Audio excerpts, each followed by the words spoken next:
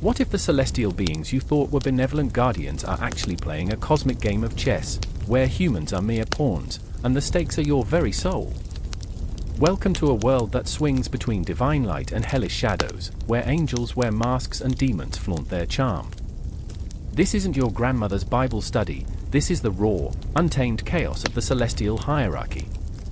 Meet Michael, the warrior archangel, who's more than just a stalwart protector, he's a merciless general, leading a battalion of heavenly forces into battle against an unseen enemy.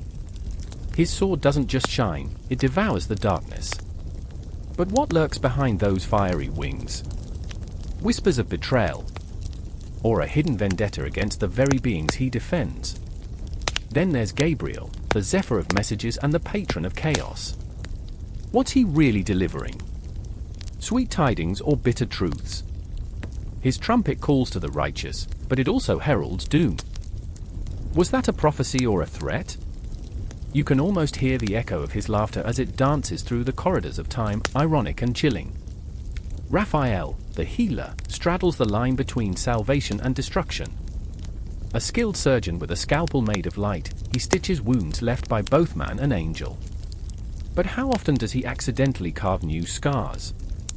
Are his healing hands a blessing or a curse? And let's not forget Lucifer, the fallen one, the angel who said no. His descent from grace is the ultimate plot twist. What if his rebellion was merely a desperate cry for understanding? Does his fiery charisma pull at your soul in uncomfortable ways? What if that exquisite dread you feel when you read his name is actually a reflection of your own hidden desires? Every archangel breathes conflict, draped in divine elegance and wrapped in malevolence. Their stories intertwine like a dark tapestry of fate, where every thread binds humanity closer to the mysteries of existence. Does fate act with a gentle hand, or does it wield a blade? As you piece together their tales, consider this: are these celestial beings the ultimate saviors, or are they the architects of our doom? Each choice they make sends ripples through the fabric of reality, twisting destinies in ways you can't even begin to fathom. The line between good and evil blurs, leaving you questioning every parable you thought you knew. You stand at the precipice, grappling with revelations that make your skin crawl. Your heart races as the shadows deepen, and the truth teeters just out of reach. Ready to turn the page? Dare to confront the enigmatic interplay of angels and demons.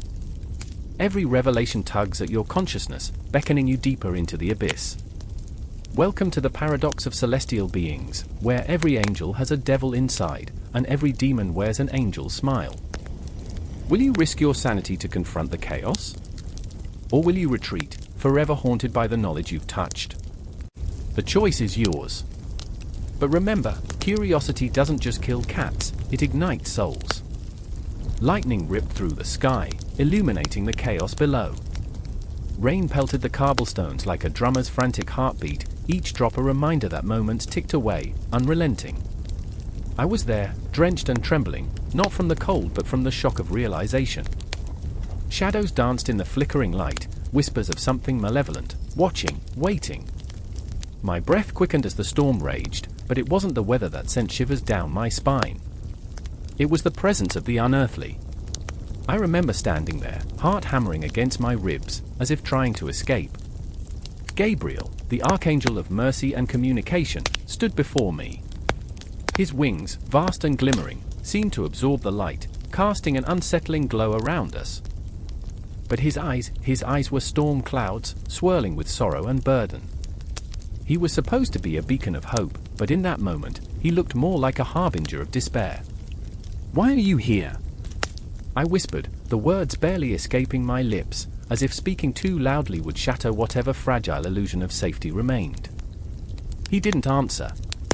Instead, he turned, his gaze locked on a figure emerging from the shadows.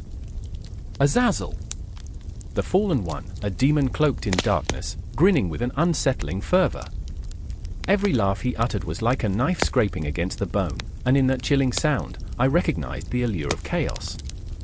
My heart raced as memories flooded in, flashes of innocence lost, of laughter turned to screams. Azazel stepped closer, and the air thickened, suffocating. "You think you can hide from your choices," he taunted, his voice like gravel. "You've danced with demons long before you knew their names. I felt a pang of regret, a sharp twist in my gut. I remembered nights spent chasing dreams, blind to the warnings, the signs. The more I grasped at the threads of my past, the more I realized the truth tangled within them. Each choice had led me here, to this haunted intersection where angels and demons collided. Gabriel, watching me with pity in his eyes, took a step forward.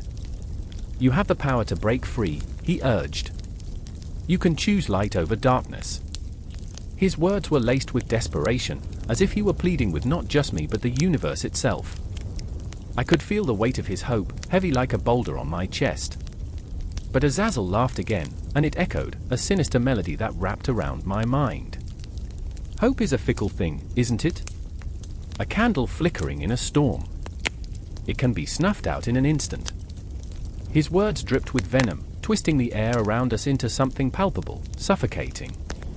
And there I stood, caught in a tempest of light and shadow, the very essence of humanity laid bare. My thoughts darted like shadows, searching for clarity, for truth. I remembered the faces of those I'd hurt, the souls I'd lost in my pursuit of fleeting satisfaction. "Is this what you want?" Azazel asked, his voice a taunting whisper. "To dwell in the past, to let it consume you?" He reached out, a clawed hand brushing against my skin, ice cold and electric. "Join me. Embrace the chaos. It's easier than fighting." And for a heartbeat, I felt it, temptation, dark and intoxicating. I could feel the light within me flicker, faltering against the weight of despair. But Gabriel's voice cut through the haze, a lifeline thrown in stormy seas. "Fight! Fight for your light!" I turned to him, searching his face for strength, for reassurance. What I found was a vulnerability that mirrored my own. In that moment, I saw it clearly, both of us, standing at the brink, weighed down by our burdens, yet yearning for something greater. We were flawed, imperfect beings caught in a web of choices, yet there was a spark, a glimmer of hope that refused to be extinguished. The storm raged, the thunder roaring like a battle cry. I could feel the ground tremble beneath me as the two beings of celestial power faced off, shadows and light colliding in an intricate dance. Gabriel, with his wings outstretched, was both shield and sword, while Azazel moved like a predator, confident in his darkness. But I was the battlefield, caught in their struggle, the very essence of existence hanging in the balance. My heart thudded in my chest, echoing the conflict around me, and I realized the truth that had evaded me. I was more than a spectator, I was part of this eternal war. I took a step forward, my voice trembling but resolute. "No more." The words erupted from me like a volcano, raw and unfiltered. "I won't let you control me. I choose to fight." The wind howled in response, as if the universe itself were bending to my will. Gabriel turned, surprised but encouraged, while Azazel's eyes narrowed, the joy replaced with something darker. "You think you can resist? You think defiance will shield you?" The air crackled with tension, electricity sparking between us. My pulse raced, but I could feel it, the power of choice surging within me, coursing through every fiber of my being. The realization rippled through me, unraveling the despair-like threads of a frayed tapestry. I remembered all the moments wasted but also all the strength forged in overcoming. Time stretched, an eternity suspended in anguish and hope. The ground shook again, and as I faced the demon lurking before me, I felt the shadows retreat, quivering in the face of my defiance. "Your choice isn't just yours," Azazel warned, his voice thick with disbelief. "You drag others into your fight." And just as I thought of the faces I loved, the bonds forged in both light and darkness, I knew this was the crux of it all. In this moment, everything converged, each decision, each memory intertwining, creating a tapestry of what it meant to be alive. Gabriel stepped closer, his presence a solid strength against the encroaching darkness. "Together," he whispered, his voice a balm to my battered spirit. "We fight together." And as the storm raged on, I stood on the precipice of choice, a heart full of light shaking off the claws of despair, ready to confront what lay ahead.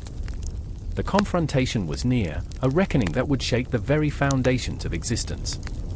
In that charged moment, I felt it, the flicker of hope reigniting, the promise of a dawn that could break through the darkest night. I was not alone. I remember that I was never meant to fight against the shadows alone. The darkness may loom, but the light? It was within reach. The wind howled through the cracked windows, shrieking like a banshee, rattling the worn frames of the ancient chapel. Shadows danced across the stone walls, flickering with the uncertain glow of candles, their flames flicking like the heartbeats of those within. I stood there, frozen, my breath hitching in my throat as I gripped the weathered book in my hands, pages trembling like the souls of the damned. The air was thick with echoes of past prayers, whispers of hope and despair swirling around me, and for a brief moment, I could almost feel the presence, no, the weight, of something divine, something terrifying. I remember the first time I encountered the word Archangel. It rolled off my tongue like a secret, heavy and sacred. I remember the awe, the fear, the rush of something celestial that carried the promise of power, salvation, or destruction. This was more than mythology, this was a visceral truth, as real as the chill that crept into my bones now, as tangible as the shadows lurking just beyond the light. I could sense them, Gabriel, Michael, Raphael, their names echoing like incantations, shapes of light and fury, guardians of the threshold between what was known and what lay beyond. But who were they really? I thought back to my childhood, to the tales spun by my grandmother, her voice a soothing balm against the terrors of the night. They are warriors, she'd say, her eyes shimmering with the knowledge of 1,000 storms. They are messengers, fierce and unyielding. I remember her laughter, that warmth, but also the way it would twist into something darker when she spoke of the fallen, those who strayed from their divine purpose. The ones who became shadows, lost in the liminal spaces where light dared not tread. In that chapel, I wasn't alone. There was David, his face a mask of confusion and desperation, eyes wild with the need for answers. A man torn between faith and the weight of his own failures. He had sought the archangels for help, for a sign, but found only silence, a vacuum where his prayers should have taken flight. I thought they would come, he whispered, his voice cracking like a fragile branch in the wind. I could feel his longing, his heartbreak, an aching void that threatened to swallow him whole. I thought, but the words fell away, useless, like leaves in the autumn chill. And then there was Eliza, a woman carved from stone, fierce and unyielding, yet with cracks that ran deeper than the scars on her skin. She had once believed in the archangels too, once stood in reverence, but now she wore her disillusionment like a shroud, heavy and suffocating. The loss of faith had hollowed her out, leaving only echoes of the passion that once burned bright. They don't care, she spat, her voice sharp enough to cut. They don't care about us. I could see the flicker of something vulnerable beneath her armor, a flicker that hinted at the dream she had lost, the light that had once guided her through the darkest nights. The three of us stood on the precipice, caught in a web of despair and hope, our emotions intertwining like the shadows that swirled around us. The air crackled, and I could feel the tension building, a storm about to break.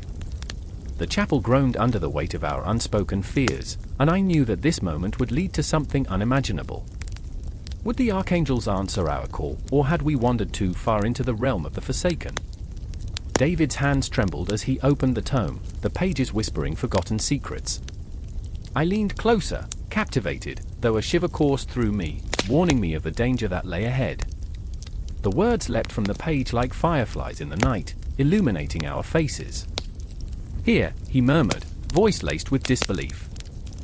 It says they were once human. The revelation hung in the air like an unfulfilled promise, the specter of our own humanity looming larger than ever. What did that mean? Were we not reaching for the divine, but the echoes of ourselves? A wave of confusion crashed over me, and the shadows deepened, darker than the void. I remember my grandmother's stories, the strange comfort in knowing that the archangels were not infallible, that they too had tread the fragile line between light and darkness. They were messengers, yes, but also vessels of our fears, our hopes, our fractured souls. What if they were, in essence, reflections of our own brokenness? Eliza stepped forward, her voice a whip crack in the silence. Then what are we waiting for? Her challenge cut through the doubt, igniting a flicker of something, resolve, perhaps, or the desperate need to reclaim what had been lost. If they have fallen, if they bleed like us, then we must face them. Together. Her gaze met mine, fierce and unyielding, and I felt a spark ignite within me. Could this be our salvation? Or would it lead us into the abyss? As the candle flames flickered and danced, I realized we were standing on the edge of something monumental. It wasn't merely a confrontation with the Archangels, it was a confrontation with ourselves. The walls seemed to close in, the weight of our desires and fears pressing down, and the shadows whispered secrets that begged to be heard. I could feel the chaos brewing, a storm of emotions crashing against the fragile barrier of our sanity. Would we emerge transformed, or would we be consumed by the very darkness we sought to confront? Time stretched and twisted, a gnarled vine wrapping around our hearts, suffocating yet intoxicating. The sound of our breaths echoed in the hollow chapel, a primal rhythm that intertwined with the flickering of the flames, a heartbeat echoing into the unknown. We were standing on the precipice of revelation, trapped in a moment that could shatter us or bind us together forever. And then I remembered. I remember the night spent gazing at the stars, whispers of the cosmos dancing on the edges of my consciousness. I remember that the Archangels were not just figures of ancient lore, they were the dreams we dared to dream, the hopes we desperately clung to, and the fears we whispered in the dead of night. They were the embodiment of our yearning for salvation and our struggle against the shadows that loomed just out of sight. Each second bled into the next, a relentless tide pulling us toward an inevitable clash. I felt my heart race, pumping adrenaline through my veins, readying me for the confrontation that would rise like a tempest. It was time. The Archangels awaited us, and the only question that remained was whether we would find redemption among their celestial wings or be swallowed whole by the darkness that beckoned from the depths. A single flickering light cuts through the inky darkness, a lone candle trembling on the edge of despair. It stands guard over an ancient tome, its pages whispering secrets that echo through time. The room is heavy with the scent of incense and the weight of unspoken prayers. Outside, a storm brews, the thunder rumbling like the growl of a beast awakened from slumber. Inside, two souls are trapped, caught in a web of belief, fear, and longing. I remember the moment Clara's hand shook as she opened her heart, exposing her deepest fears. If angels exist, she whispered, her voice a fragile thread, why don't they save us from our suffering? Her eyes, pools of vulnerability, bore into mine, begging for an answer that danced just beyond reach. It was a question that rattled in the silence, a question that felt like a confession. She had lost her mother just weeks before, and grief gnawed at her like a ravenous wolf, relentless and cruel. Across the room, Ethan paced like a caged animal, his brow furrowed in a storm of conflict. Faith had always been a fragile construct for him, a facade that crumbled under the weight of reality. He was a skeptic, yet each scripture he read stirred something deep within, something he couldn't dismiss. Clara, angels, he scoffed, the word spat from his lips like venom, they're just symbols of hope. They don't swoop down in capes to save the day. They're just stories. His voice trembled with anger, but beneath the bravado lay a fear that churned in his gut, a fear of the unknown, of letting belief take root and potentially betray him. The candle flickered again, illuminating the room with a ghostly glow, casting shadows that danced like specters on the walls.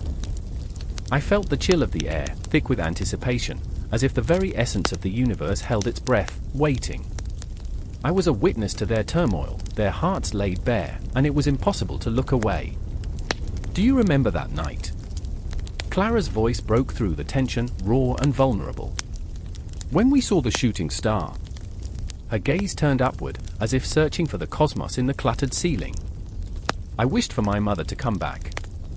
I thought maybe an angel would hear me. Her words hung heavy in the air, the weight of hope laced with despair. Ethan's face softened.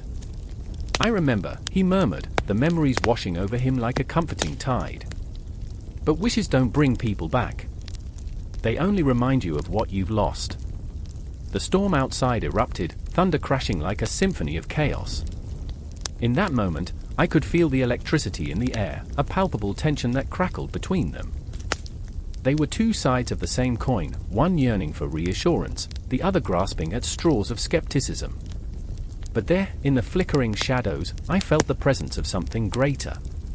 Angels, unseen, mighty, and filled with an intensity that bordered on the divine, hovered just beyond the veil of their reality. They were the messengers of hope and despair, the guardians of our fragile hearts. The stories of their celestial strength wove through the fabric of ancient texts, the fierce Archangel Michael, whose sword cleaved darkness, the gentle Gabriel, who carried whispers of grace. Sometimes, I ventured softly, my voice trembling under the weight of the moment. I think angels are more than wings and halos. They're symbols of our deepest yearnings, our battles against the shadows. Clara's eyes flickered to mine, a spark igniting within the depths of her sorrow. But why do we suffer? Why is the world so full of pain if angels exist? Her voice cracked, a fragile plea escaping her lips, echoing through the storm like a lost child calling for home. Ethan's laughter was bitter, a sharp contrast against Clara's fragile heart. Maybe they're just watching. Maybe we're the ones who have to fight our own battles. Yet the uncertainty in his tone betrayed him, revealing a flicker of doubt that shook his convictions to the core. Lightning flashed outside, illuminating the shadows of the room, ghostly figures caught in an eternal struggle between faith and doubt. I thought of the countless souls who had walked this path before, the billions who had looked to the heavens and begged for miracles. I could hear their whispered prayers, feel their heartbreak, their triumphs, and their failures. Think of it, I murmured, my heart pounding, the millions who have felt an angel's presence in their darkest hour. The mother cradling her sick child, praying for a miracle, the soldier in the trenches, feeling a hand on his shoulder as the world crumbles around him. Clara's breath hitched, the shadows danced more fervently. I saw her heart crack open, a fissure where light began to seep in. But what if they never come? Her voice trembled again, ripe with desperation, a question that echoed like a scream in the stillness.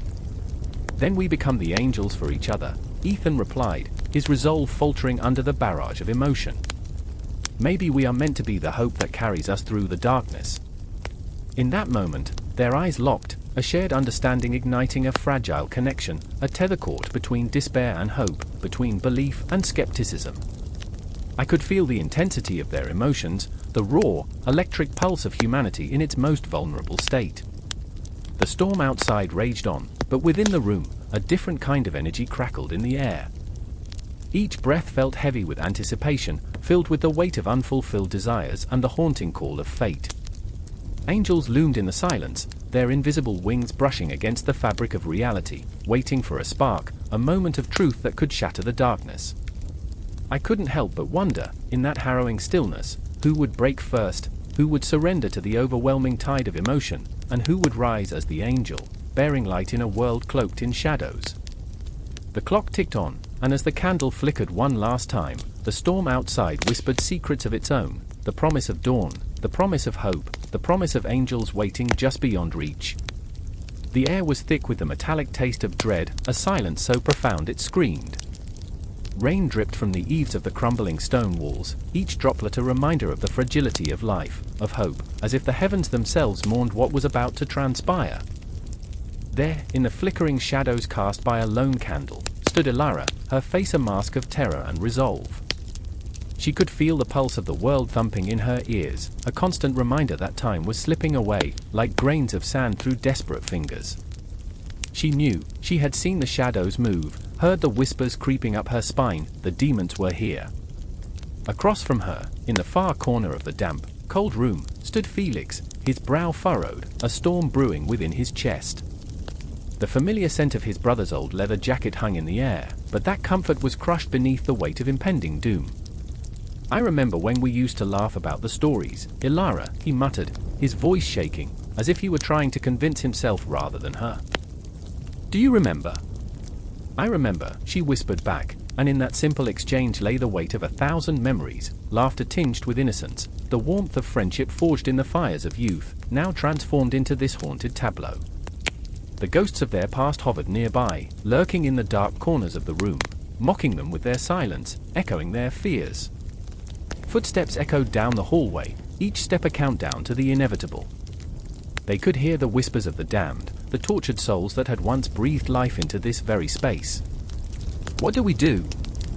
Ilara's voice cracked, the tremor revealing her vulnerability, the walls closing in like an inescapable cage. Felix clenched his fists, the blood rushing through his veins, a war drum, a battle cry against the encroaching dark. We face them, Ilara. We don't have a choice. But fear gnawed at him, a relentless beast, devouring his resolve. He remembered the night it all began, the night the shadows stole his brother.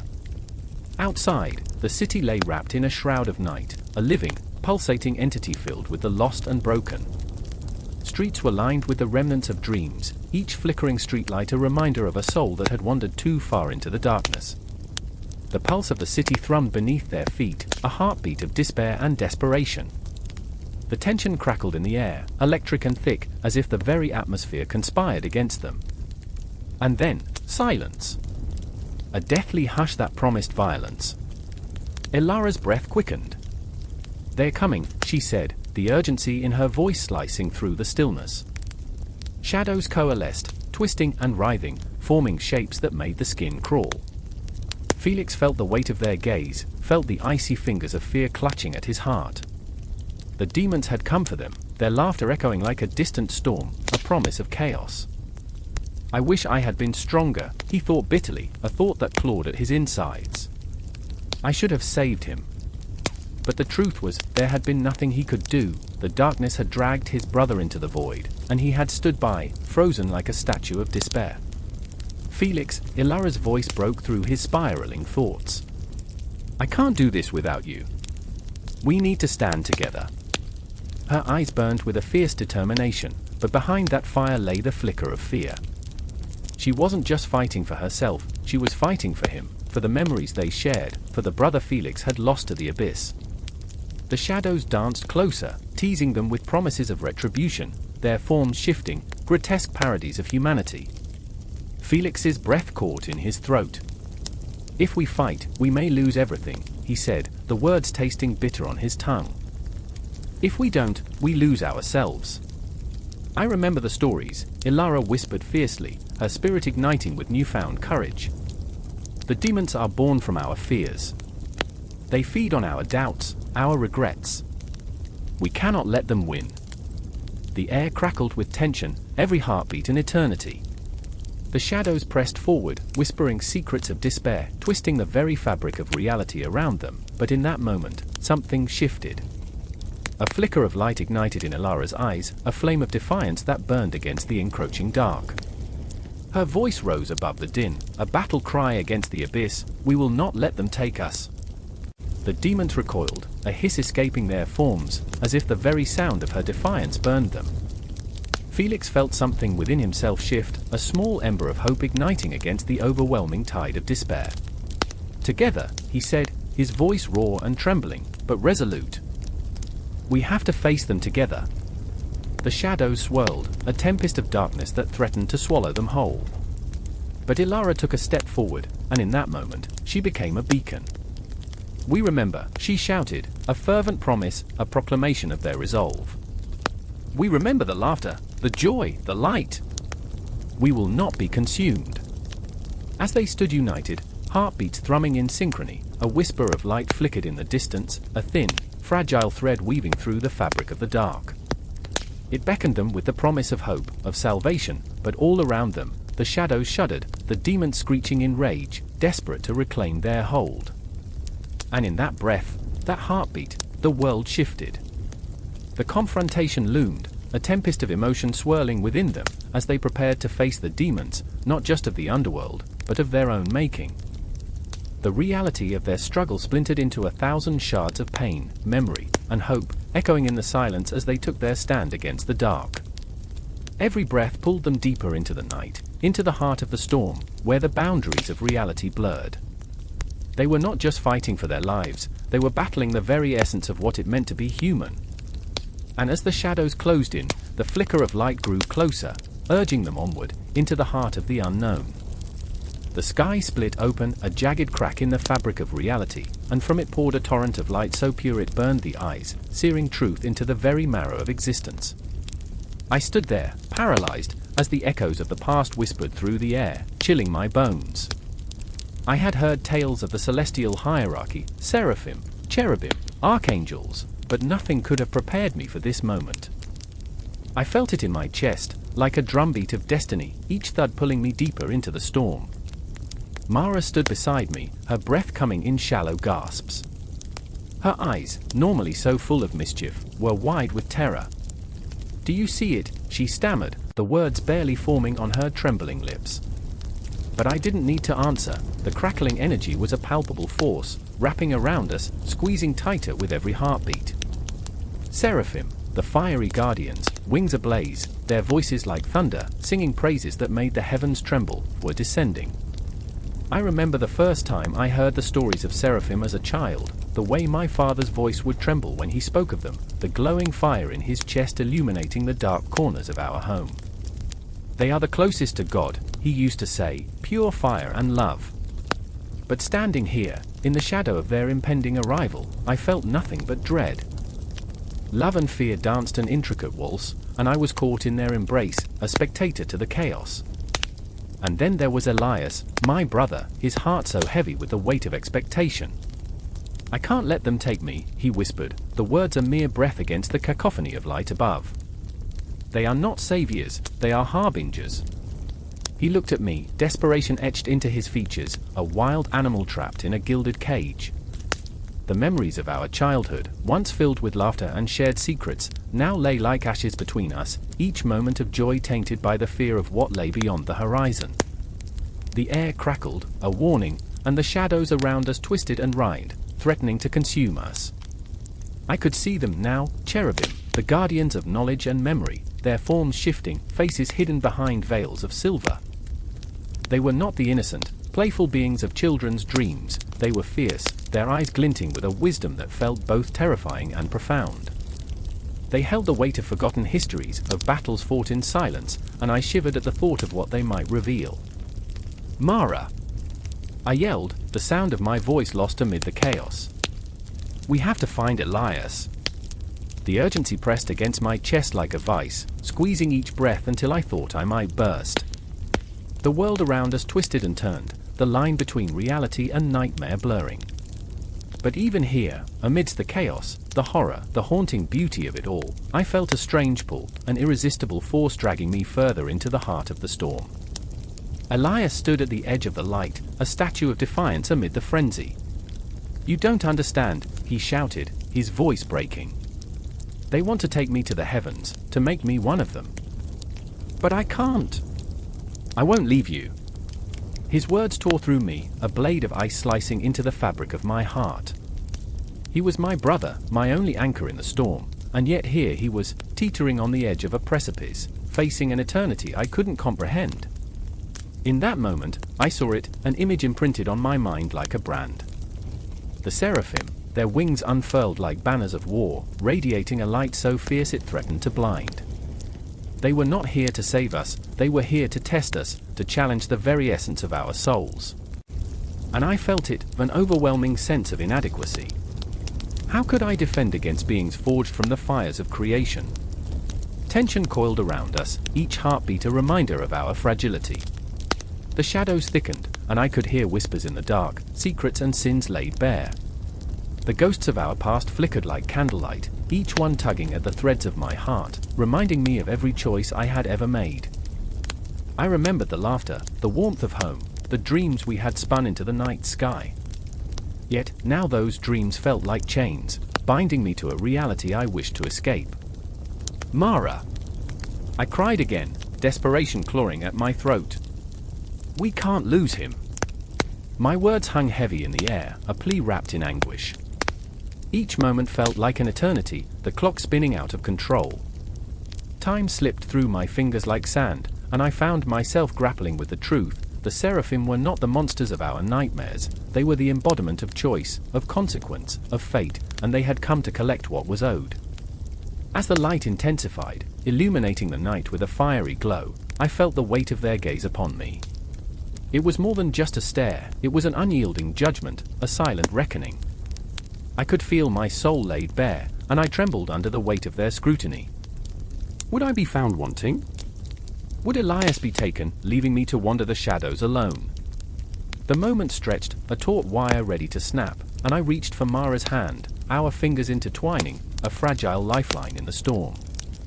Whatever happens, I vowed, we will fight. We will find a way. The words surged from my lips, raw and primal, echoing through the chaos like a battle cry. Time hung suspended, the cosmic clock ticking down to an uncertain fate, and I braced myself.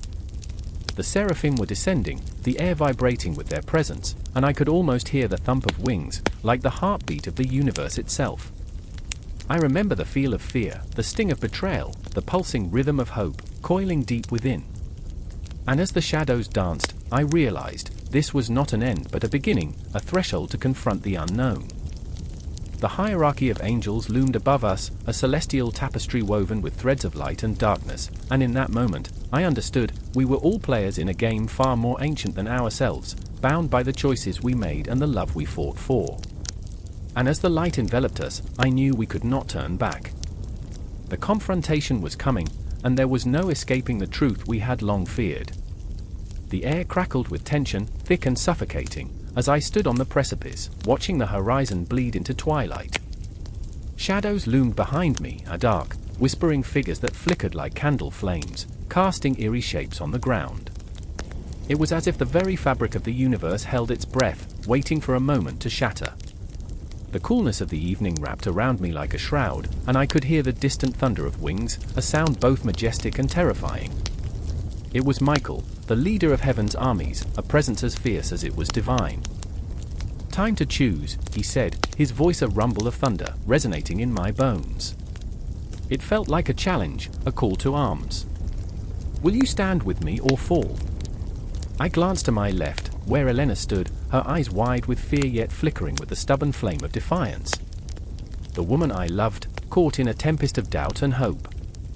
Her hands trembled at her sides, fingers twitching like birds desperate to take flight.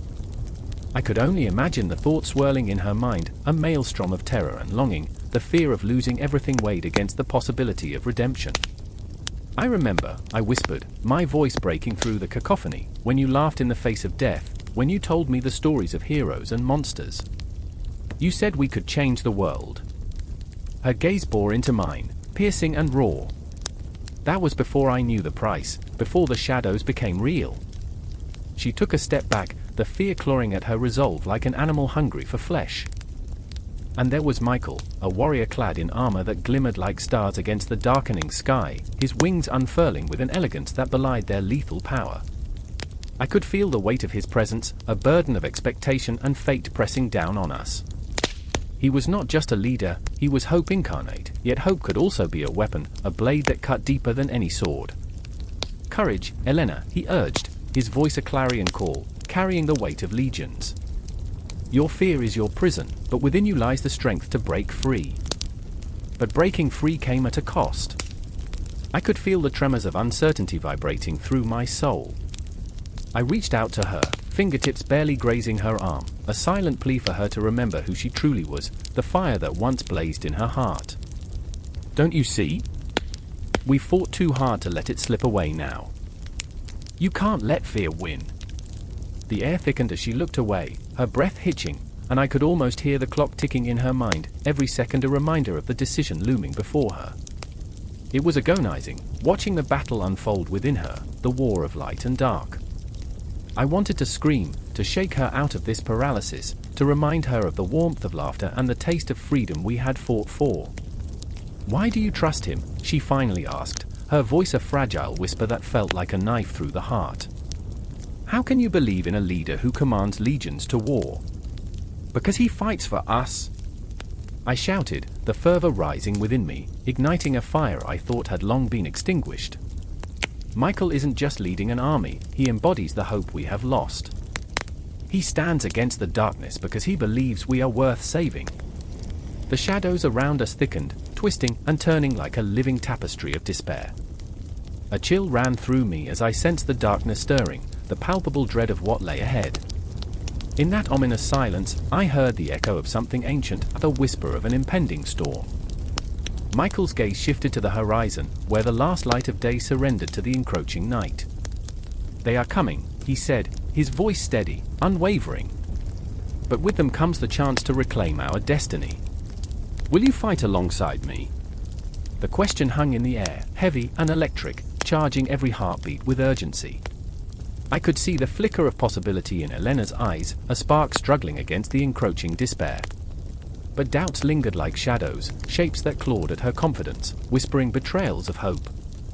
Together, I pressed, my voice a low growl, we can face whatever comes. You've seen the darkness, but you've also seen the light. Remember that. In the end, what if light is just a fleeting memory, she replied, her voice soaked in sorrow. What if all we have left are shadows? There's still time, I said, gripping her shoulders tightly, desperately seeking that glimmer of belief within her.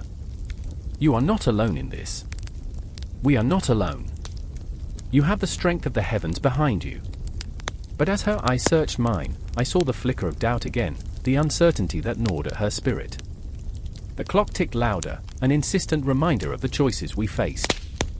And then, the darkness surged forward, a wall of malevolence, a palpable force that threatened to swallow us whole. Fight! Michael roared, and with that command, the air detonated.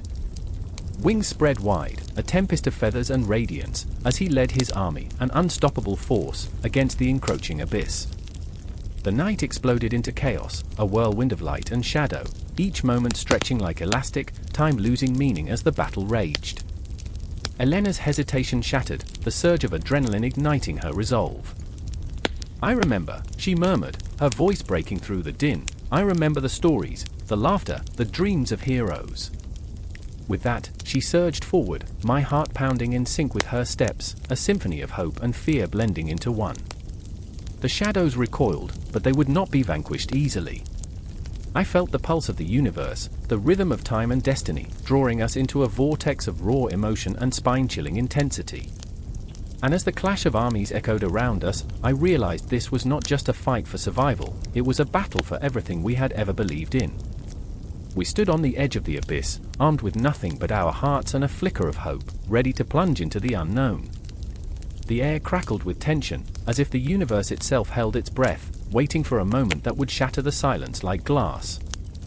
The moon hung high, a cold witness in the vast sky, while shadows stretched and twisted across cobblestone streets, twisting the very fabric of night into a living thing.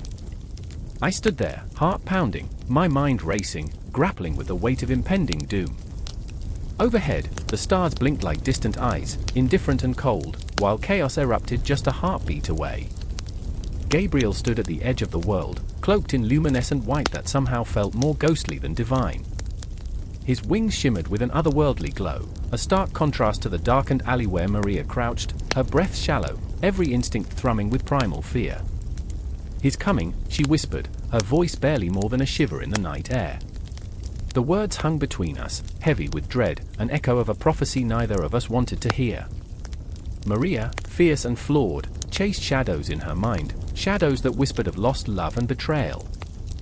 Her heart, a fragile thing, had loved and bled, and now it beat only with the rhythm of survival.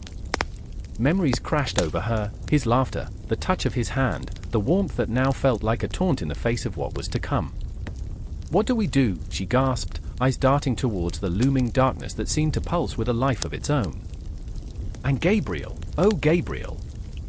The messenger of God, bound by duty yet haunted by the weight of his own celestial mandate. He looked at her, those eyes, twin pools of endless sorrow, filled with a strange blend of empathy and obligation. "We must face him," he said, voice steady but laced with an urgency that could ignite a city. "There's no escape from what has been decreed." But escape was a seductive dream, a flickering candle in the tempest of their reality. I remember how I once thought darkness was merely an absence of light, but standing there, I felt its weight pressing down as if it had mass, something you could wrap your arms around, suffocating and suffused with despair. Each word Gabriel spoke was like a hammer striking a bell within me, resonating with a truth I feared but could not deny. The air thickened, the shadows deepened, and a figure emerged, a silhouette against the night, shifting like smoke yet solid as despair. Edgar, with his tattered coat and eyes that flickered with the flames of unholy ambition, strode toward them. A predator, cloaked in a veneer of charm that belied the chaos he thrived upon. "Gabriel," he called, voice a perfect blend of sweetness and poison. "You think you can save her? You think you can save anyone?" Maria stiffened, a wound-up coil of tension, her heart racing faster. She could feel the hatred emanating from Edgar like heat from a furnace, a feral, desperate hunger that fed on fear. "You don't have to do this," she cried, voice cracking, the plea shattering like glass. "There's still time to turn back." But Edgar only laughed, a humorless sound that cut into the night like a blade, echoing off the stone walls. "Turn back? Why would I do that when the world is crumbling at my feet? You're merely a pawn in this game, a fleeting moment in my symphony of chaos." He advanced, and with every step, I felt the ground tremble beneath us, as if the earth itself recoiled from his presence. Gabriel's wings unfurled, a magnificent display of celestial power, but even their beauty felt tarnished in this moment, marred by the darkness that loomed. "You will not harm her," he vowed, but the confidence in his voice wavered, and I could see a glimmer of doubt in his eyes. The celestial messenger, fragile, fallible in his own divine way. Time warped around them, each heartbeat stretching into eternity, the tension unbearable. I remember fleeting memories, dreams of simpler days when laughter echoed in the alleyways, the world felt vibrant and alive. Now, all that remained was this twisted tableau of confrontation, a reckoning that could only lead to ruin. "Do you know what it's like to be forged in fire, Gabriel?" Edgar growled, eyes glimmering with madness. "To rise from the ashes, unstoppable. You, with your light, are nothing but a flicker in the tempest I command." And just like that, he lunged, a blur of motion, a shadow that devoured the light. In that breathless instant, everything shattered. Time slowed, the air thick with impending violence, as Maria surged forward, heart racing. She was not just a girl caught in a whirlwind, she was a tempest of her own, a storm of emotions, every ounce of pain and love crystallized into a singular purpose. "No," she screamed, her voice echoing across the dark, cutting through the madness like a lighthouse in a storm. Gabriel, caught between his duty and his heart, reached out, and I could see the clash of divinity and humanity flickering within him, a beautiful yet tragic juxtaposition. The space between them was charged, a raw energy crackling through the night, a collision of destinies that promised transformation, devastation, or perhaps both. And there, caught in the eye of the storm, I understood the weight of every choice, every sacrifice that had led them to this moment, the promises, the betrayals, the threads of fate woven together in a tapestry of heartache. I could feel it all, the ghosts of dreams lingering at the edges of my mind, whispering of hope and despair. "Do you believe in redemption?" Gabriel's voice broke through, a lifeline thrown into the abyss, heavy with vulnerability. "Because I do." But as Edgar's laugh echoed through the alley, a cruel reminder of the darkness that sought to consume, I felt the night shudder, the grip of fate tightening around them, as if the cosmos itself held its breath, waiting for the spark that would ignite the inevitable. And in that moment, the world blurred, the lines between light and dark, hope and despair, becoming indistinguishable. Time stopped, and the darkness loomed, waiting, hungry for the chaos that was about to unfold. The sharp clang of metal on metal reverberated through the air, a jarring reminder that time was running out. The stench of smoke mingled with the metallic tang of blood, a foul cocktail that clawed at the throat. Shadows danced wildly, flickering like memories half remembered as Raphael stood in the center of the chaos, heart pounding, palms slick with the sweat of desperation. He was out of time, he could feel it. They were coming, and with them, the darkness that threatened to extinguish everything he held dear. In the corner of his eye, he saw Elena, trembling and uncertain, as she clutched the lifeless body of a child. Her hair was disheveled, eyes wide with shock. "You promised, Raphael," she cried, the edge of her voice slicing through the cacophony. "You said you would protect us." The anguish in her tone was palpable, a raw wound that made Raphael's gut twist. The weight of his unfulfilled promise crashed over him like a rogue wave, threatening to pull him under. I know," he shouted, desperation lacing each syllable as he met her gaze. "But we have to move. There's no time."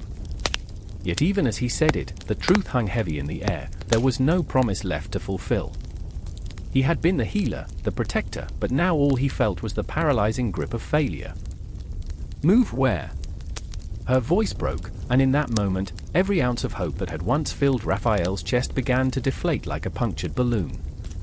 The world around them was a blur of fear and chaos, a kaleidoscope of screams and shadows that twisted and turned, obscuring any path to salvation. He wished for clarity, for a divine intervention that could slice through the madness, but instead, he felt the suffocating weight of despair creep in. A sudden crash brought him back, pulling him sharply from his thoughts as a figure burst through the door, the silhouette outlined by flames licking hungrily at the walls. It was Marcus, his old friend, worn and weary, desperation etched deep into his features. "Raphael! We need to go, now!" The urgency in his voice was electric, crackling with the electricity of impending doom. "I can't leave her." Elena's voice shattered, the resolve in her heart crumbling like ash. "She's gone." The child's body lay still, innocence extinguished in the harsh reality of their world. The sight twisted Raphael's insides, each heartbeat echoing the truth he dared not articulate: some losses could never be healed. "Every moment we stand here, we risk losing more." Marcus's shout was a lifeline, a rope thrown into the abyss. "We can't save everyone, not now." The words felt like a knife, tearing into Raphael's heart as he wrestled with the truth. He could feel the weight of the world pressing down, crushing him beneath the facade of his power. The healer had become a bystander in his own nightmare. Raphael stepped closer to Elena, the firelight casting shadows that danced across her face, illuminating the despair that enveloped her. "I can help," he murmured, though the words tasted bitter on his tongue. "I can still know." Her voice rang with a fierce clarity that startled him. "You can't help her, you can't heal what's broken." The truth was a steel blade, sharp and unyielding, cutting through the delusions he'd wrapped around himself. He had always wanted to believe he could mend everything, but the reality was a stark landscape marked by loss. "Then what do we do?" He felt raw, exposed, as he reached out to her, the warmth of his hand a fragile bridge between despair and hope. "I can't just let this end like this." "Then fight." The spark of defiance ignited in her eyes, and for a moment, Raphael saw the strength that had drawn him to her in the beginning, her resilience, her determination. "Fight for those who still breathe, fight for those who still need you." The words ignited a flicker of something deep within him, a smoldering ember slowly coaxed back to life. He straightened, the weight on his shoulders shifting, not disappearing but transforming. "You're right," he breathed, the intensity of purpose flooding his veins. "We fight together." But as they turned to exit the room, the door splintered under the force of a heavy boot, splinters flying like shrapnel. A figure loomed in the doorway, monstrous and grotesque, the very embodiment of the darkness that had plagued their lives. "You think you can run? You think you can hide?" The voice was a low growl, twisted and bitter. "You're not safe. None of you are safe." In that moment, Raphael remembered something vital, something that had always been buried deep, the power of connection, of community. He looked at Elena and Marcus, the embers of a plan igniting in his mind. They could be more than just survivors, they could be a force. "Together," he said, his voice steadier now, resonating with a fierce resolve. "If we stand together, we can fight this." Elena nodded, her fear shifting into a fierce determination. "Together," she whispered, and the word hung in the air like a promise. The confrontation was upon them, a dark tide surging forward with the weight of inevitability. Raphael could feel his heart racing, a war drum echoing in the depths of his being. They weren't just fighting for survival, they were fighting for the very essence of their humanity, against the shadows that sought to swallow them whole. As the figure advanced, the room pulsed with energy, every heartbeat, every breath igniting a fire within them. This was it, this was the moment where they would rise, not just as individuals burdened by their pasts, but as a united front against the darkness. The air crackled with tension, and in that harrowing instant, Raphael could feel the weight of the universe pressing down, holding its breath, waiting for the first spark. And he knew, deep down in his bones, that this was just the beginning. Rain drummed against the cobblestones, each drop a whisper of dread. The night had a pulse, a rhythm that matched the frantic beating of my heart. Shadows lurked in every corner, twisting and contorting as if eager to consume the light. I stood on the precipice of despair, the air thick with the weight of unspoken truths, and felt the world teetering on the brink of chaos. "Don't!" Her voice sliced through the darkness, desperate and raw, echoing around the alley like a death knell. Miriam was breathless, her eyes wide with a fear that mirrored my own. I could see the quiver of her lips, the way her hands trembled, clutching a frayed shawl that offered little warmth against the chill of the night. "Please, don't do this. We can find another way." But the truth was, we were out of options. I was standing before the gate of a storm, and Uriel, the light of God, stood on the other side. The air buzzed with palpable energy, a shimmering haze that promised enlightenment but also destruction. I felt the pull of the unknown, a siren's call that threatened to drown us both. "Uriel is waiting," I murmured, the words slipping from my lips like a confession. I could feel the warmth of my resolve flickering, wavering like a candle in a tempest. "If I don't go, everything we know might fall apart." Miriam's eyes turned glassy, filled with unshed tears, and in that moment, I was both the hero and the villain of our story. I was the one who had dared to confront the celestial winds, to challenge the very fabric of our existence. "You don't understand," she pleaded, her voice trembling. "Uriel isn't just a beacon of wisdom, he's a harbinger of choices we can't unmake." As if conjured by her words, the shadows deepened. A figure emerged, tall and imposing, cloaked in night, the air around him shimmering like a mirage. Uriel, the embodiment of light and darkness, wisdom and chaos.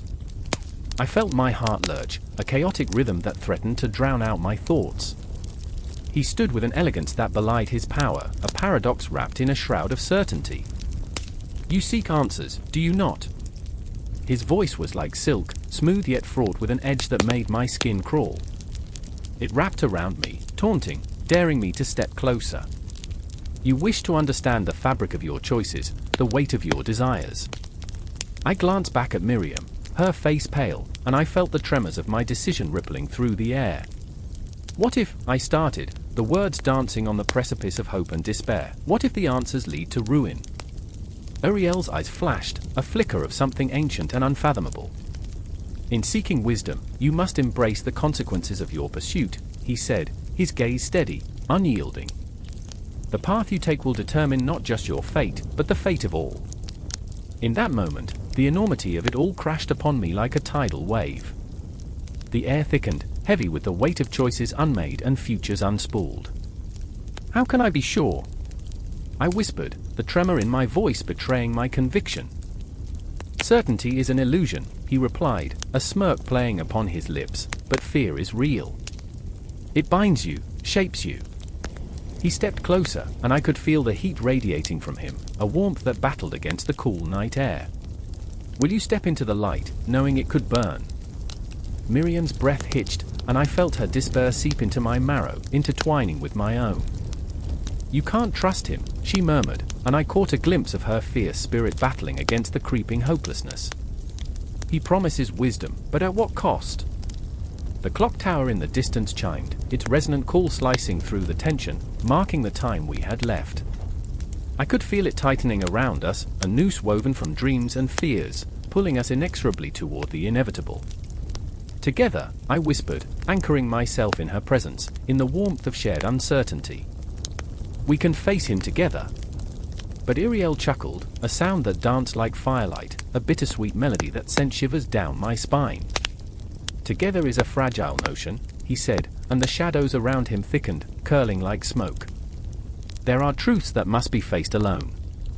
A sudden flash of memory surged within me, a time when I believed in the beauty of love, of loyalty untested.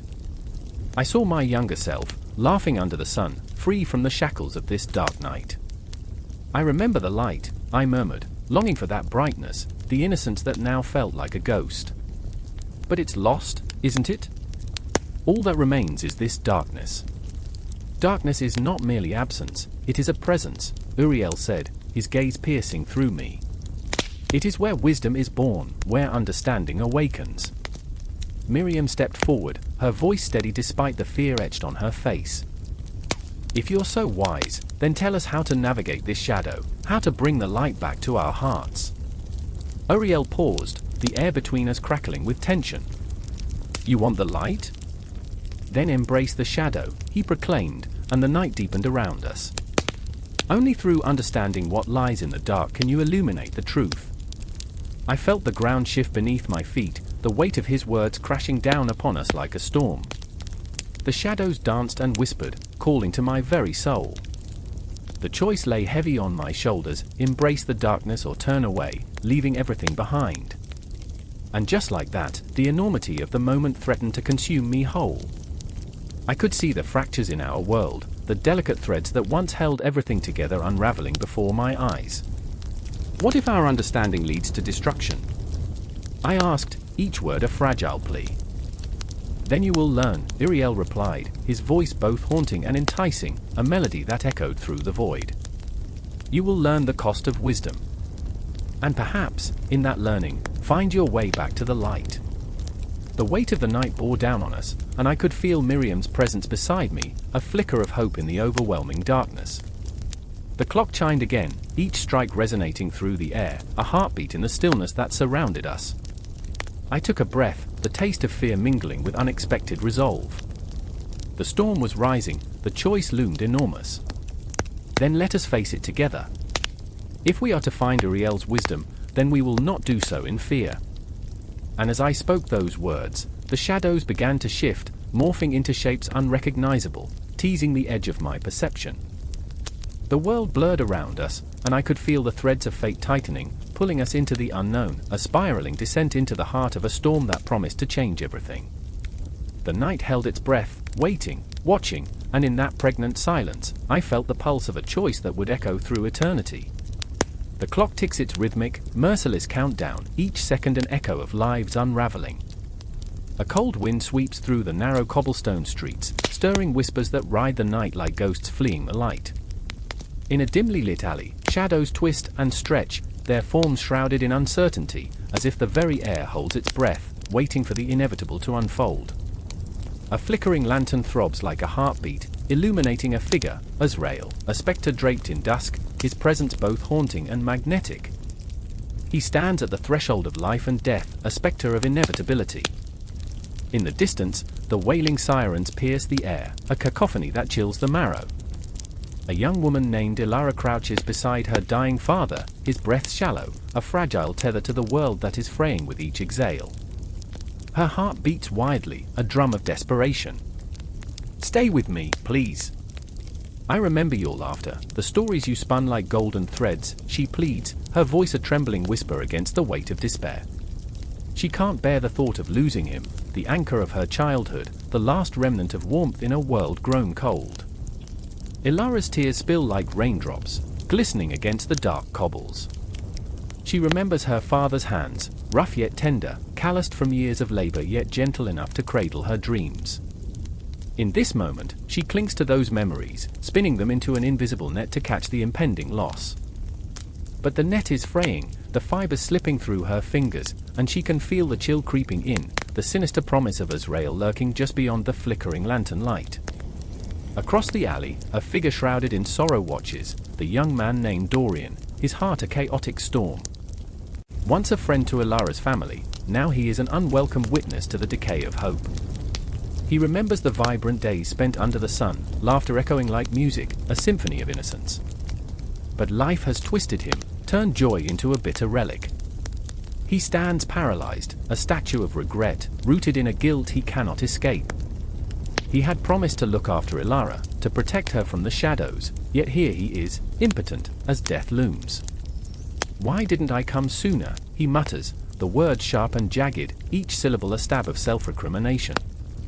Dorian's hands curl into fists, the nails digging into his palms, a desperate attempt to anchor himself in the chaos. He feels the pull of Azrael, an undeniable force that beckons him to make a choice, to step forward or fade back into the shadows. But the shadows are heavy, laden with the weight of betrayal, and every choice feels like a betrayal of its own. In the alley, the air thickens, heavy with unspoken truths and broken dreams. Azrael stands still, an observer of human folly, his eyes a universe of sorrow and understanding. He embodies the paradox of existence, a harbinger of peace and destruction, a comfort and a terror rolled into one. As Ilara's father exhales one final breath, the lantern flickers violently, casting grotesque shadows across the stone. "Why do you linger?" Dorian finally finds his voice, an accusation wrapped in fear. "Why not let him go?" He feels the weight of Ilara's gaze, a silent plea wrapped in the fabric of desperation. She looks at Dorian, the man who should have been her savior, her protector, but instead, he stands frozen in the horror of helplessness. Azrael's presence grows more palpable, an unshakable reality that seeps into their bones. "I do not choose," he replies, his voice a deep, resonant echo that vibrates through the air. "I am the end and the beginning, the silence that follows the storm. I am the answer to every prayer whispered in darkness." Ilara's heart quickens. "You're the reason for this pain," she cries, anger and fear blending into a cocktail of raw emotion. "You take and leave us with nothing." She wants to lash out, to strike at the figure standing before her, but she knows it is futile. This is the nature of fate, the cruel hand that spins the wheel of life and death. And yet, what is life without loss? Azrael counters, his gaze unwavering. "You cling to the past, yet the future awaits beyond the veil of your sorrow. You must let go." Each word drips with gravitas, filling the air with a weight that settles on their shoulders like an invisible shroud. Dorian steps forward, the shadows flickering at his back. "And what awaits us? Is it peace or torment?" His voice trembles, the fear spilling into his words like ink on parchment. "What do you know of our suffering?" "I know it all," Azrael replies, his eyes reflecting the constellations of countless souls. "I am the witness to your joys and your despair, the keeper of your memories. Each heartbeat is a story, and I am here to collect them. But remember," he pauses, "your pain is not wasted, it shapes the essence of your being." The alley remains silent, the tension coiling tighter around them. Ilara's breath comes in ragged gasps, the suffocating reality of her father's approaching departure pulling at her heart.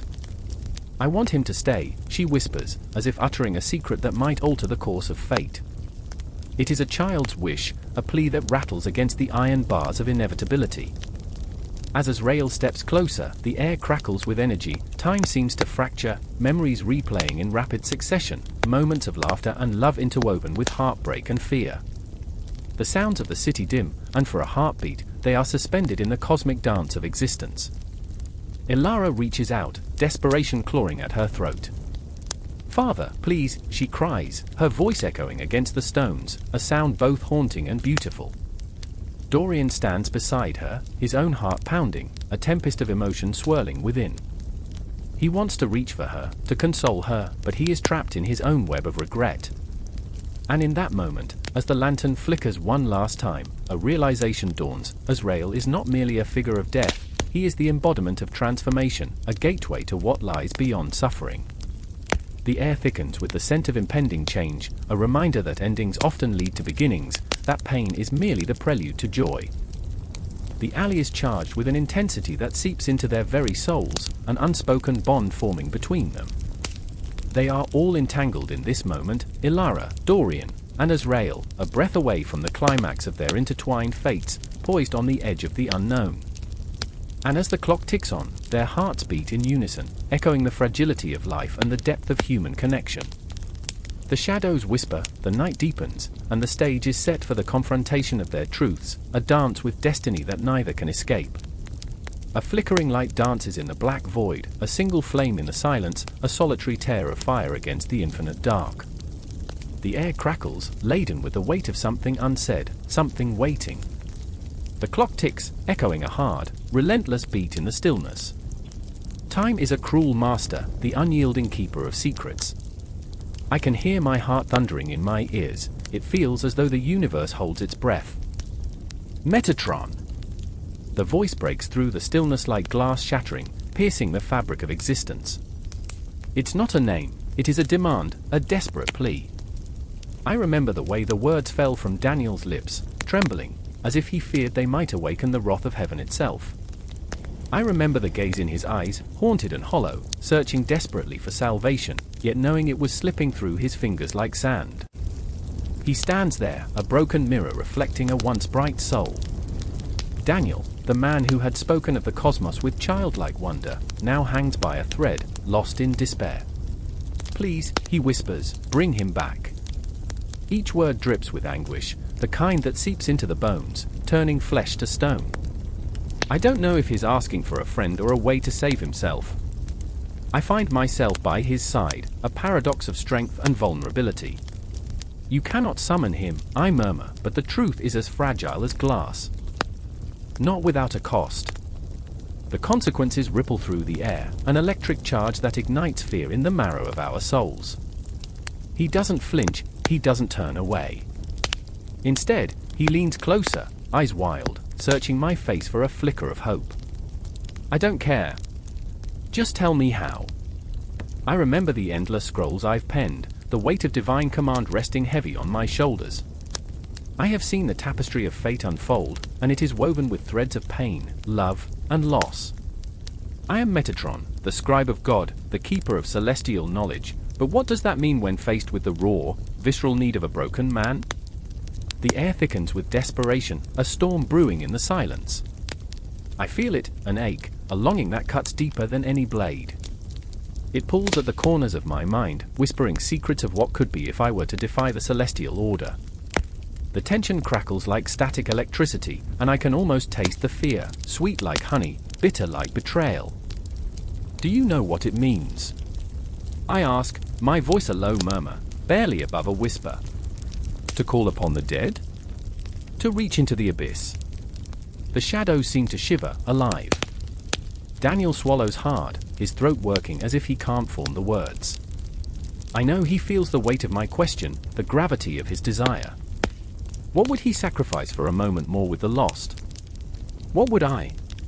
In the periphery, I see another figure, Mara, the sentinel of the gates, a fierce protector cloaked in shadows. She stands watch, arms crossed, a guardian of the thin veil between life and death. Her eyes glimmer with something ancient, something primal, caution, fear, and perhaps a flicker of understanding. You tread dangerously, she warns, her voice a low growl. But Daniel doesn't hear her, he's lost in the storm of his own making. I'll pay any price, he insists, desperation bleeding into determination. Just tell me. I feel the pulse of eternity in the air around us, the weight of countless souls past, and I tremble with the knowledge that his quest for answers could shatter everything. You don't understand, I say, fighting against the tide of his resolve. Sometimes, dead doesn't mean gone. Sometimes, it means trapped. A beat of silence, then he steps closer, a flame in the dark. I don't care. I'll bear the weight, I just want to feel him, just once more. His words strike like lightning, and a part of me aches to give in, to let him have this one last moment. But the universe is not kind, it leans toward chaos, reveling in entropy. Mara's gaze hardens. What if he doesn't come back the same? What if you lose more than you save? The question lingers, a dark specter hovering between us. I can see the doubt flicker in Daniel's eyes, a moment of hesitation before the storm swallows it whole. I'm willing to gamble. I have nothing left to lose. His words hang heavy, a declaration, yet laced with a subtle fragility. I can taste the ash of his past, the sweet, bitter taste of memories long gone. I remember my own past, etched in the annals of the universe, where I once felt love and loss mingling like wine spilling on parchment. Time is a thief, and it steals from us all. The decision looms like a guillotine, sharp and merciless. I can feel the weight of my own choices, the ghosts of those who came before haunting me. A flash of light, a memory of a world where I was not a scribe, but a soul, dancing among the stars, grasping at fleeting moments of joy before they vanished. Very well, I say, the words tasting of ash and inevitability. But know this, every action has its consequence. The dead may not wish to return. Daniel nods, a fierce determination igniting in his eyes. I don't care. I'll face the consequence. And in that moment, the air thickens, a tangible weight pressing down on us, the very fabric of existence trembling with the resonance of a choice made. The shadows swirl, and I can almost hear the whispers of the ancients, warning, beckoning, drowning in the uncertainty of the unknown. I reach into the void, feeling the pull of the cosmos, the intricate threads of fate intertwining with our desperate desire. The air crackles with electricity as the boundary blurs between life and death. A confrontation looms, an inevitable clash of wills, hearts, and souls. And as I gather the essence of the past, the silence screams, the shadows writhe, and I can feel the cosmos turning, unraveling, and in that dizzying moment, I remember, this was never just about bringing someone back. It was about understanding the weight of love, loss, and the price we are willing to pay for eternity. The scene shifts, dark and relentless, as time marches onward, and the heartbeats echo through the silence, drawing us into the abyss, together, forever entwined in our quest for the truth. The city was alive with shadows, each flicker of a street lamp casting elongated specters against the cold cobblestones. I remember the way the air felt thick, suffocating, like the quiet before a thunderstorm. A scream shattered the silence, a shriek laced with despair that seemed to ripple through the very fabric of the night. I stood frozen, heart thrumming in my chest as the echo of pain ricocheted off the damp walls of the alley. "Please, no." A woman's voice, raw with anguish. Her breath came in jagged gasps, each inhalation a desperate plea for mercy. I could see her then, crumpled against the bricks, tears cascading down her cheeks like a waterfall of sorrow. She was lost, her soul flickering like the dying embers of a fire, fear painted on her face, a haunting portrait of despair. "Why?" she cried, the single word slicing through the tension like a knife. "Why are you doing this?" I was there, caught in a moment that felt like a dream, but one soaked in nightmare. My eyes darted to the figure looming over her, a man with a heart as dark as the midnight sky. He had the look of someone who had long since abandoned hope, a shadow stretched over the flickering light of humanity. His fists clenched, his brow furrowed in a mask of rage and torment, a tempest brewing within him, threatening to erupt. I remember the stillness that followed as the world held its breath. It was as if time itself slowed, each heartbeat echoing the same question: what would happen next? Would love and peace intervene, or would darkness smother the flicker of hope? I felt an unseen force coil around us, a tension that begged for resolution. In that moment, Shamuel, the Archangel of love and peace, hovered just beyond the veil of my perception. I could almost hear the rustle of his wings, a whisper of comfort hovering in the air. I could sense him, a gentle presence, but in this chaos, his essence felt far away, like a distant star flickering in the vast universe. "Get away from her!" The words tumbled from my lips before I could stop them, a desperate attempt to bridge the chasm of fear that had enveloped us. I stepped forward, driven by a compulsion I could hardly understand. The man's gaze snapped to me, eyes dark and stormy, filled with an intensity that sent a chill skittering down my spine. "Stay out of this," he growled, but his voice trembled, uncertainty seeping through the cracks of his fury. But I had already stepped too far into the fray. The woman looked up, her eyes wide with a flicker of hope, a fragile thread that connected us all. "Help me," she whispered, and in that moment, I felt the weight of the world fold in on itself, a universe balanced precariously on the edge of a knife. I remember Shamuel then, the embodiment of love itself, coursing through me like warm sunlight breaking through the clouds. I could see him, ethereal and luminous, a sentinel of peace standing between despair and redemption. His presence was like the gentle caress of a breeze on a sweltering day, soothing yet urgent, reminding me of the power of compassion. "Release her," I urged, my voice trembling yet resolute. "There's still time to choose differently." The man's expression faltered, the tempest within him wavering, and I could see the cracks in his armor. "You don't understand," he spat, but his words lacked conviction, the fury fading into fear. "She deserves this." "She doesn't deserve to be crushed under the weight of your anger," I countered, my heart racing. "We all carry wounds, but it's how we choose to heal that defines us. You can let go." In that heart-stopping instant, something shifted. I felt Shamuel's energy surge through the air, a pulse that vibrated with hope. The woman's hand trembled as she reached out, fingers quivering, a silent invitation for the man to step back from the brink of destruction. "Please," she whispered, her voice trembling like the leaves in a storm. "Let love guide you." But the man's facade cracked.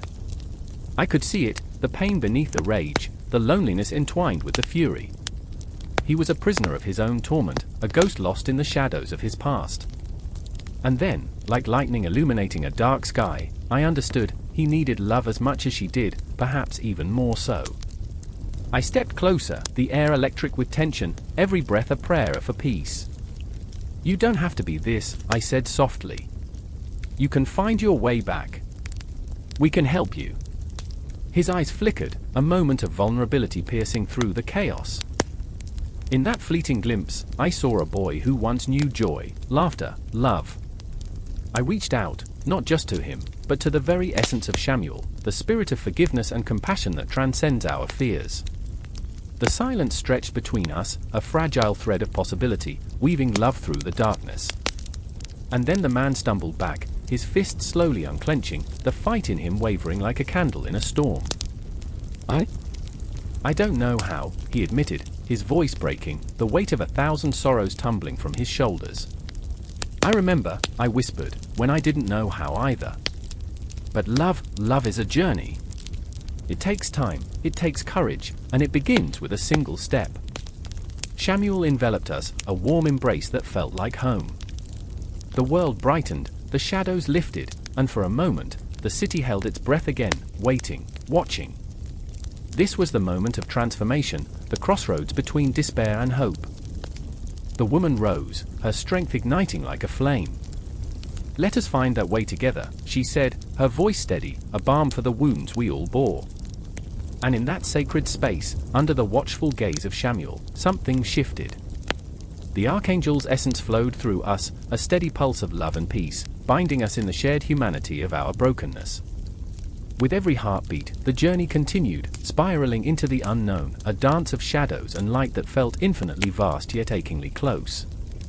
There was no resolution, no neat conclusion, only the promise of possibility, an echo of Shamuel's presence lingering in the air, reminding us that love, in all its messy, chaotic glory, was worth fighting for. The clock strikes midnight, an eerie echo resonating through the empty streets, where shadows twist like unspoken fears and the air hangs thick with anticipation. In a world where beauty feels like a fragile illusion, Jophiel stands at the edge of a crumbling rooftop, the city sprawling beneath her like a canvas drenched in chaos. She is not merely an angel, she is the heartbeat of enlightenment, the guardian of what it means to see beyond the veil of the ordinary. Her wings shimmer in the moonlight, but it's the pain in her chest that draws her to the edge, the weight of despair pressing down like a storm cloud. Riven stands at the crossroads of doubt and desire, his heart pounding like a war drum. He knows he should turn away, should leave, his hands tremble with the choices that brought him here, to this moment of reckoning under the watchful gaze of Jophiel. The woman he loves is trapped in a cycle of bitterness, her spirit dulled by the weight of expectations. Riven remembers her laughter, light as a feather, before the shadows swallowed it whole. "I remember," he whispers, the words spilling from his lips like a prayer. "I remember when the world felt alive. But it doesn't feel alive now. It feels like a ghost town, echoes of joy haunting the places where they once danced, sang, and lost themselves in the warmth of each other's eyes." He feels a tremor in his bones, a flicker of hope fighting against the creeping despair. Maybe Jophiel can help. Maybe she can rekindle the flame that burned bright in her heart. As if summoned by his thoughts, Jophiel turns, her gaze piercing through the night. "You seek beauty," she says, her voice a melody that wraps around him, pulling him closer to the edge of the abyss. But beauty is not always gentle. It can cut like glass. Her eyes reflect the cosmos, swirling with colors that defy description, yet they bear the weight of countless sorrows. "What are you willing to sacrifice?" she asks, a question that reverberates like a drumbeat in his soul. Across the city, Nissa stands in her dimly lit apartment, surrounded by remnants of a life that feels like a fading photograph. The walls close in, painted by shadows that whisper doubts and fears.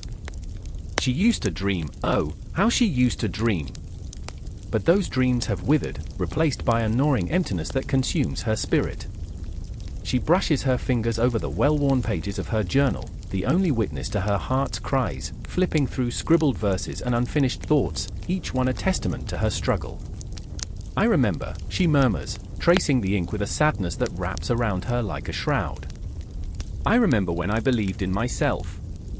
But she has become a ghost of her former self, haunted by the weight of expectations, trapped in a cage of her own making. The clock ticks mercilessly, mocking her with each passing second, a reminder of the beauty she has lost and the light she can no longer see. Jophiel feels the pull of their hearts, the interwoven threads of despair and longing, and she knows she must intervene. This is not just a mission, it's a calling. She descends into the shadows, ethereal and electric, her presence igniting a spark in the darkness. You both seek enlightenment, she says, her voice a soothing balm to their fractured spirits. But beauty is not a destination, it is the turmoil that drives you to seek. Riven stands frozen, eyes wide, heart racing. But what if I fail? The question claws at him, raw and desperate. What if I can't bring her back? The only failure is in not trying, Jophiel replies, her gaze steady. It takes courage to face the shadows. It takes courage to see the light. She steps closer, the air shimmering around her, and for a brief moment, the world feels suspended in time. Nissa, sensing the shift, feels the pulse of hope begin to swirl within her. But how do I find beauty again? She is trembling, the weight of her words heavy in the room. How do I break free from this darkness? Let it burn, Jophiel responds, her voice a fierce whisper that ignites something deep within. Let the darkness consume you, and then rise from the ashes. You are not meant to be a prisoner of your own fears. The air crackles with energy, the tension thick and electric. Riven steps forward, heart pounding, ready to fight for the woman he loves, the light he longs to recapture. I won't let you drown in despair, Nissa.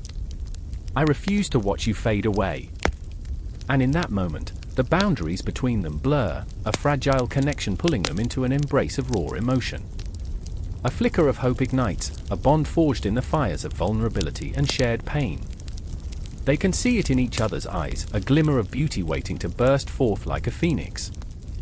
Yet, just as the tides begin to turn, shadows loom once more, creeping in to snatch at their burgeoning light. Jophiel steps back, sensing the threat. You must confront your demons, face the mirrors that reflect your fears. Only then can you find the beauty that lies beneath. The wind howls, a chilling reminder of the darkness that lurks just outside their grasp. Riven and Nissa exchange glances, a silent agreement passing between them. They will fight, they will rise, and they will not be defeated. As the clock continues to tick, they stand united against the shadows, ready to confront whatever lies ahead. The beauty they seek is not a distant dream, it is a heartbeat, a pulse, a fire that burns deep within. Time spirals, memories fade, yet the promise of enlightenment lingers, fierce and unyielding. In this moment, they are alive, ensnared in the dangerous dance between despair and hope, beauty and darkness. Jophiel watches them, a silent guardian in the night, knowing that the true test has only just begun. As the first light of dawn breaks, the world seems to hold its breath, waiting to see if they will rise or fall. And the air is thick with the weight of possibility, every heartbeat echoing the promise of what is yet to come. The clock struck midnight, reverberating through the empty streets like a death knell, echoing the anguish that had taken hold of Sarah's heart. Shadows danced along the cobblestones, each flickering street lamp casting distorted images of a life once vibrant, now suffocated by grief. She stood there, breath hitching in her throat, the bitter taste of betrayal heavy on her tongue. The air was thick with a sense of foreboding, as if the very night held its breath, waiting for a moment of reckoning. I remember his laughter, she whispered, as if the wind might carry her words to him.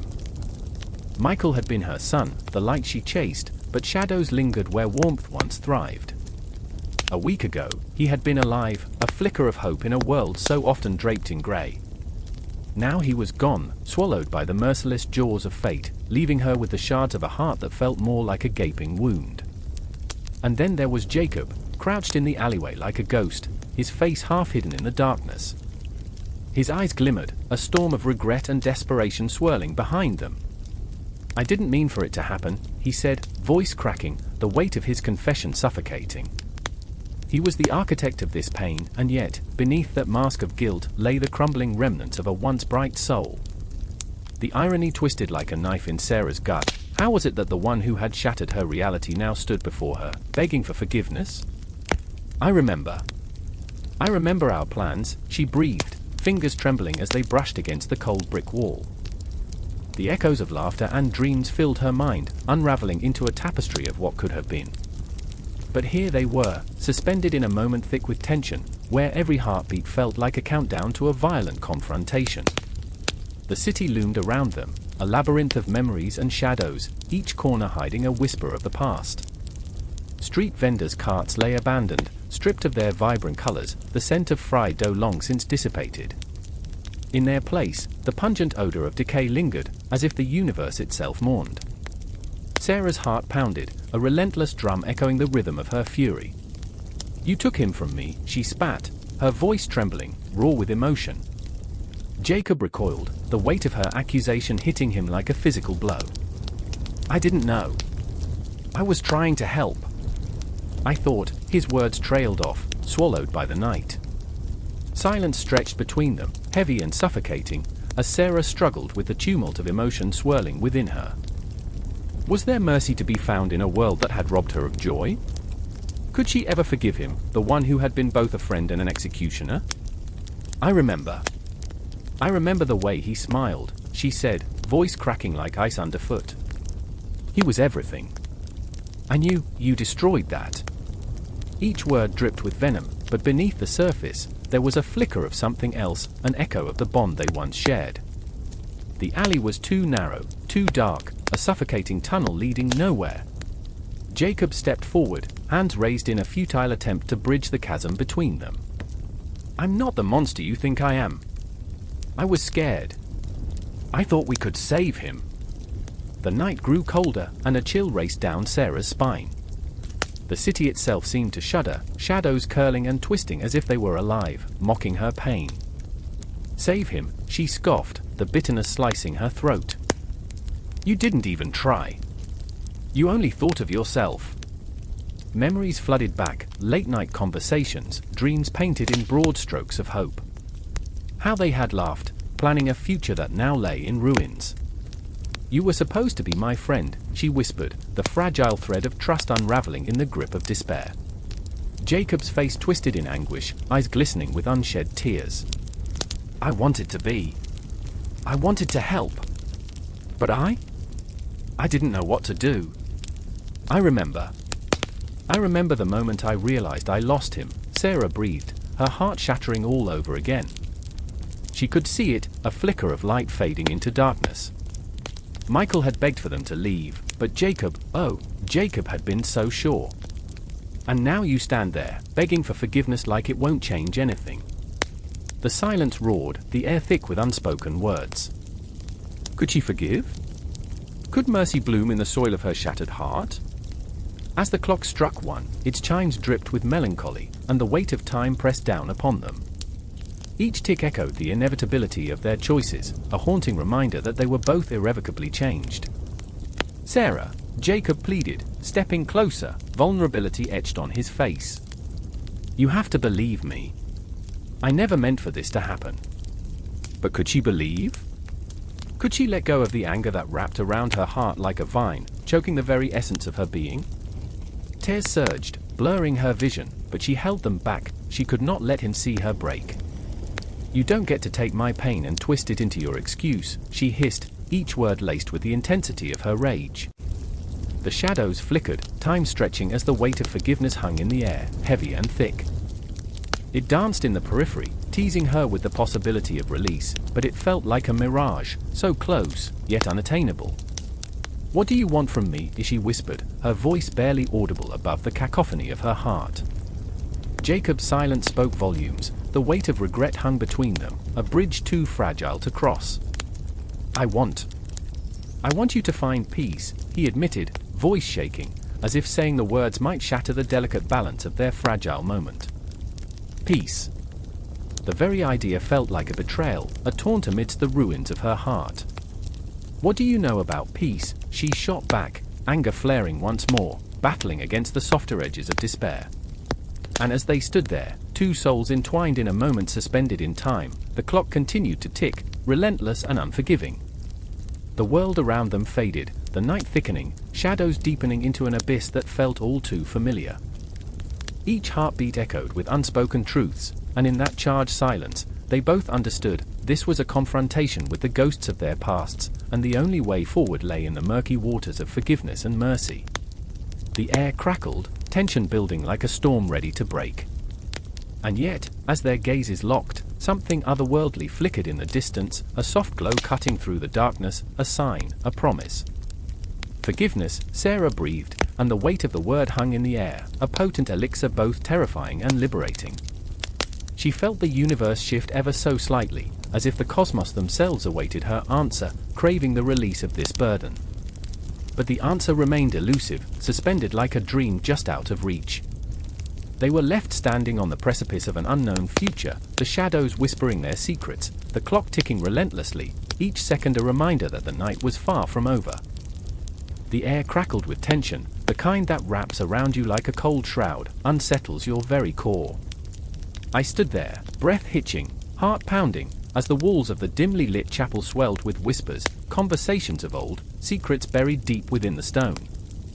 Shadows danced, flickering against the stained glass, each colored shard of light a memory grasped from the brink of oblivion.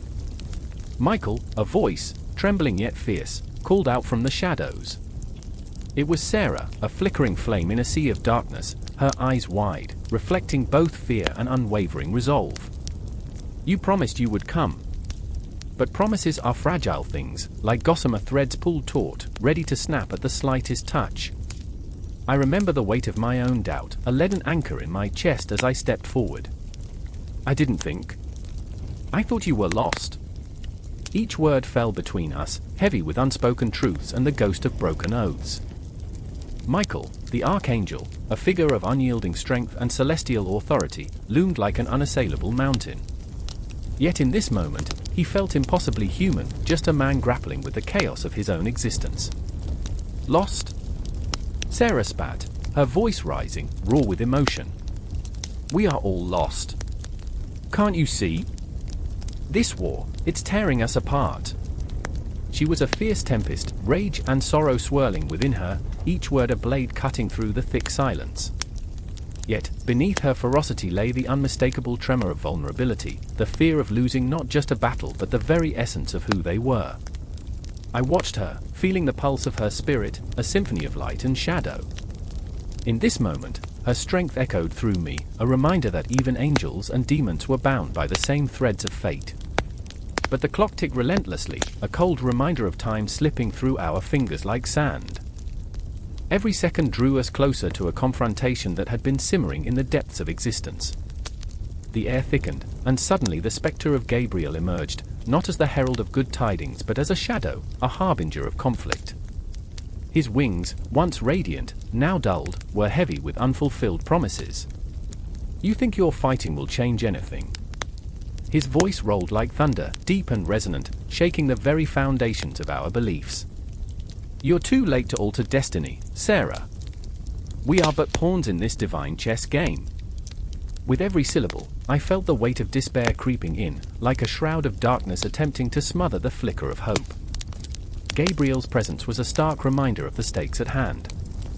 Heaven and earth were entwined in a battle far greater than any of us could comprehend, with the Archangels as both protectors and antagonists. I could see their pain, their endless struggle, and it terrified me. Is that all we are, Gabriel? Pawns? Sarah's voice was rising to a crescendo, each word tinged with anger, a flame igniting within her. You talk of destiny as if it's unchangeable, but what if we refuse to play? The defiance in her voice rang like a clarion call, reverberating through the hollow chapel, awakening the dormant spirits of the past. Michael stepped forward, torn between the weight of his duty and the ache of his heart. Destiny is forged in the fires of choice, he said, and I could see the conflict in his eyes, an archangel caught in the web of mortality. But choices come with consequences, and the cost may be higher than you can bear. I felt the air thrum with unspoken truths, the tension palpable as it wove around us like a finely spun thread. Each heartbeat pulsed against the silence, echoing the myriad possibilities that hung in the balance. The flickering candles cast long shadows on the walls, whispering secrets of ancient battles, of angels who had fought and fallen for the sake of humanity. And then it hit me, a realization, like a thunderclap in the night. Maybe it's not about winning or losing, I murmured, my voice barely above a whisper, but about what we are willing to sacrifice to protect those we love. The truth surged through me like a tidal wave, crashing against the shores of my doubt. The Archangels, standing before us, were not merely symbols of power, they were reflections of our own struggles, our own choices, our own crumbling faith. But Sarah's resolve was unyielding. I refused to let despair win. I refused to stand by while the cosmos weeps. Her spirit ignited, a flame threatening to consume her, yet it was also a beacon of hope for us all. The moment hung heavy, charged with the weight of our fears, our dreams, our very essence. I could feel the cosmos shift, a gentle ripple of celestial energy dancing through the air. The archangels, those grand figures of biblical lore, were not untouchable, they were flawed, just like us. They bore scars etched into their very being, remnants of battles fought in the depths of time. As we stood there, suspended in that fragile moment, I realized that this wasn't merely a confrontation between celestial beings, it was a clash of ideals, a fight against the darkness lurking in our hearts. And maybe, just maybe, love was the weapon we could wield against the impending storm. But before I could voice my thoughts, there was a blinding flash of light, and all at once, everything shattered. The very fabric of reality trembled, and I was left gasping in the aftermath. Time stretched and warped, fragments of memory colliding like stars in the cosmos, the line between past and present blurring. And as the echoes of our voices faded into the darkness, I knew one thing for certain, the battle was only just beginning. Thunder rumbled overhead, a low growl that churned the air thick with tension and foreboding. The city lay cloaked in darkness, shadows stretching like skeletal fingers over cobblestone streets glistening with rain. I stood there, heart pounding, feeling the pulse of something ancient and restless, a presence that was more than just a fleeting chill down the spine. I could hear whispers, voices weaving in and out, carrying the weight of ages long past. "They are coming," they murmured, and a shiver clawed its way up my spine. In the heart of this gathering storm, Eli stood at the edge of the world he once knew, his hands trembling as he clutched the crumpled pages of the Book of Enoch. He stared into the abyss of the night, eyes wide with fear and desire. He remembered the stories his grandmother told him, tales of the archangels, celestial beings who wielded fire and light. "They are not what they seem," she had warned, her voice a haunting echo that still vibrated within him. Eli, caught between awe and terror, felt the weight of her words settle like lead in his gut. But what did it matter now? He had always been the good son, the dutiful one, the one who followed the rules and danced in the shadows of others' expectations. Yet here he was, on the brink of something monumental, something that would unravel him. A rush of adrenaline coursed through his veins as the knowledge of what he needed breached the surface of his mind. He had to summon them. The archangels, those divine messengers, had been silent too long. The air crackled with anticipation, and Eli knew he was teetering on the edge of sanity. Across the street, amidst the flickering gaslights, Miriam paced like a trapped animal. Her heart was a cacophony of chaos, a drumbeat of loss and hope intertwined. She glanced at Eli from the shadows, her breath hitching in her throat. She had loved him for as long as she could remember, a painful truth lodged deep within her. And now, as she watched him reach for the impossible, she felt an urge to pull him back from the precipice before he fell into the abyss of ambition and madness. "Eli! Don't," she called out, her voice echoing against the damp brick walls, but the wind swallowed her words. His face turned, a mask of conflicted emotions. "I have to, Miriam. You don't understand."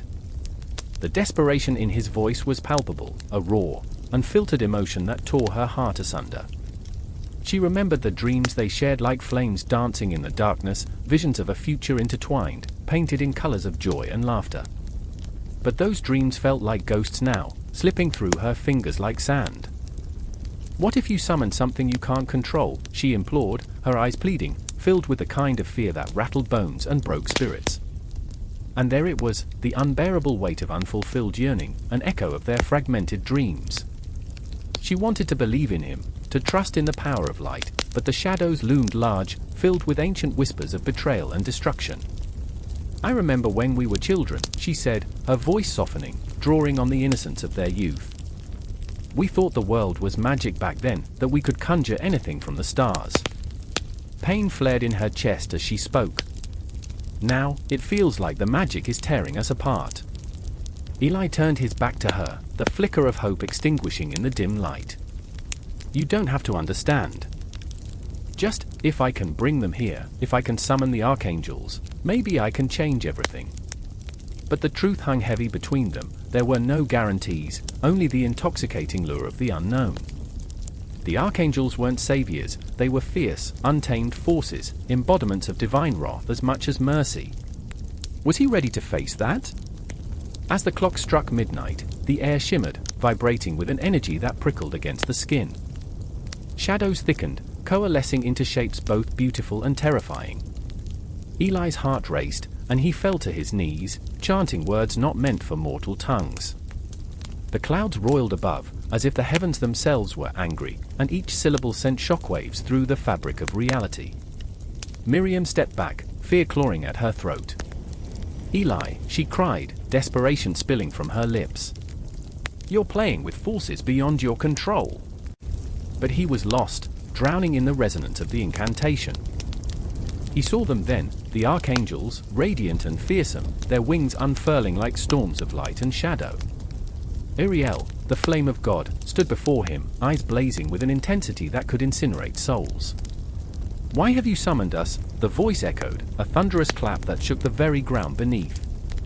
The weight of their gaze pierced through Eli's heart, and he felt the gravity of his choices pressed down like chains of iron. "I wanted to understand," he stammered. "To bring hope, to bring change." The Archangels remained cloaked in silence, their presence suffocating yet intoxicating, a blend of light and darkness that blurred the lines of right and wrong. Miriam watched as Eli trembled before the divine, the glow of the celestial beings casting eerie shadows on his face. "You can't bargain with them," she screamed, but her voice was lost, drowned out by the building storm. Pain twisted within her, a physical ache that matched the chaos unfolding before them. Eli's desperation hung heavy in the air, suffocating her, as he reached towards the Archangels, desperate to grasp the power that would finally allow him to rewrite their fates. But with every step forward, the danger grew, a dark promise riding on the wind, a whisper of what could be lost. And as the storm broke, a cacophony of light and sound erupted around them, hearts racing, breath stuttered, worlds colliding, two souls confronted by the very embodiment of their hopes and fears. Eli's heart thundered in his chest, and Miriam could only watch, powerless and torn, as destiny unfurled its wings, a tempest that would carry them into the unknown. In that moment, the night seemed to hold its breath, both awe-inspiring and terrifying, as the Archangels weighed the souls of these flawed mortals before them, a reckoning that would etch itself into the fabric of time, echoing across eternity. The night was heavy, cloaked in an oppressive silence that vibrated with the weight of unspoken fears. I stood there, heart pounding, as shadows danced in the flickering light of a dying candle. The air was thick with dread, each breath a reminder of the unseen presence surrounding me. The fabric of reality felt thin, fraying at the edges, as if angels and demons were playing a game I could only watch from the sidelines. I remember my brother, Amir, his eyes wide, glistening with uncharacteristic fear, as he whispered about the Archangel Gabriel, the messenger of God, who carried words of fate and calamity. "They come at night," he said, his voice trembling, "when the veil between worlds is the thinnest." I used to laugh at such tales, now they echoed ominously in my mind. I could almost see Gabriel, sweeping through the darkness, his wings a storm of feathers and shadows, heralding both warning and hope. But Amir had always been the dreamer, lost in the fabric of ancient stories, while I, Layla, a pragmatist, kept my feet firmly planted on the ground. Yet tonight, the ground felt tenuous beneath me, unsteady, as if the universe itself conspired against reason. It was as if the very air I breathed held secrets too profound to comprehend. I could sense it, the tremors of destiny approaching, like a distant thunderstorm swallowing the horizon. Outside, the city lay asleep, unaware of the turmoil brewing within its heart. But I was awake. I was alive to the sensations, the chill of the night air, the sense of earth, the taste of fear lingering on my tongue. I could hear the whispers of long-forgotten prayers and the echoes of ancient battles fought in the name of divine will. What was I to do with this knowledge? How could I reconcile the tales of angels sent to guide and protect with the reality of our fragmented existence? Layla, Amir's voice broke through my thoughts, pulling me back from my spiraling descent. "We need to prepare. They will come for the truth." His hands trembled, fingers brushing against the dusty floor as if searching for something lost. He was fragile, my brother, wrapped in a cloak of vulnerability. The weight of the world sat heavy on his narrow shoulders, and I felt a pang of protectiveness surge through me.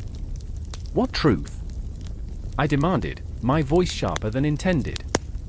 "What are you talking about?" "The Archangels," he said, his words tumbling out like stones from a crumbling wall. "They serve a purpose beyond our understanding.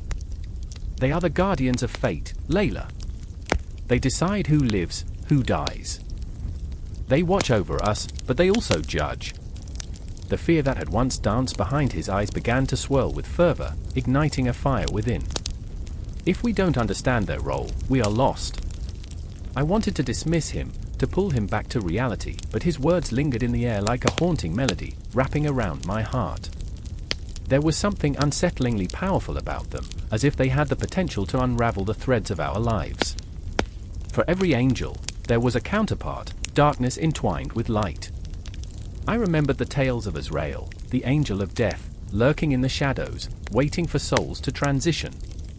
The delicate balance of existence was a dance on a knife's edge, and I was scared of losing my footing. Suddenly, a crash echoed through the night, the sound sharp and jarring, like the snapping of a fragile thread. We froze, our hearts in tandem, echoing like a drum. I glanced at Amir, who was already at the window, peering into the darkness. His breath quickened, and I felt my own pulse race. What lay beyond those walls? What shadows were creeping closer?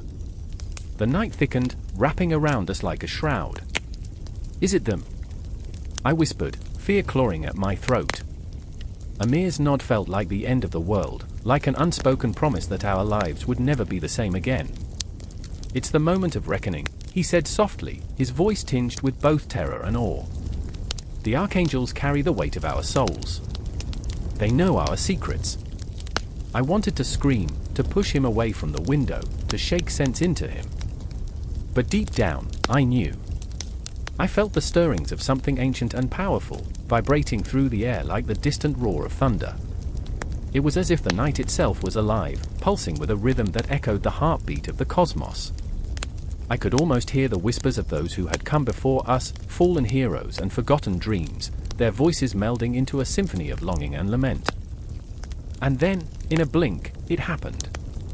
A flash of light, blinding and ethereal, broke through the darkness, illuminating our small room with an otherworldly glow. I could feel the energy rushing in, swirling around us, electrifying the air with a sense of divine presence. My heart raced, fear and awe tangled in my chest as I turned to Amir, his astonished face reflecting the brilliance of the moment. "Gabriel," he breathed, reverence pouring from his lips, and in that delicate whisper, I realized he was right. The Archangels were real. They were here, among us, and they demanded to be seen. "Are you ready?" I asked, my voice trembling, unsure if I meant it for him or for myself. The intensity of the moment bore down on me, unraveling old fears and weaving new resolve. I was terrified, my heart a wild drumbeat echoing the uncertainty of fate. But within that fear, a flicker of hope ignited. Could we confront the unknown and emerge transformed? As the light enveloped us, I felt the boundaries of our world blur, the familiar becoming intertwined with the divine. The whispers of the angels caressed my skin, promising the impossible. We were about to embark on a journey, one that touched the very essence of existence, a confrontation with the celestial beings who weighed our souls in the cosmic balance. And amid the chaos of my racing thoughts, the shadows shifted, the weight of our humanity pressing down upon us. The Archangels were watching, waiting for us to take the first step into the unknown. Would we rise as phoenixes from the ashes, or would we be swallowed whole by the abyss? Time stopped. The air crackled with anticipation. Darkness and light entwined, and I could almost hear the universe holding its breath. In that chilling silence, everything hung in the balance, teetering on the edge of realization. We were on the brink of something monumental, and as I stood there, I felt the unyielding pull of destiny, the promise of transformation whispering in my ear, the shadows beckoning with the allure of the unknown. And so it began.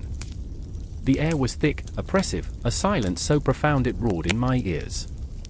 I stood on the precipice of an alley, the night cloaked in shadows, the flickering street lamp barely illuminating the cracked pavement beneath my feet. A storm brewed overhead, clouds swirling like whispers of forgotten dreams. My heart pounded, each beat a thunderous reminder that something monumental loomed.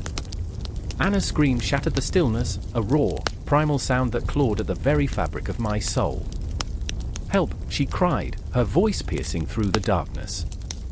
I shifted, my body a tightly coiled spring, instinct urging me forward, yet dread held me captive. I could see her silhouette, a lone figure surrounded by an ethereal glow, brighter than the moon, yet darker than her deepest fears. The Archangel was there, poised like a statue of fury and grace, wings unfurling like storm clouds, every feather glistening with an otherworldly light that made my heart race for reasons I couldn't fathom. It was a sight that felt impossibly sacred and achingly terrifying. The angel's eyes, a deep abyss, swirling with galaxies untold, gazed down at Anna. They were unyielding, a terrifying mirror reflecting her every flaw, her every heartbreak, her every unfulfilled desire. I knew Anna. I remembered how she used to laugh, how that laughter echoed through the halls of our shared life, brightening the darkest corners. Now, it felt like a distant memory, a ghost haunting the space between us. "Don't go!" I shouted, desperation flooding my voice. But in that moment, I was a mere spectator in a cosmic play, my words swallowed by the yawning void. With every second, the tension thickened, twisting like a serpent around my chest. Anna fell to her knees, the ground rough and unyielding beneath her. "Please? I'm not ready." Her plea was raw, a desperate grasp at life, yet the angel stood unmoved, a sentinel of fate. I wanted to scream, to lunge forward, yet my feet felt glued to the pavement, fear rooting me deeper into the earth. "Do you accept the burden?" The Archangel's voice resonated, a sound like crackling thunder, layered with sorrow and power. It was a question, but it felt like a judgment, an eternal decision resting upon her fragile shoulders. Burden. The word echoed in my mind, a relentless drumbeat. I remembered my own burdens, the weight of loss, the ache of failure. Anna had always been my anchor, a flame flickering against the wind. But now, the flame wavered, and I was terrified it might extinguish. "Answer," the angel commanded, a tremor of impatience rippling through the air, as if time itself held its breath. Anna looked up, tears tracing paths down her cheeks, each drop a memory of joy now marred by fear. I don't know," she stammered, vulnerability laid bare, raw as an open wound. "I don't know what I'm supposed to be." Everything in me screamed to reach out, to grasp her hand and pull her back from the abyss. But how could I, when the very being before us held the power of creation and destruction in its delicate grasp? The Archangel was not merely a presence, it was a force, the embodiment of decisions that could unravel worlds. "Remember," it whispered, the words curling around us like fog. "You are not alone in this." I thought of the times we had shared, our laughter, the late-night conversations, our dreams woven together like starlight. Even as I stood on the edge of this apocalypse, I felt the tether of our bond still strong. But now, that bond seemed so fragile, stretched thin over an unfathomable chasm. "Make your choice." The Archangel's voice was a tempest, each syllable laced with the weight of eternity. I could feel the earth shift beneath me, a reminder that nothing was ever truly still. The moment stretched, a taut string ready to snap. Anna's breath hitched, a fragile sound in the chaos. What if I want to live?" The question hung in the air, heavy with unspoken fears. "Then you must accept the burden of your choices," the Archangel replied, its eyes piercing through the veil of Anna's uncertainties. "You cannot escape the consequences of who you are." My heart twisted painfully. Did she even understand what that meant? In the stillness of the night, I felt the weight of our shared past, the moments that had shaped us, the dreams we had chased.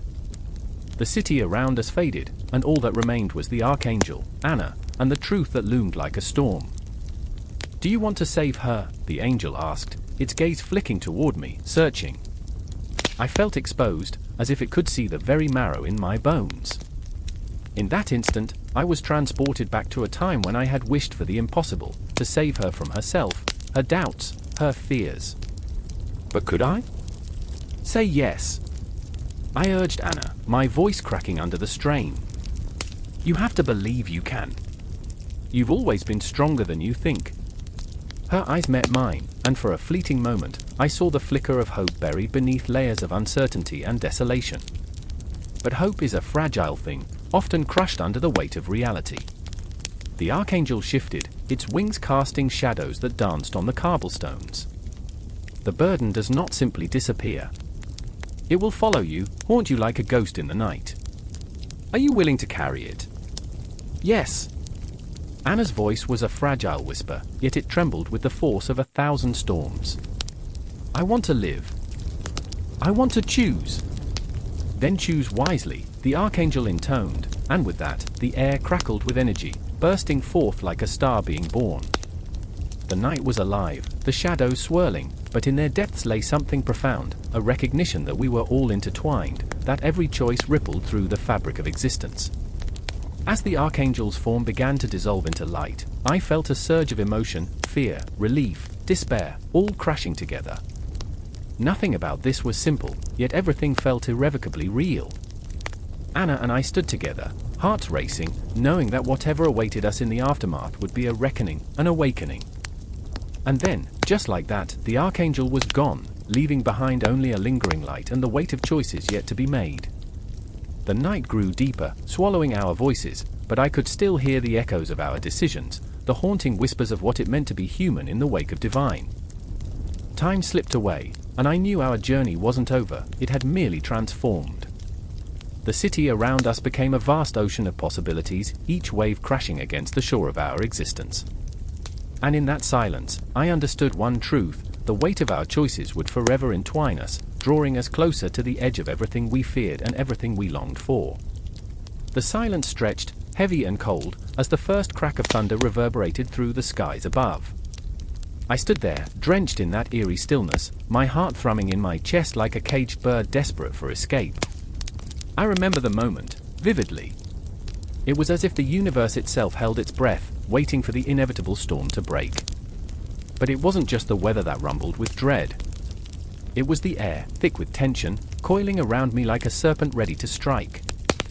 I was standing at the edge of something monumental, something so raw and terrifying that it whispered secrets only the shadows could know. Lucifer, once the most radiant of angels, the morning star, now teetered on the brink of oblivion.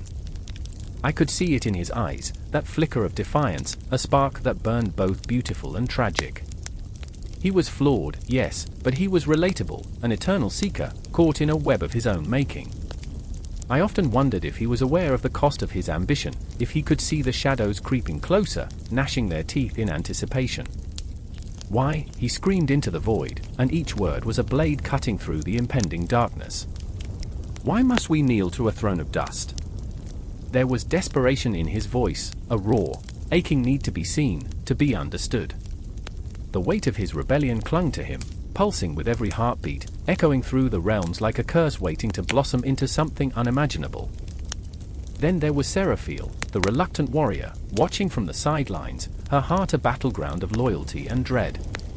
She loved him, I could see that in the way her fingers curled into fists, fighting against the desire to reach out and pull him back from the edge.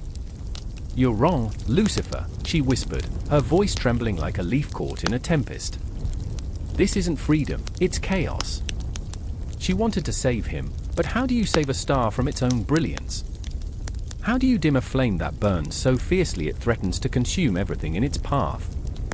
As the storm unleashed its fury, lightning twisted through the sky, illuminating the faces around them, angels caught between duty and desire, fear and faith. Each one knew the truth, there was no turning back. The echoes of their choices would resonate for eternity. A sudden flash of pain pulled me from the moment, and I remembered, memories flooding in like a tidal wave. I could feel the weight of their sorrow, the aching realization that they would become something other than themselves. Demons were born from despair, I knew, a twisted reflection of what once was. The thought sent shivers racing down my spine, igniting a dark awareness within me. They were more than mere shadows, they were the embodiment of heartbreak. As the confrontation loomed, tension crackled in the air, and I could almost taste the bitterness of betrayal. Lucifer, standing tall yet trembling, turned to Raphael, his eyes ablaze with a mixture of fury and fear. "Will you join me?" he asked, a plea wrapped in the guise of defiance. But beneath the bravado lay a deeper question, one that weighed heavy on their hearts. Would she stand by him as he tumbled into the abyss, or would she choose the light and abandon the one who had captured her soul? Time felt distorted, like the moments stretched and twisted in the chaos of a dream. I could hear the clock ticking, each second a reminder of the inevitable. The voices of the others swirled around me, whispers of doubt and destruction mingling with the roars of the storm. "Beware the shadows," they chanted, a litany of warnings that echoed in my mind. But shadows had always been drawn to light, chasing it like moths to a flame. And here, in this moment, I could see how easily the line blurred between protector and predator. In a heartbeat, everything changed. The heavens cracked open, revealing a chasm of darkness, and from it emerged a whirlwind of chaos. Demons surged forth, writhing shapes of anguish and rage, each one a twisted reflection of the souls they had once been. Their cries filled the air, a cacophony of despair that clawed at my heart. I wanted to scream, to turn away, but I couldn't. I was trapped in this moment, ensnared by the raw, haunting intensity of it all. Raphael stepped forward, her heart pounding not with fear but with a fierce resolve. "I will not abandon you," she declared, her voice cutting through the din like a sword. "Not now, not ever." I felt the weight of her words, the strength of her love mingling with the impending doom. It was both beautiful and horrific, a love that could ignite the heavens or bring them crashing down. Lucifer's laughter rang out, sharp and bitter, a melody of madness. "Then we shall fall together," he spat, his eyes wild with a blend of passion and despair. He turned toward the abyss, arms wide, inviting the storm to consume him whole. In that moment, the world around me blurred into chaos, shadows dancing and swirling, a tempest of emotions that threatened to drown us all. And through it all, I felt the heartbeat of existence, the rhythm of fear, love, hope, and despair. I remember the way the air crackled, the way the sky trembled, how history itself seemed to hold its breath, waiting for the plunge into darkness. It was a moment suspended in time, an eternal echo of the heart's deepest conflicts. The storm raged on, a symphony of destruction and desire, and as I stood on the precipice, on the cusp of something unfathomable, I felt it, the pull of fate, the weight of choices made and unmade. And I knew, deep in my bones, that the fall would be just the beginning. The clock struck midnight, its chimes resonating through the vast, abandoned corridors of the old church. Shadows danced across the stained glass windows, twisting into grotesque figures that seemed to mock the silence. I stood there, heart pounding like a war drum, the air thick with an unspeakable dread. Something stirred in the darkness, something ancient and insatiable, slithering through the cracks of reality. I remember the echoes of my breaths, each one a confession, a plea for mercy.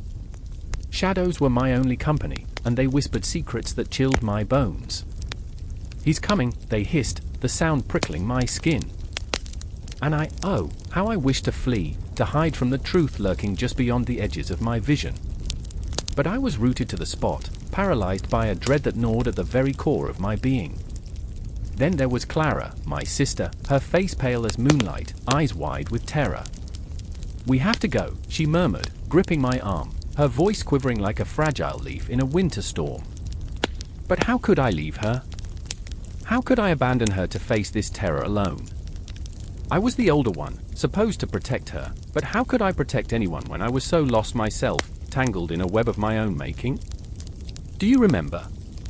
Clara's voice cut through the haze, a painful reminder of our past. "Do you remember the stories grandfather used to tell? Tales of demons lurking in the shadows, feeding on fear and despair. Those stories had seemed ridiculous then, mere whimsy in the glow of a cozy fire. But now, every terrifying word echoed back, a haunting refrain that tightened the grip of fear around my throat. I could see it, the darkness coiling in the corners of the room, thick and palpable, as if it had a life of its own. "It's here," I whispered, the truth settling like lead in my stomach. "It's waiting." A flicker of movement caught my eye, a shadow darting just beyond the flickering candlelight. I felt Clara stiffen beside me, her breath hitching in her throat. "What was that?" she gasped, her voice barely a thread. "It's only the dark," I lied, but my heart raced with a different truth. The dark was alive, a living thing that hungered for us, for our fears and regrets. It thrived off our pain, feeding on the very essence of our souls. And then there was Vincent, our childhood friend, a wild spirit with laughter that could shatter the silence. But laughter had turned to silence tonight, the echoes of his bravado swallowed by the weight of the unknown. He had come to help us, armed with nothing but a flashlight and bravado. Now, he stood at the door, uncertainty carved into his features, the light from his beam trembling like a dying star. "I can't do this," Vincent said, his voice cracking. "What if it's true? What if the stories, what if they were real? What if?" I echoed, the question ringing through the air, heavy with dread. "What if it is?" My voice was raw, a fragile thing, teetering on the brink of madness. Clara squeezed my hand, grounding me in the chaos. "We can't let fear win," she said, though her voice quivered as if she were trying to convince herself. "We have to face it. Together. Together." The word hung in the air, a fragile promise. But what if together wasn't enough? What if the darkness was stronger than our bond, feeding off our love, twisting it into something monstrous? I glanced back at Vincent, his face a mask of doubt, and for a fleeting moment, I hated him. Why had he come? Why had he dragged us back to this cursed place? The air crackled with the weight of unspoken words, the tension thick enough to slice with a knife. "Let's get out of here," he urged, his voice low but urgent, a lifeline thrown into the ocean of despair. Now. But where could we go? The world outside felt like a distant memory, a fading dream overshadowed by the encroaching darkness. I could feel it closing in, wrapping around us like a suffocating shroud. A laugh echoed in the distance, high-pitched and sinister, a sound that curled around my spine and tightened like a noose. I turned toward the sound, and there it stood, a figure cloaked in shadows, its eyes gleaming like polished obsidian. It was more than a mere ghost, it was a manifestation of our fears, our regrets, every moment of weakness laid bare before it. "Welcome," it crooned, the sound sliding through me like ice. "I've been waiting for you." I trembled as I took a step back, my mind racing with memories, faces of lost loved ones, moments turned to ash. "What do you want?" I managed to choke out, the weight of my own insecurities crashing down.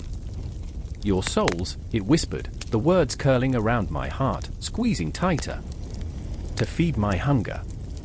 "No!" Clara cried, her voice a desperate wail as she stepped in front of me. "You won't take us."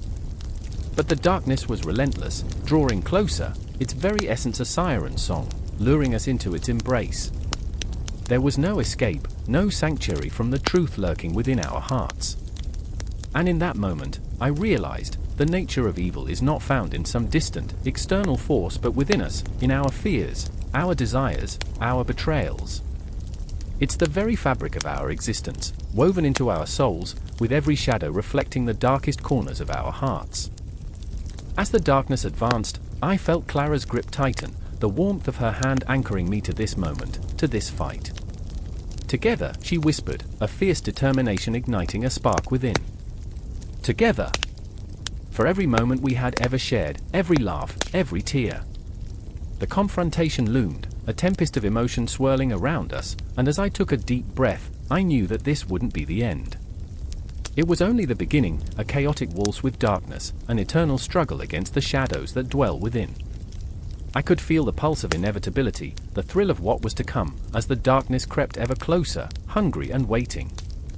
And in that dance, in that moment, we would confront not just the evil outside, but the demons within ourselves, a battle that would echo through eternity. In the stillness of the night, the wind howled through the trees like a banshee, sharp and relentless, as if the woods themselves were filled with restless spirits. Shadows danced upon the crumbling stones of an ancient temple, illuminated sporadically by flickering torchlight. I stood there, heart racing, eyes wide, caught between the pull of dread and the allure of the unknown. Beads of sweat dripped down my spine as the air thickened with an unspeakable tension. I could feel it, the palpable presence lurking just beyond the flickering flame, waiting, watching. "Do you hear that?" whispered Lily, her voice trembling like a leaf caught in a storm. Her eyes darted to the darkened corners, where the fear seemed to gather, wrapping itself around us like a suffocating shroud. I glanced at her, the girl from my dreams, the one who haunted my thoughts with her laughter and her frowns. But now, all I saw were the shadows framing her face, a canvas of terror splashed with the colors of uncertainty. "It's just the wind," I replied, but even as I spoke, doubt gnawed at my insides. I remember my grandfather's stories, each tale steeped in warning, the demons that descended from the mountains, the spirits that roamed the streets at night. I had scoffed at the bedtime fears of my childhood, but here I was, trembling like a child in the darkness, clutching a tattered map that promised salvation. "Every culture has demons, you know," said Marcus, his voice laced with the bravado of someone trying to mask his own fear. He had always been the brave one, spinning tales of creatures from ancient texts, demon kings, and infernal legions. They're reflections of our deepest fears, our darkest desires. But his bravado cracked as he spoke, revealing the vulnerability beneath. I could see it in his eyes, the flicker of uncertainty that mirrored my own. Suddenly, a chill swept through the air, wrapping around us like a lover's embrace turned vicious. I felt the temperature drop, the warmth of the fire fighting a losing battle against the encroaching darkness. Shadows flickered and twisted, morphing into grotesque shapes that seemed to mock our every move. My breath hitched as I stepped back, the stones beneath my feet feeling more like a trap than a path to enlightenment. "Maybe we should go back," Lily suggested, glancing nervously over her shoulder. There was a crack in her voice, a fragility that struck me. Her courage was thin, like a thread stretched too far, but she held onto it, determined not to break. I wanted to reach for her hand, to reassure her, but fear gripped me like a vice, clenching tighter with each passing moment. "Going back won't solve anything," Marcus snapped, trying to reclaim his facade of confidence. "We need to confront what's out there. It's the only way." His bravado shimmered like glass, beautiful but ready to shatter at any moment. I watched him, caught between the urge to follow his lead and the instinct to flee. I remember the tales of incubus and succubus, the demon lovers who thrived on lust and despair, their mere presence a storm that ripped through hearts and minds. In the whispers of folklore, they thrived in the dark corners where desire and fear intertwine. What if they are here? I thought, the thought wrapping around my mind like ivy. I could feel it. This place was a breeding ground for nightmares, a canvas where fears painted their grotesque art. The wind howled again, echoing our own fears, and suddenly, it felt as if the very ground beneath our feet had awakened. The temple pulsed with an energy that sent panic racing through me. I turned to Lily, her face pale, eyes wide and searching. "We can't stay here," I said, desperation clawing at my throat. But Marcus stepped forward, defiant, as if the demons of our stories had become a challenge to be faced. "No. We have to summon them, to confront them. We can't run from our fears." His voice echoed in the night, a battle cry to the unseen that filled the air with electric tension. "Or die trying," I muttered under my breath, the weight of the moment pressing down on me. I remembered the stories, the demons that thrived not just on fear, but on the very essence of our souls. I remembered how every culture, every myth, had woven their own brand of terror from the threads of humanity's darkest corners. The shadows flickered violently now, crawling toward us like hungry beasts. I felt an ancient presence, a weight that pressed down upon my chest, making it hard to breathe. My heart raced, pounding like a war drum, the beat synchronized with the rhythm of our imminent confrontation. "Do you see them?" Marcus shouted, eyes wide as he pointed into the darkness. I squinted, trying to pierce the blackness, and then I felt it, an icy breath on the back of my neck, a whisper that slithered through the air like an uninvited guest. "Yes," I breathed, though I could hardly form the words.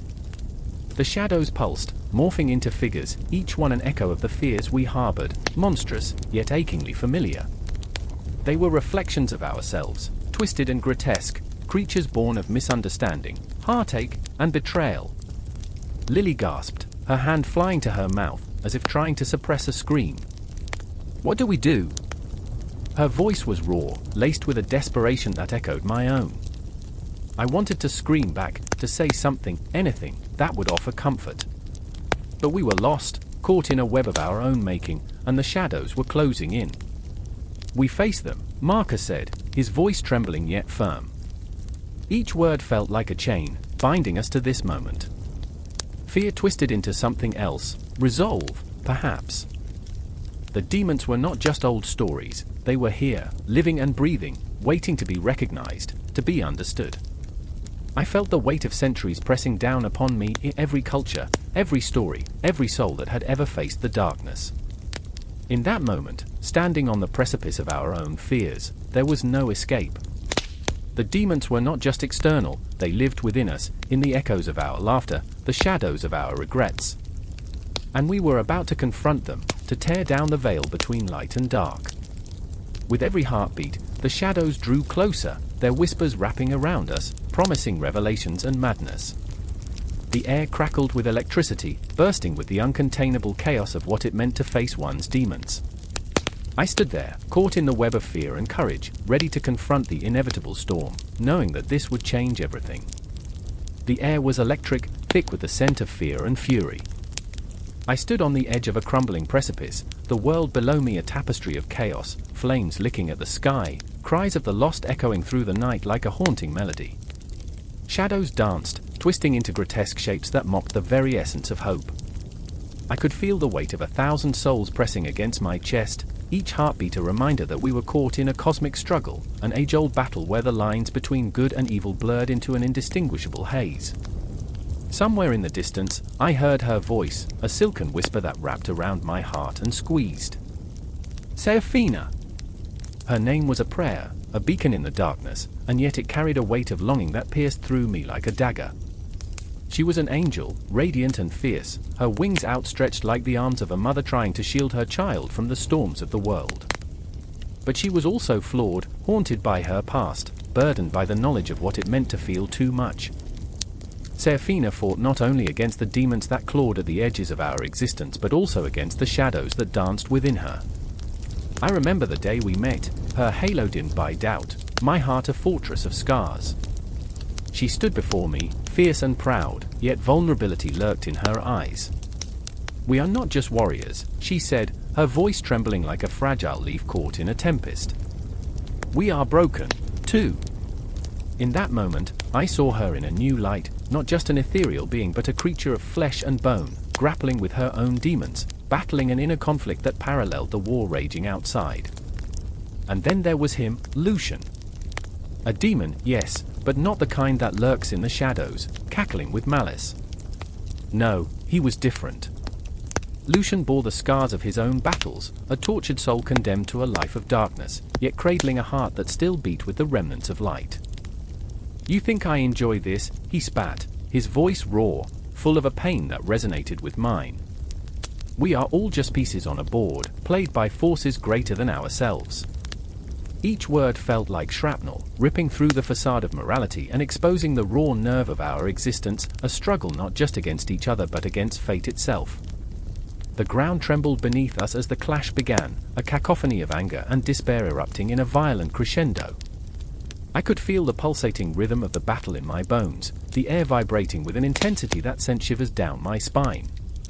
Seraphina soared above the fray, her wings slicing through darkness, a radiant comet in a night sky filled with despair. But even the brightest light casts the longest shadow. I watched her fight, a whirlwind of grace and fury, yet doubt snaked through my mind. Was she strong enough to bear the weight of her own light? And there was Lucian, caught in the storm of his own creation, a tempest of rage and sorrow. He fought not out of malice but desperation, a desperate attempt to reclaim a shred of his lost humanity. I could see it in the way he swung his blade, each strike laced with a longing for redemption. "You think this is a game?" he roared, voice cracking under the strain of emotion. "This is survival. This is the only way." The battlefield was a tapestry of madness. I felt the heat of the flames, the sting of ash in my lungs, but it was the pain in my heart that cut the deepest. I was trapped between two worlds, two souls, each grappling with their own desperate battles. I remember the moments, tiny fragments of time that stretched into eternity. The way Seraphina's eyes sparkled like stars even in despair, the flicker of hope in Lucian's twisted smile, the unbreakable bond forged in the crucible of chaos. But just as hope flickered like a candle in a storm, darkness surged forward. The ground erupted beneath us, a gaping maw ready to swallow us whole. I could feel the chaos rising, a palpable wave of despair washing over everything I held dear. I choked on the fear, felt it clawing at my throat, threatening to drag me under.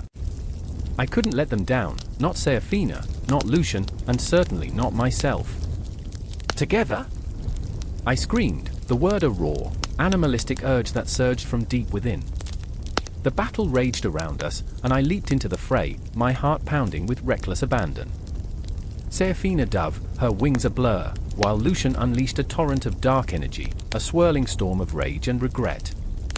It was chaos, beautiful and terrible, a symphony of destruction that resonated in the depths of my soul. But even amidst the madness, there lingered a question, a whisper in the shadows. What if we were fighting for a battle already lost? What if the cosmic struggle was just a cruel illusion, a game played by unseen hands? I felt the weight of uncertainty pressing down, each heartbeat a reminder that nothing was ever truly black or white, and the struggle, perhaps, was the only truth we could cling to. In that moment, as the realms of light and darkness collided around us, I realized that we were not just players in a cosmic game. We were the very essence of the struggle, broken and flawed, haunted yet hopeful. I could taste the sorrow on my lips, the fear in my bones, yet amidst it all, a fierce determination ignited within me. The battle was far from over. The shadows were poised to consume us, but the flicker of light refused to be extinguished. Together, we would fight, not just against demons or angels, but for the very essence of what it meant to exist. And as the chaos swirled like a tempest around us, I knew, with every fiber of my being, that this struggle was ours to endure, our hearts intertwined in the cosmic dance of fate. The wind howled like a banshee as the darkness descended, heavy and palpable. I stood at the edge of the crumbling precipice, the jagged rocks below seeming to beckon with promises of oblivion. My heart raced, each thump echoing in my ears as shadows danced beneath the waning light.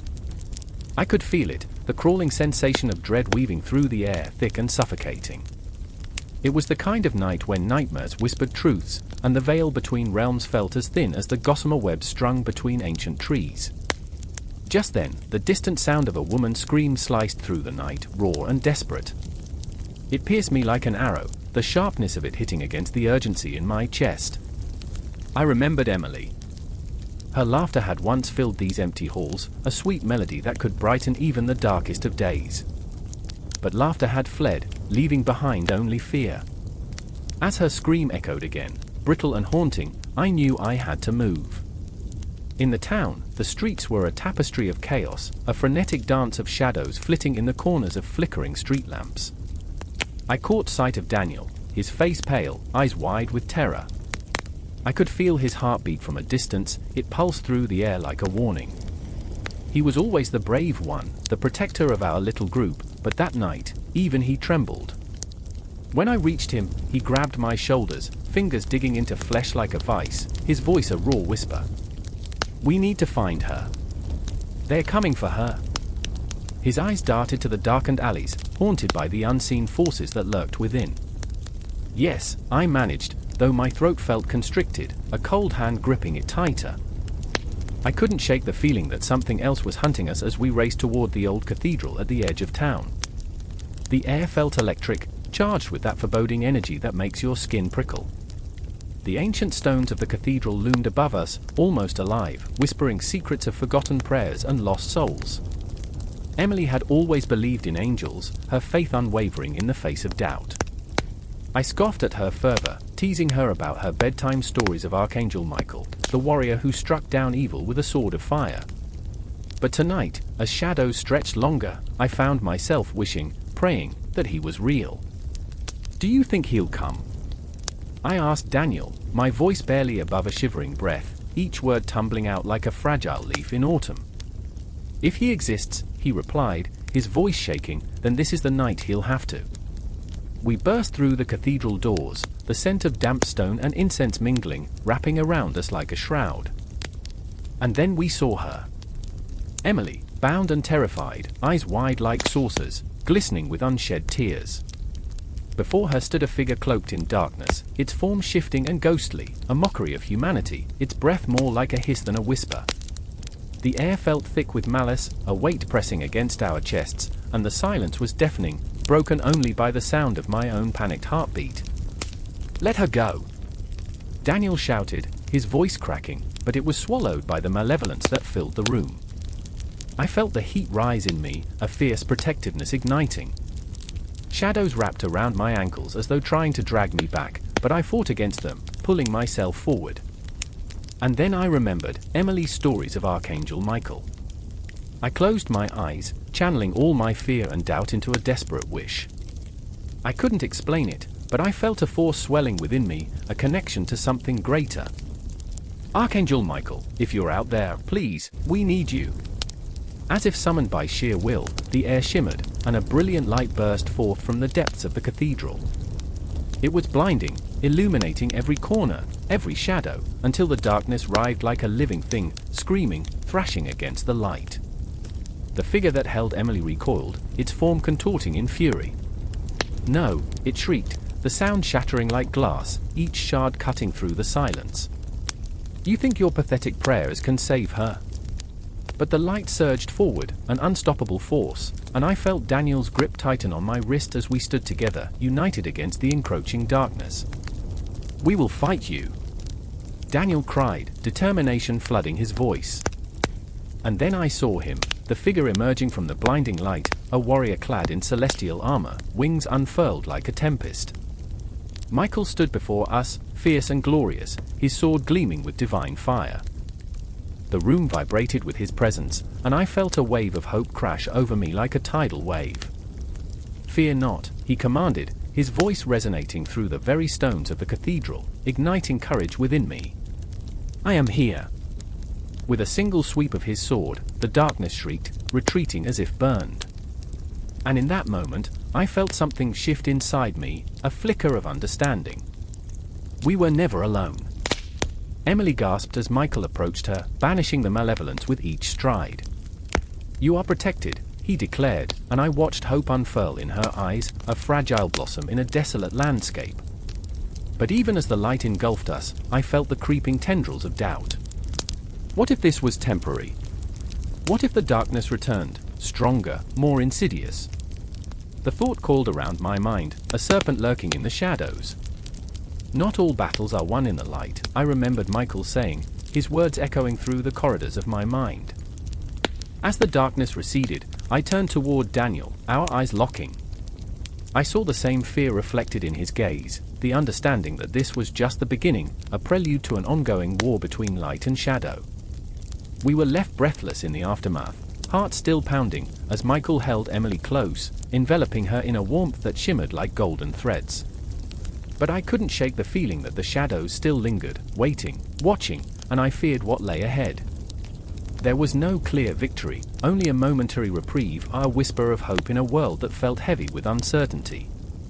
And as the cathedral doors creaked closed, sealing us inside the fragile cocoon of safety, I couldn't help but remember. I remembered the screams, the shadows, and the unwavering belief in something greater, a protector against the darkness. I remembered that we were not alone. The rain fell in sheets, blurring the flickering streetlights into ghostly halos that hovered above the cracked pavement. Sarah stood alone on the corner, heart hammering, as if it were a trapped bird desperate for freedom. Ahead, a shadow shifted, a dark figure slipping through the gloom, a predator unseen, lurking just beyond the edge of her vision. It was supposed to be an ordinary night. Just another late shift at the diner. But tonight held a different flavor, a metallic tang that clung to the air. I remember the first time I felt them, she whispered to herself, voice trembling, barely audible above the downpour. An inexplicable sensation pressed against her skin, a tingling awareness that made the hairs on her neck stand at attention. A guardian, or maybe just a trick of the mind. Memories swirled, fragmented like shards of glass.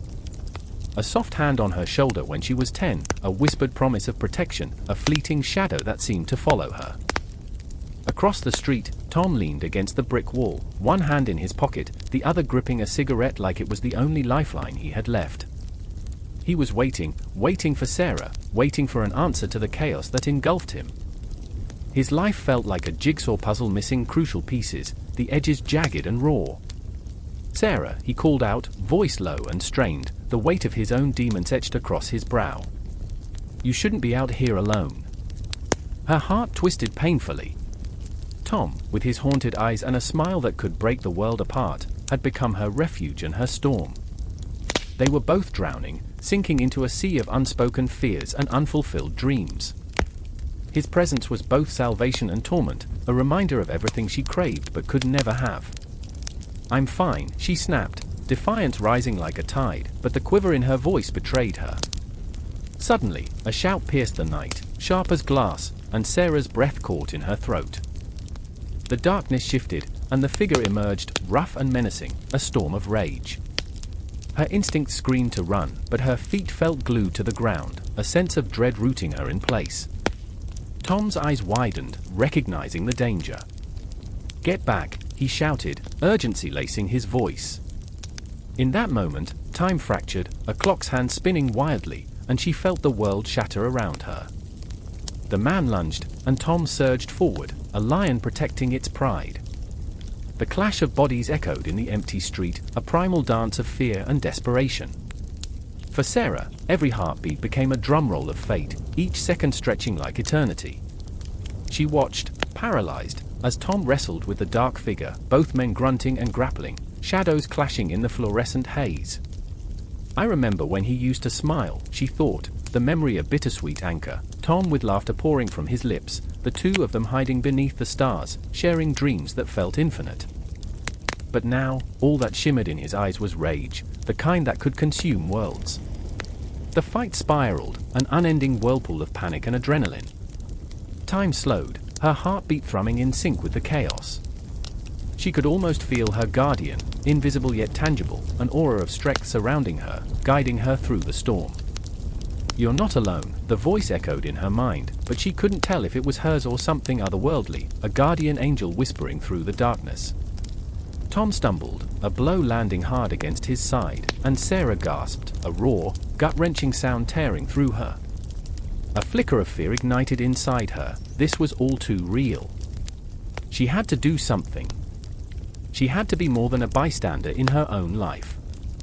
"Tom," she screamed, desperation pouring from her, each syllable soaked in fear and love. And just like that, the air shifted.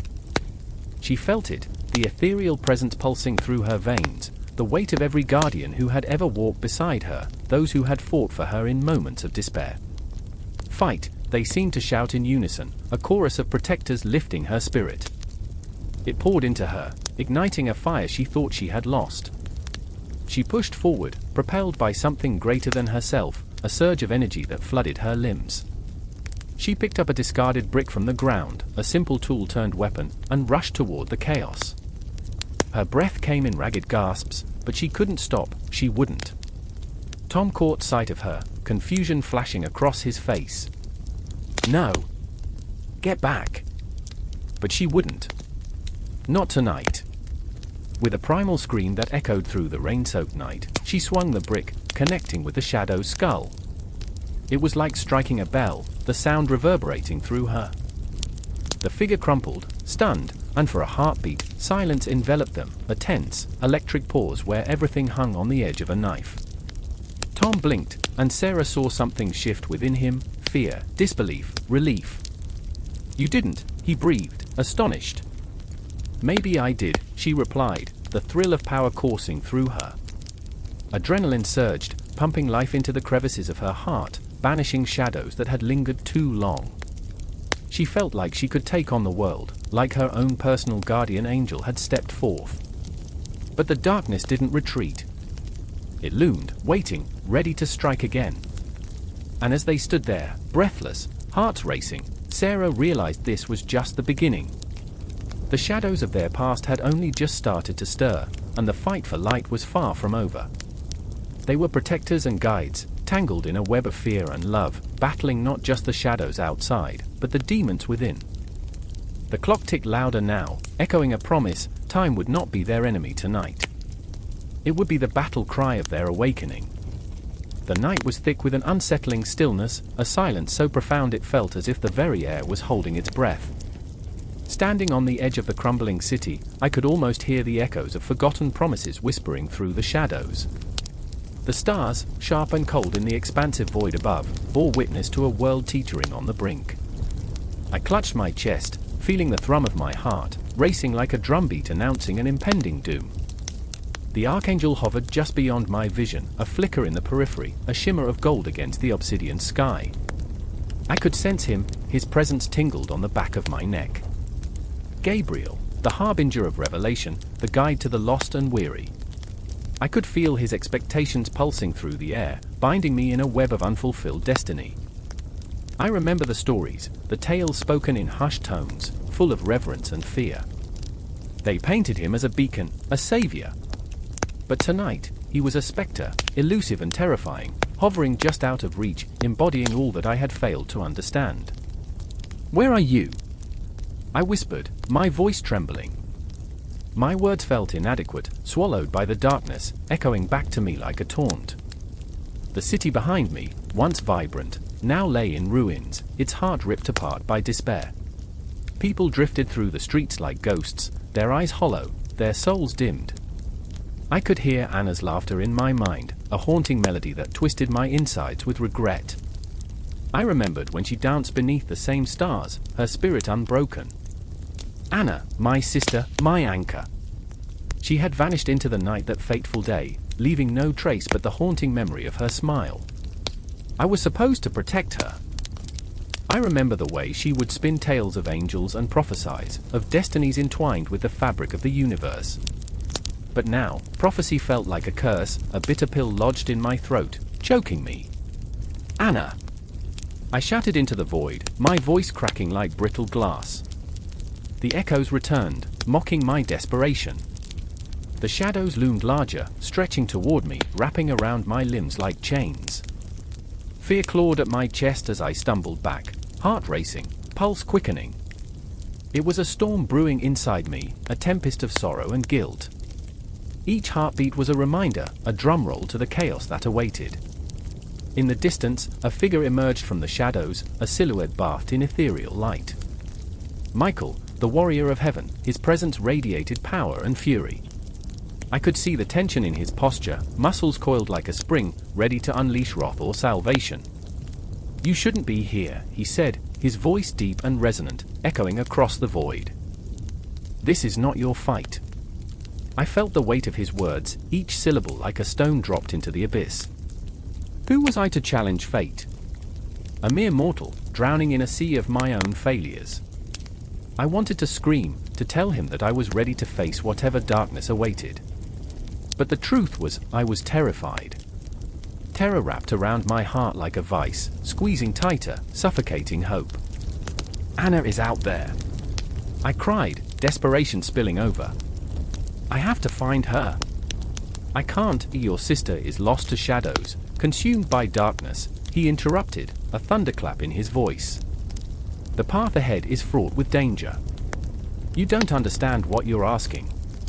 But I felt the pull of destiny, a magnetic force drawing me toward the unknown, a promise that whispered secrets in the dark. I remembered the stories Anna told me of archangels guiding lost souls, of prophecies unraveling in threads of light. What if there was a chance? A flicker of hope? I couldn't abandon her to the dark. "It's too late for me," I murmured, the words tasting bitter on my tongue. I was a flawed vessel, a drowning man grasping at straws. But I won't abandon her. Not now. Michael stepped closer, the weight of his gaze heavy upon me. "Then know this, the path you seek is riddled with trials. You will face your greatest fears, unearth buried truths. And the price," his voice trailed off, replaced by the chilling laughter of time itself, echoing through the night. "The price may be higher than you can bear."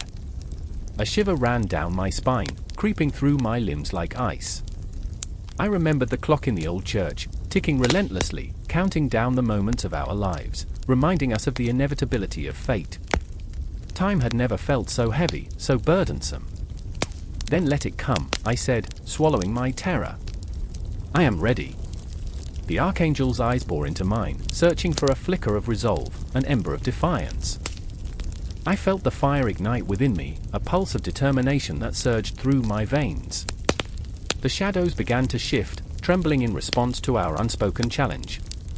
"Very well," Michael whispered, and for the first time, I sensed a glimmer of respect in his voice. "But tread carefully, for the path of prophecy leads not only to light but to darkness that eats away at the soul." As he finished speaking, the ground trembled beneath my feet, a warning, a promise. I felt the air thicken, heavy with anticipation, charged with an energy that crackled and sparked in the silence. The night unfurled around me like a dark flower, petals of shadow blooming in the moonlight. And then, with a blinding flash, Gabriel appeared, his wings arching like a barrier between light and dark. "It begins," he declared, his voice a clarion call, resonating through the very marrow of my bones. I could feel the clash of destiny swirling around me, forming a tempest that threatened to consume everything I knew. I was on the precipice, staring into the abyss, and the taste of fear was sweet on my tongue. "Hold tight to your heart," Michael warned, a fierce glimmer in his eyes. "For only through love can you navigate the dark." And as the night spread its wings, I felt time stretch and warp, each second a heartbeat in the grand tapestry of existence. It was my choice, my moment, and as the shadows danced around me, I stepped forward, ready to confront the haunting ghosts of my past. The stars flickered above, galaxies spinning wildly in the void, echoing the turmoil within. The world was about to change, but the question remained, would I find Anna before the darkness consumed us both? The moment hangs thick in the air, like the suffocating scent of burnt offerings, as whispers swirl around the darkened chapel. A flicker of flame casts trembling shadows on the cracked stone walls, illuminating the faces of those gathered, eyes wide, mouths taut with unspoken fear. At the center, a figure cloaked in darkness stands, trembling as if the very earth is shifting beneath her feet. Clara, a restless artist, feels the weight of centuries pressing down, as if the souls of the long dead are reaching for her, begging to be seen, to be painted anew. "I remember the first time I saw an angel," she whispers, her voice breaking the silence like glass shattering on a cold floor. "It was nothing like the paintings that hung in the galleries, no golden halos or soft, feathered wings. It was raw, a being of fire and fury, like a storm crashing through my heart." Her brush trembles in her hand, a maddening dance of anticipation against the canvas. Beside her, Thomas stands, a struggling poet with ink-stained fingers and a heart heavy with doubt. His gaze flits to the cracked stained glass overhead, where the figure of Gabriel descends, sword raised, demanding reverence. "What do we know of angels?" he murmurs, voice laced with skepticism. "Are they not mere reflections of our own desires?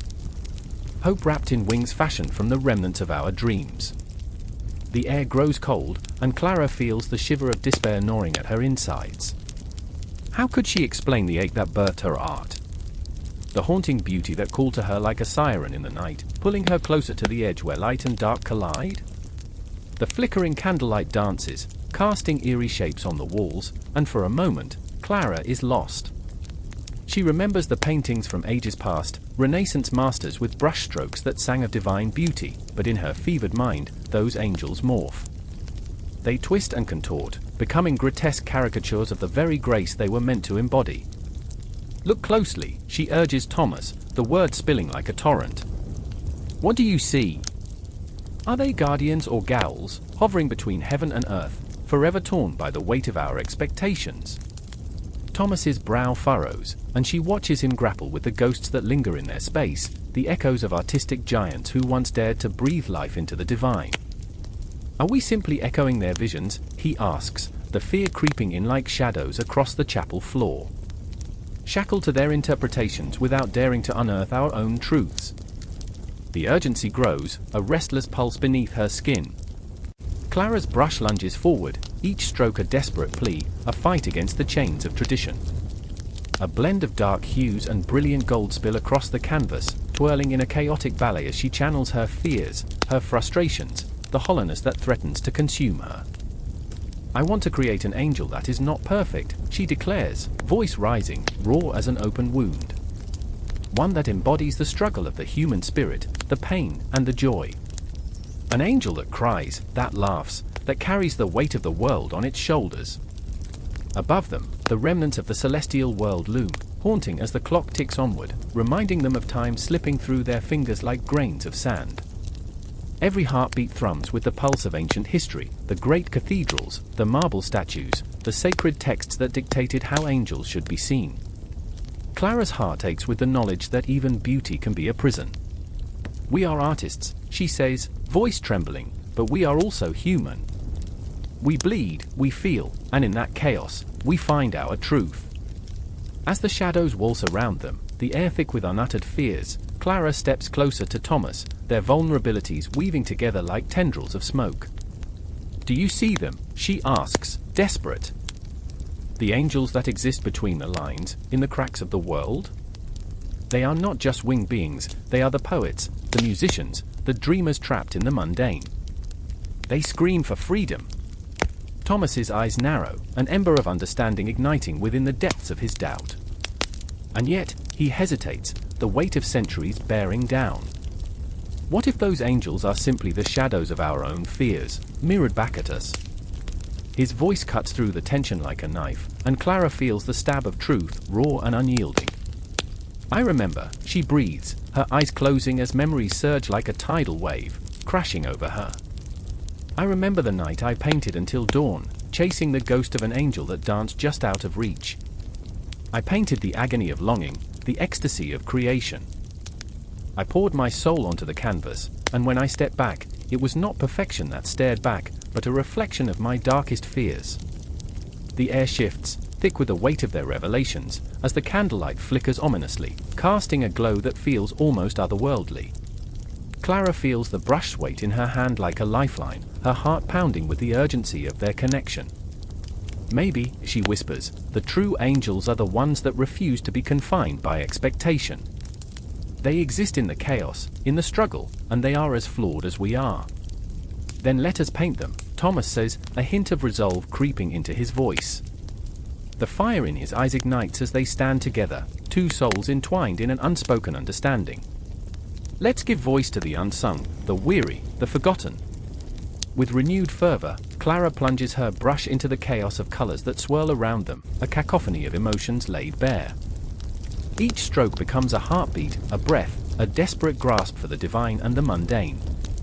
The walls tremble, the shadows quake, as the essence of angels unfurls, untamed and wild, a symphony of imperfection that vibrates through the chapel. "Art is not merely creation," she breathes, her voice a fragile thread. "Art is the very act of living, of feeling, of embracing our humanity, however messy it may be. And in that, we may find the true essence of what it means to be an angel." The last word hangs in the air, a promise and a challenge. The clock ticks on, relentless, as they create a world where angels soar not on wings of gold, but through the authenticity of their pain and joy. And in that moment, they realize that their struggle is not in vain, it is a testament to the power of creation, an echo that will resonate through the ages, whispering the truths that lie deep within the human heart. Time may be relentless, but the eternal dance of creation continues, their story entwining with the brushstrokes, the ink, and the whispers of angels, forever breathing life into the canvas of existence. The air was thick with silence, a silence pregnant with anticipation, broken only by the distant tolling of a bell. It cut through the fog like a knife, each chime reverberating in the chests of three souls tangled in their own despair. They stood in the crumbling ruins of a once great cathedral, its stained glass now merely shards of color scattered across the cold stone floor, each fragment a memory of divinity now lost to time. Above them, the grotesque angels, their wings stunted and broken, seemed to mock the very essence of hope. I remember the first time I felt them, the tangible weight of their presence. The way they twisted my insides, pulling me into a pit of dread. I was always drawn to angels, you see. Not the ethereal, golden-haired creatures of childhood tales, but the darker versions lurking in the corners of dusty libraries, waiting to be unearthed. They were beautiful and terrifying, like a lover who whispers sweet nothings while holding a dagger behind their back.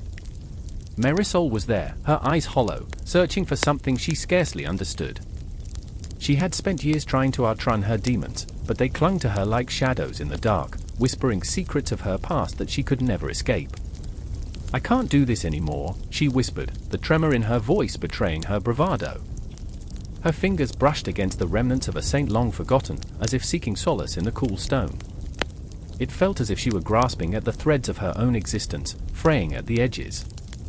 Across the room, Eli stood like a statue, arms crossed, his jaw clenched tight enough to shatter teeth. The anger radiated off him, a palpable force like the heat from a flame. He had lost everything, his family, his faith, his very self, and he was tired of hiding behind the excuse of survival. "You think this is it? You think we can just walk away?" His voice was a growl, raw and jagged. He didn't believe in angels anymore, if he ever had. To him, they were merely a cruel joke. They don't save us. We save ourselves. But how do you save yourself in a world where the line between good and evil blurs like the colors of a sunset? I felt the weight of their despair wrap around me, a choking embrace. I had my own demons, my own battles fought in the quiet corners of my mind. Every day felt like a resurrection and a crucifixion rolled into one, a never-ending cycle of hope and heartbreak. I couldn't help but wonder, were the angels watching? Did they bear witness to our suffering, or were they merely indifferent, floating somewhere high above the clouds, enjoying the view? A sudden gust of wind swept through the cathedral, sending a shiver down my spine. It carried the scent of rain and decay, mingling with the distinct aroma of damp stone and forgotten prayers. The shadows shifted, no longer mere specters but tangible beings that pressed against my skin, urging me to remember. I remember the murals painted by ancient hands, the way they depicted angels not as saviors but as agents of chaos, wielding swords dripping with blood. I remember the stories of fallen grace and betrayal, of celestial warriors cast down into darkness. "Look," Marisol said, her voice barely a whisper, as she pointed towards the cracked altar, a flicker of light catching her eye. A small candle flickered defiantly against the encroaching darkness, casting dancing shadows that seemed to come alive, echoing the turmoil inside them. Maybe there's still something left," she murmured, the hope in her voice fragile, like glass. Eli shook his head, his disbelief sharp as a knife's edge. "Hope doesn't change anything. It's just a cruel trick of the mind." But even as he said it, I could see the flicker of longing in his eyes, the desire to believe in something greater than the suffering they had endured. I felt the tension crackle in the air, a storm brewing on the horizon, threatening to unleash its fury. It was the moment before the clash, the breath before the plunge. "Then let's make our own angels," I said, finding the strength in my own voice. "Let's carve them from our pain and wear them like armor." I wanted to believe that we could take the shards of our brokenness and create something beautiful, that we could turn our suffering into strength.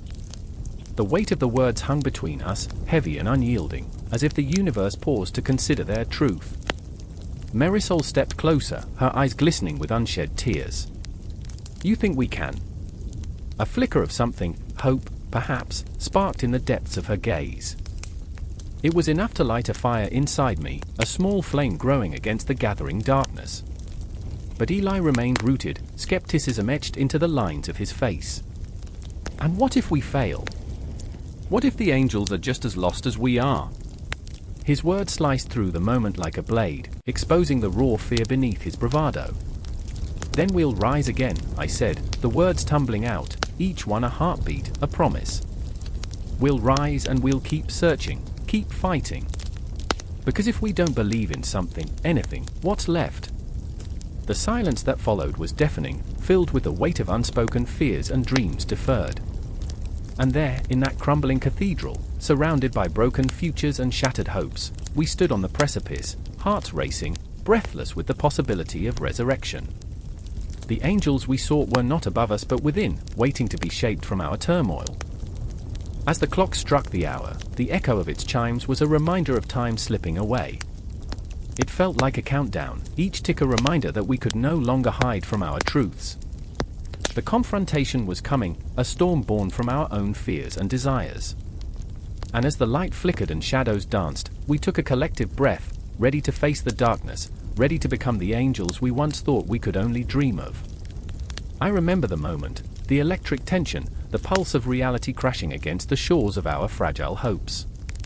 I remember the way the world shifted, as if the universe itself held its breath, waiting for us to leap into the unknown. In that moment of uncertainty, we were bound together by our shared struggles, our flawed humanity, and the haunting question, what does it mean to be an angel in a world so utterly devoid of light? Our story began as the bell tolled, a prophecy of what was to come, a whisper that would echo long after we took our first steps into the abyss.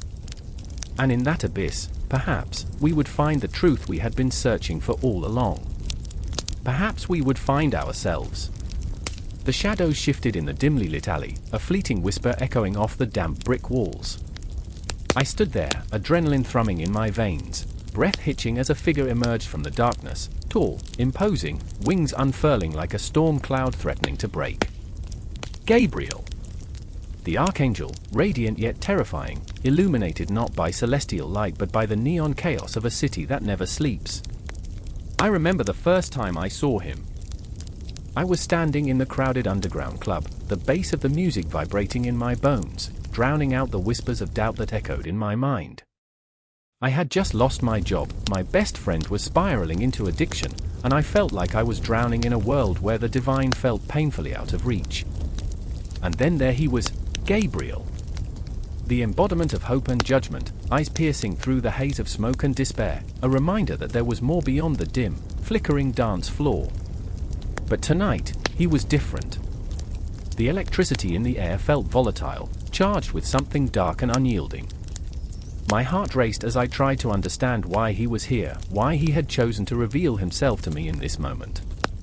"You've called for me," he said, voice like thunder, shaking the very foundation of my resolve. But I hadn't called for anything.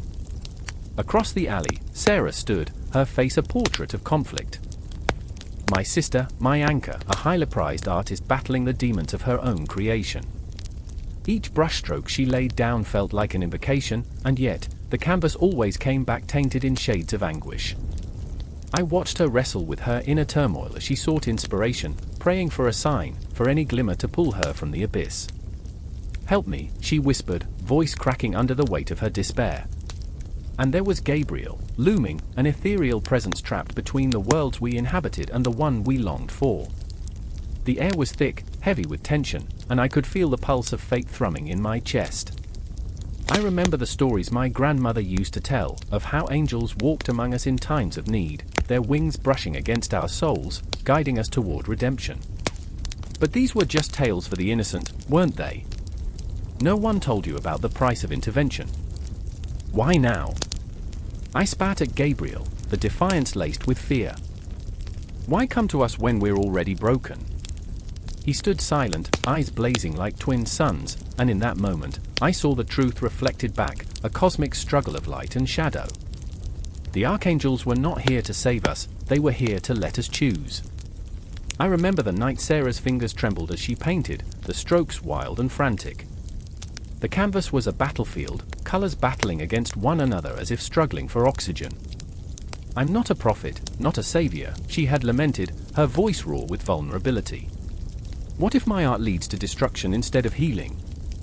Each word was a ripple in the fabric of her spirit, a reminder that creativity can be both a curse and a gift. The city around us throbbed with life, lights flickering like distant stars, mocking us for our impotence. I felt small, insignificant, as shadows swirled around us, clawing at the edges of our sanity.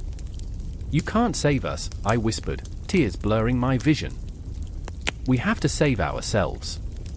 With a sudden, overwhelming force, Gabriel stepped closer. The intensity of his presence wrapped around us, and I caught the scent of ozone and despair. "You don't understand," he said, voice filled with an ancient sorrow. "You have the power to ignite the spark within yourselves. To create or to destroy." A scream rose in my throat, a primal cry against the inevitability of fate. I didn't want the responsibility of choice, I wanted to be carried away to safety. I could see the flicker of fear in Sarah's eyes, our shared history of survival pressing down on us like a weight that threatened to crush. "Sarah, listen," I said, desperation clawing at my insides. "You have to trust yourself. Don't let this world dictate your worth." And yet, doubt festered like an untreated wound between us. What if we failed? What if the shadows overtook us, leaving nothing but echoes of what could have been? As Gabriel hovered, a spectre of both promise and dread, I felt the walls closing in, the city pulsing with a dark rhythm. The clock tower in the distance told midnight, each chime resonating like the heartbeat of the universe, calling us to confront our truths. The air crackled with possibilities, laughter, and screams intertwining, the dichotomy of life blurring before our eyes. I remembered a time when we used to climb to the rooftop, the stars spilling secrets across the night sky. "We can be more than we are," Sarah would say, her voice a soft melody in the wind. "We just have to believe." But belief felt tenuous now, like a candle flickering in a storm. And suddenly, it all crashed down. A wave of memories crashed over me, a maelstrom of dreams and regrets. Each heartbeat was a reminder of what we were fighting against: abandonment, fear, the scars of the past.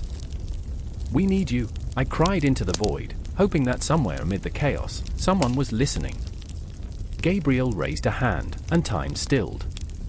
In that moment, we were suspended between despair and hope, the shadows weaving around us like ghosts. "You are not alone," he said, and I felt it, an echo of wings wrapping around us, promising strength, yet leaving the burden of choice heavy on our hearts. Through the thrumming silence, I caught a glimpse of Sarah's face, a flicker of determination igniting within her. The Archangel's presence was not merely a warning, it was a call to arms, a reminder that we wielded the brush, the pen, the power of creation.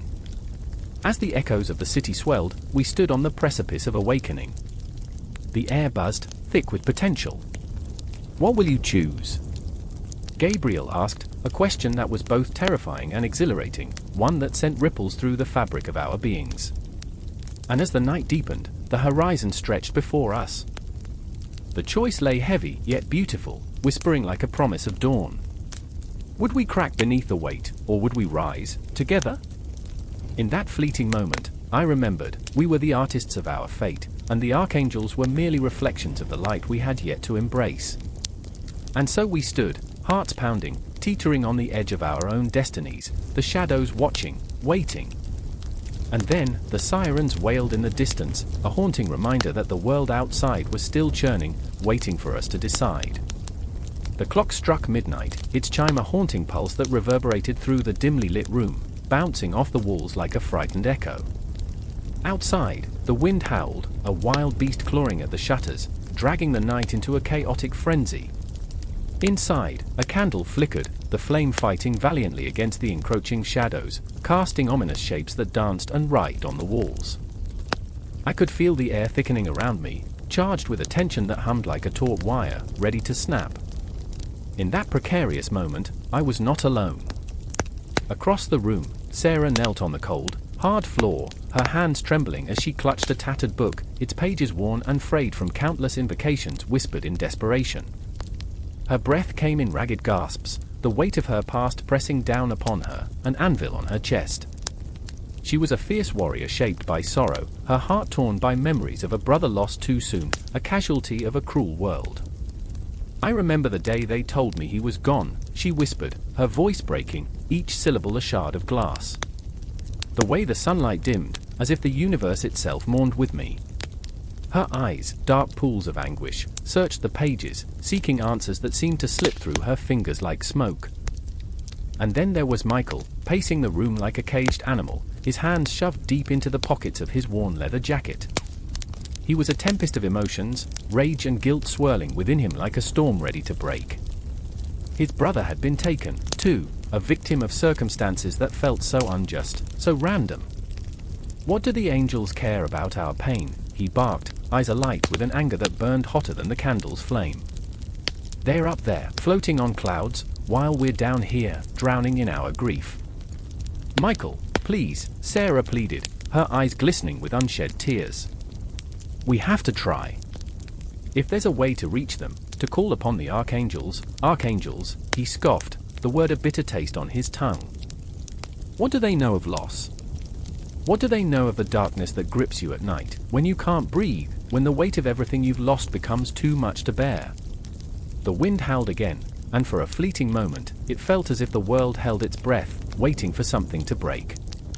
The room seemed to pulse with energy, the air thickening with each word, as if the very fabric of reality was bending to their supplications. I could sense the shadows closing in, hungry, eager to absorb their cries. They spoke of rituals, ceremonies passed down in hushed whispers, inked in the margins of ancient texts. The thought of invoking archangels felt both ludicrous and intoxicating, a desperate gamble with the cosmos that sent chills racing down my spine. "Do you believe it?" Sarah asked suddenly, her gaze piercing through the dark, searching for a flicker of hope. "Do you believe we can reach them?"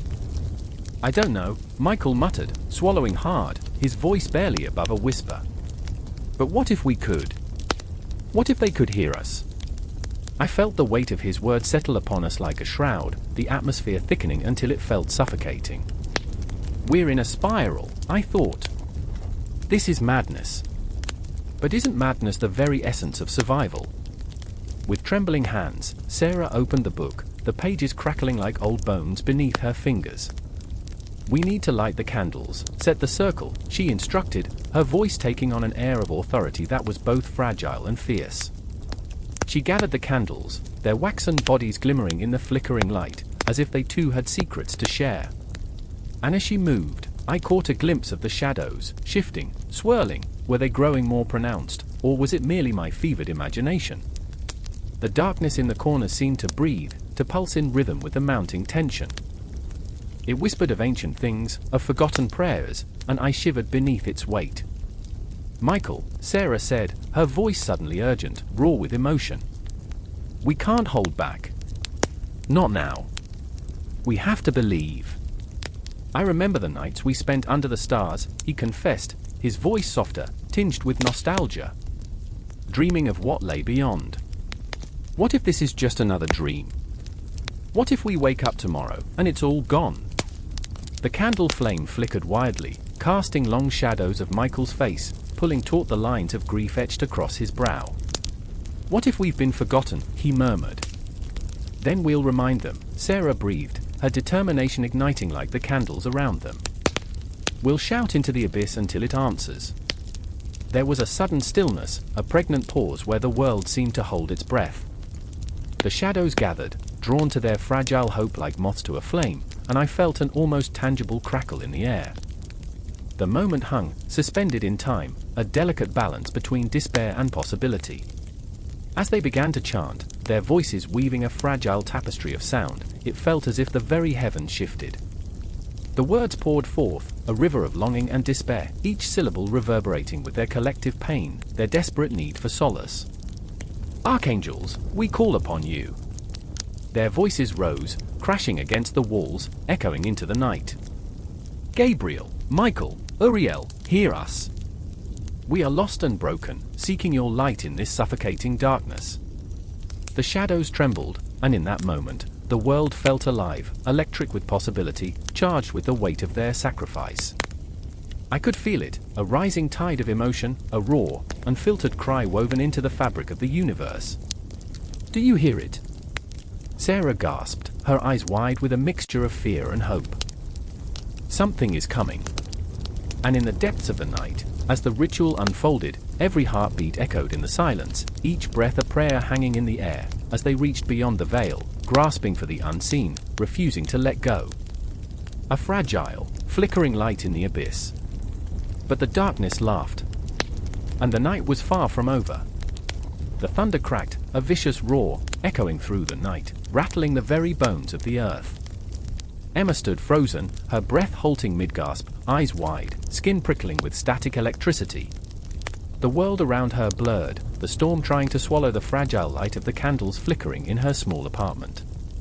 Shadows danced crazily on the walls, twisted figures whispering secrets that felt both ancient and eerily personal. She could almost feel them, the archangels, hovering just beyond the veil, waiting. "I can't do this," she murmured, her voice barely a whisper, barely audible over the chaos. A chill wrapped around her heart, squeezing tight, every beat a reminder of the gaping void left by her mother's sudden departure. The jagged edges of grief cut deep, carving out spaces she didn't know existed, forcing her to confront the demons that had curled up in the corners of her mind. When she was young, her mother had told tales of Gabriel and Michael, shimmering beings of light who could slice through darkness like a hot knife through butter. But now? Now they felt like a cruel joke, figments of an imagination that had long since turned to ash.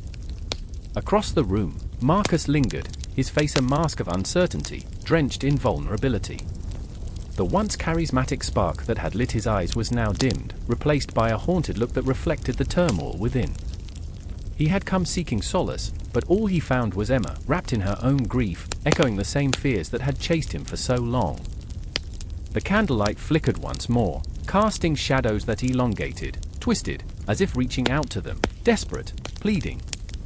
"Emma, we have to face this. You know they're here. You can feel it," he implored, his voice thick with desperation.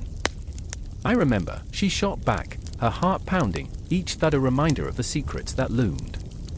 "I remember the stories, the warnings, but what if they are not here to help? What if they're here to take?" The words spilled from her lips like a torrent, raw and ragged, slicing through the air heavy with unshed tears. She felt her pulse quicken, a wild dance of adrenaline and fear, the room shrinking around them as if the walls were closing in. Marcus took a step closer, the tension between them thick enough to cut with a knife. "What if they are the only ones who can help us?" There was a flicker of hope in his eyes, but it was buried deep beneath layers of doubt, afraid of the unknown, afraid of the power they invoked. He was trying to reach her, a lifeline tossed into turbulent waters, but she could feel the current dragging her down, far deeper than she had ever imagined. A sudden crash echoed from outside, shattering the fragile silence. Emma flinched, a shudder racing down her spine, as the rain poured down in sheets, each drop a reminder of the chaos that lurked just beyond her control. The storm raged on, and with it came memories clashing together like thunder. She was a child again, standing in the kitchen, her mother's laughter mingling with the scent of spices, the warmth of home wrapping around her like a beloved blanket. But now? Now that warmth was a distant memory, replaced by an icy grip that threatened to consume her whole. "Do you remember when your mother taught us how to summon them?" he asked, his tone softening, pulling her back into that moment. "We were so naive, so eager. We thought they would just show up. I remember looking for signs in the clouds, tracing shapes of wings against the sky. I remember," she breathed, her voice trailing off as the memories collided with her reality, the heaviness of loss mixing with the intoxicating allure of the unknown. "But what if they didn't come for us?" His face clouded, shadows crossing his features. "What if they came for someone else? What if they came for me?" The last words hung heavy in the air, a confession, a fear, a plea. The tremor in his voice matched the tumult in her heart, the cracks of uncertainty splintering the fragile safety net they were both clinging to. The candles fluttered, the shadows twisting in a frenzy as the storm outside crescendoed, a symphony of chaos. Emma felt it, an electric pulse running through the air, a shimmer of energy that danced just out of reach. "They're here," she breathed, the words slipping from her lips like a prayer, a curse, a warning. In that moment, Emma and Marcus stood at the precipice of something unimaginable, a collision of despair and hope, terror and belief. The Archangels were ancient, mythical, powerful beings, waiting in the shadows, their intentions shrouded in mystery. What did they want from these broken souls, from the pieces of dreams left shattered on the floor? "Do you believe?" he asked, his voice barely more than a whisper, as if sharing the secret could summon the very forces they feared. "I don't know," she whispered back, the honesty piercing through her doubt, cutting deeper than any blade. In the heart of the storm, with thunder roaring in the distance, the truth settled heavily upon her, whether she believed or not, something was shifting. The air crackled with the tension of unresolved longing, the cosmos trembling on the brink of revelation. And then, silence. An eerie quiet fell, wrapping around them like a shroud. The storm paused, as if holding its breath, and in that stillness, Emma felt a presence, a soft, electric energy wrapping around her, filling the void of her sorrow with something nearly tangible. It was a promise, a whisper of hope, echoing through the darkness that clung to her like shadows. "We're not alone," Marcus said, his voice trembling, a mixture of fear and awe, and she felt the truth of it reverberate in her bones. The Archangels loomed, unseen but felt, shadows of something greater, something that transcended the veil of their existence. And in that moment, in the eye of the storm, they both stood at a crossroads, hearts racing, souls bare, teetering on the edge of the unknown. All around them, the world faded, and the only thing that remained was the pulsing, electric connection, an aching reminder that even in their darkest hour, they were alive, fragile, imperfect, and utterly human. But the confrontation had only just begun, and the answers they sought were shrouded in the very shadows they feared. The storm may have paused, but the cosmic dance of fate had only just started to unfold, a spiral of chaos and clarity waiting to consume them both. A sudden crack of thunder split the night, echoing like a gunshot through the air, and in that moment, I felt the universe hold its breath. I stood there, drenched in rain, heart pounding in my chest, the world around me a blur of shadows and flickering streetlights. It was as if the cosmos had conspired to strip away every layer of civility, leaving only raw, trembling vulnerability. I was not alone. There, beside me, stood Evelyn, a fierce spirit cloaked in uncertainty, her eyes burning with unspoken fears. And Daniel, haunted and restless, as if his very existence were a thread ready to snap.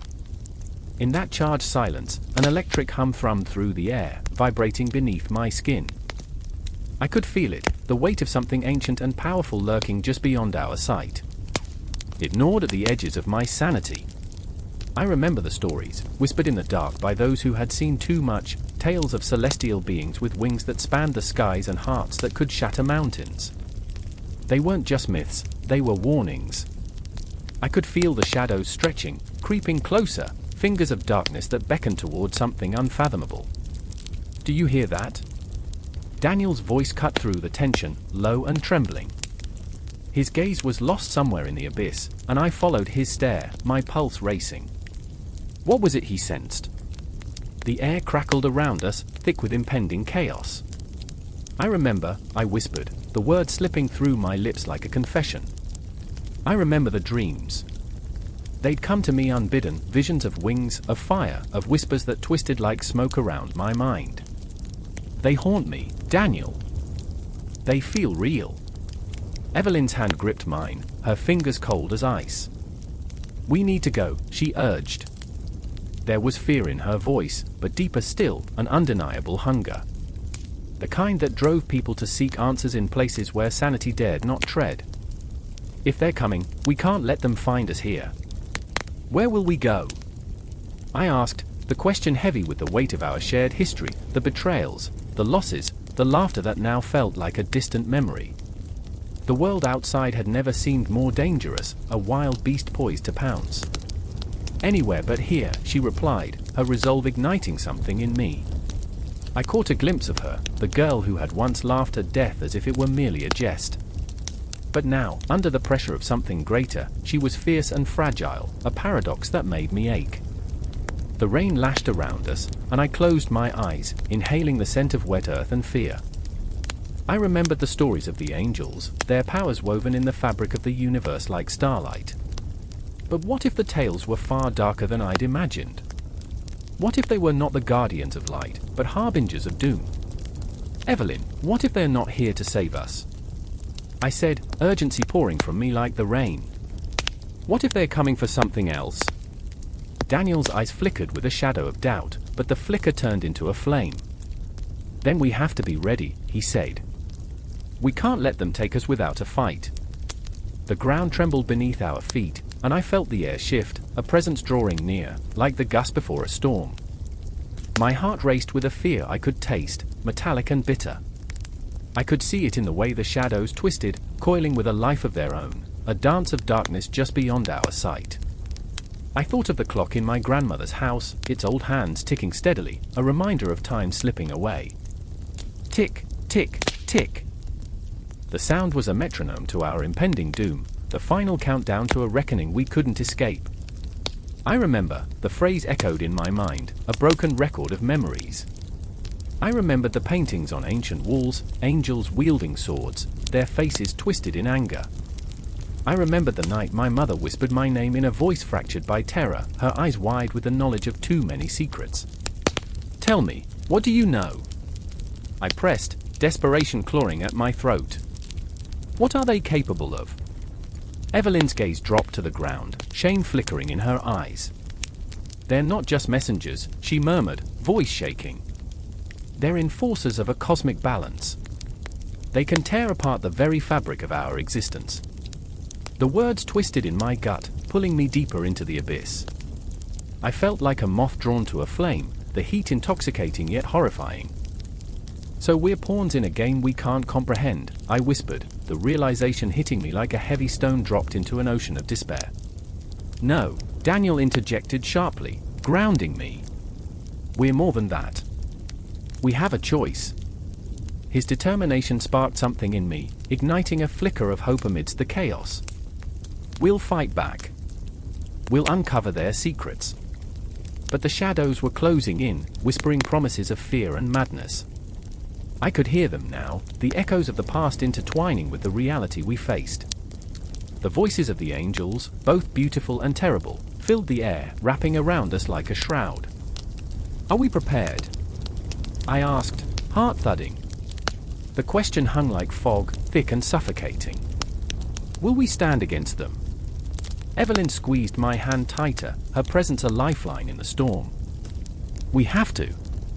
The conviction in her voice pierced through the darkness, a beacon that momentarily illuminated the path ahead. But as the thunder rumbled once more, a chilling thought washed over me. What if we were simply puppets, dancing on strings pulled by celestial hands? What if the battle we were about to embark on was already lost before it began? And in that moment, as the shadows stretched and twisted around us, I felt the weight of destiny settle upon my shoulders, an unbearable burden, and I knew this was just the beginning. I remember the shadows, the whispers growing louder, the night swallowing us whole. And I remember feeling alive in a way I had never known before, teetering on the edge of fear and exhilaration, a dance with the cosmos, where every heartbeat echoed the call of the unknown. The rain fell harder, each drop a reminder of the forces at play, and as we took our first steps into the abyss, the world we knew faded away, leaving behind only the promise of confrontation and the haunting melody of angels lurking just out of reach. A deafening silence hung in the air, thick and palpable, as if the universe itself held its breath. I stood at the edge of the dimly lit room, shadows dancing like specters against the cracked walls, the air heavy with incense and desperation. The flickering candlelight cast long fingers of hope, but the anxiety twisted in my gut like a coiled serpent. I could feel it, the weight of unspoken fears, the suffocating grip of loss. Emma lay on the cold, sterile table, her body fragile and unmoving. The rise and fall of her chest was a distant memory, a cruel echo of the vibrant spirit she once was. My heart raced, pounding like a war drum, desperate for a miracle. I remember the way she laughed, a sound that shattered the mundane and painted life in bold strokes of color. Now, all that remained was the haunting silence, a cruel reminder of what was at stake. "Please," I whispered to the emptiness, my voice cracking, "you can't leave me." The words felt futile, lost in the chasm of despair that threatened to swallow us whole. I turned to Adrian, his face a mask of anguish, the edges of his lips trembling like a fragile leaf in the wind. He was a man torn apart, each breath a reminder of the burden he carried. A healer, yet feeling utterly powerless. "I can't do this," he murmured, his hands trembling as they hovered over Emma. I saw the pain in his eyes, flashes of guilt swirling with an overwhelming need to save her, to mend what was broken. The night was thick with the scent of desperation, and I could sense the presence of something beyond us, an otherworldly force lurking in the shadows, as if waiting for the moment to intervene or to turn its back completely. "Then call them," I urged, my voice rising in intensity, desperation clawing at my throat. "The Archangels. They have to be here. They can heal her." I could feel Adrian's hesitation, the doubt that seeped into his bones like a chill. The Archangels, the ancient guardians shrouded in myth, the celestial warriors of light. I had always believed in their presence, an unwavering faith anchored in the darkest corners of my heart. They were the ones who could summon healing, who could pierce through the veil separating life and death. But could they hear us? Could they feel our pain? Adrian's eyes darted to the tattered book on the shelf, its spine cracked and worn, ancient symbols etched into the cover like whispers from the past. He grabbed it with shaking hands, flipping through the pages, each crackling sound echoing in the eerie stillness. I remember the prayers," he stammered, his voice barely above a whisper, as if summoning them would unleash an untold power. "But what if it wasn't enough? What if the Archangels were mere shadows of forgotten legends, their presence lost in the chaos of modern life? Doubt clawed at my insides, festering like an open wound. I squeezed my eyes shut, willing myself to believe, to grasp at the fraying threads of hope. Adrian, please, we have to try. The room shifted, the atmosphere thickened with tension. I opened my eyes to see Adrian, his resolve hardening like steel, calling upon the Archangels with a voice that trembled yet soared. Michael, Gabriel, Raphael, he cried, each name a prayer, each syllable a pulse reverberating through the air. I felt the shadows quiver, the flickering candlelight flickering erratically as if responding to the invocation. And then, silence. An aching pause that felt like an eternity, the world holding its breath, waiting.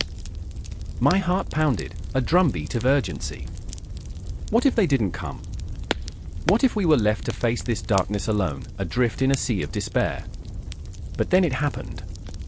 The air shifted, charged with a palpable energy that crackled and hummed. A blinding light pierced through the gloom, illuminating the room, flooding it with warmth. I gasped, tears stinging my eyes. The Archangels had arrived, their presence an overwhelming force of love and compassion. In that moment, time seemed to bend. I could feel their ethereal gaze upon us, a gaze that saw through the layers of pain, that understood every heartache, every shattered dream. It was as if they pulled the veil aside, revealing the cosmic tapestry of existence, reminding us that we were not alone. Please, heal her, I pleaded, desperation spilling from my lips like a dam bursting. She deserves to live. The Archangels moved gracefully, a symphony of light and shadow, their wings unfurling like whispers of hope. I watched in awe as they enveloped Emma in a cocoon of luminescence, the warmth bathing her in vibrant colors, weaving through her very essence. Yet, in the depths of my heart, doubt lingered like a ghost. What if this was merely a fleeting illusion, a moment suspended in time? I clung to the flicker of hope, my soul crying out for a miracle. Adrian's voice broke through the haze, raw and full of emotion. You're not alone, Emma. Fight! We are here. His words wrapped around her like an embrace, merging with the light that surrounded her. I could see it, the flicker of life pulsing beneath her skin, a heartbeat echoing through the silence. As the Archangels worked their magic, I felt the weight of the world lift, yet the fear remained, clawing at my mind. Would this be enough? Would love triumph over despair, or would we be left with nothing but memories, shadows of what once was? A heartbeat, a breath, a flicker of consciousness. The air crackled with tension, and as the light began to dim, I braced myself for the reality that awaited us. The Archangels lingered like phantoms, their energy palpable, promising a possibility, a chance to heal. And in that moment, I realized healing was not just about the body, it was about the soul. And so we stood, caught in the liminal space between hope and despair, surrounded by angels who embodied the very essence of love. The battle was far from over, but as I looked into Adrian's eyes, I saw the glimmer of belief, a flicker of resilience igniting within us both. In that stillness, the world expanded, the cosmos whispering its secrets. The Archangels had come, but the journey of healing was just beginning. Time and space blurred, and we stood on the precipice of something profound, an uncertainty filled with the promise of transformation. Emma's fate intertwined with our own, and as we faced the shadows together, I felt a new strength rising within me, the power of love, unwavering and fierce. Underneath the pale glow of a flickering street lamp, the shadows danced like restless spirits, twisting and writhing in a silent frenzy. I stood there, heart racing, breath hitching in my throat, as the night air thickened with an unseen tension. The world felt jagged, every sound amplified, a dog barking somewhere, the rustle of leaves, an echo of distant laughter that turned sinister in the stillness. There, at the edge of my vision, a figure shifted. It was Emma, my sister, her silhouette a mere ghost of the girl I once knew, haunted by something dark that lurked just beneath her skin. Emma! I called, the terror clawing at my insides. The name felt like a lifeline thrown into a stormy sea. She turned, and her eyes, those once bright pools of warmth, now gleamed with an unsettling emptiness. In that instant, I remembered her laughter, the way it would light up rooms, chase away shadows. But this was different. This was a void, a chilling abyss that seemed to swallow the very essence of who she was. "Help me," she whispered, but the voice was wrong, jagged, and splintered, as if something else was trying to crawl out through her lips. I took a step closer, the ground beneath my feet feeling as if it might give way. "It's not me," she choked out, her hands clawing at her throat as if trying to rip away an invisible shroud. "It's inside. It won't let me out." The moon hung high, a watchful eye, and I felt a tremor of dread pulse through the air, a certainty that this was no mere illness, no fleeting madness that could be explained away. No, this was something ancient, a primal force that toyed with souls, twisting them into grotesque parodies of who they once were. I felt sick, the weight of reality pressing against my chest like a vice.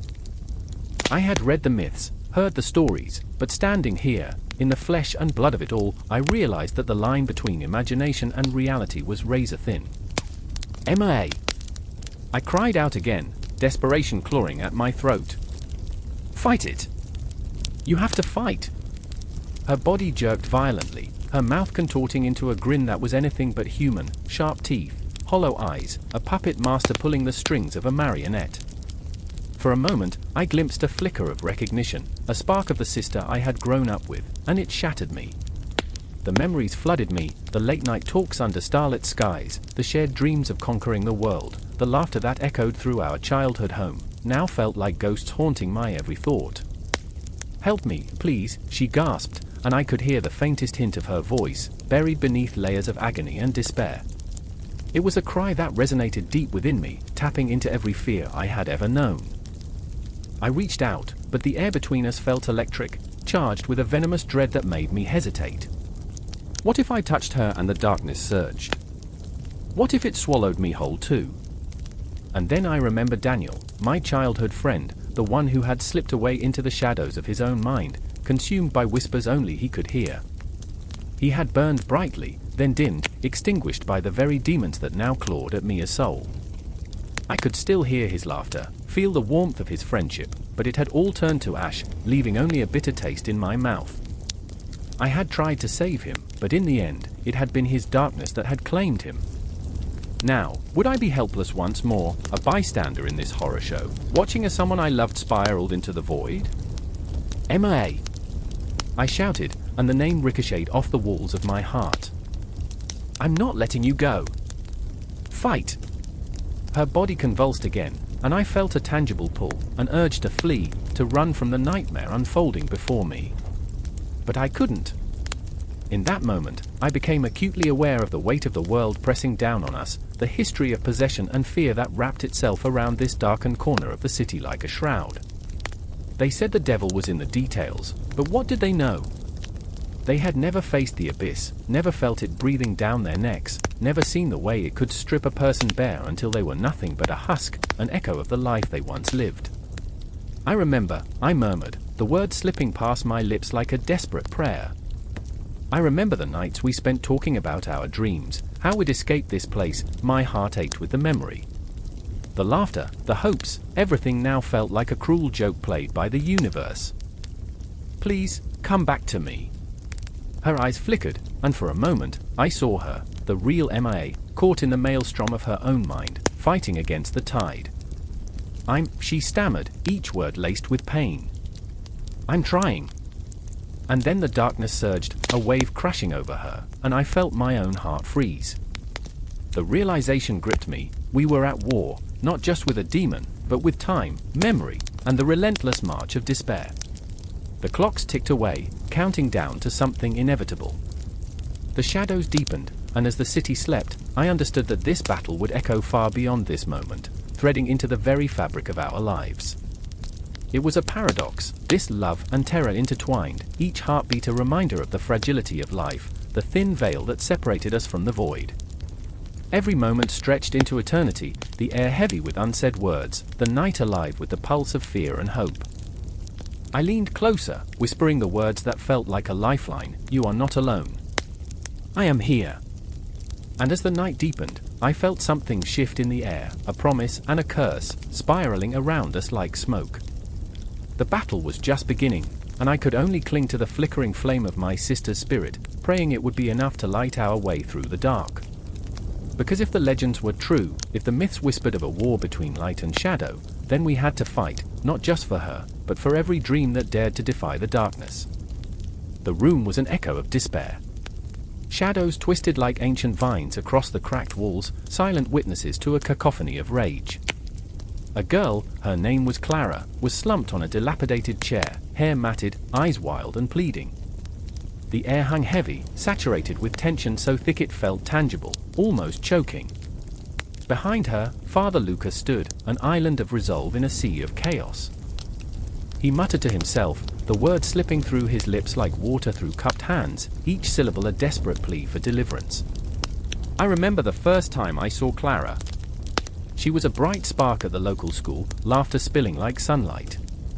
But that was before her laughter turned to shrieks that danced with the darkness inside her. Before the shadows reached out, wrapping a vice-like grip around her, pulling her further from us, from herself. Clara, I whispered, my voice barely breaking through the thick atmosphere. Can you hear me? My heart raced as her gaze flickered, a flame of recognition amidst the storm. For a moment, the fierce flicker of her spirit shone through the haze, only to be extinguished by the malevolent force wrestling for control. Help me, she gasped, choking on the words as if they were poison.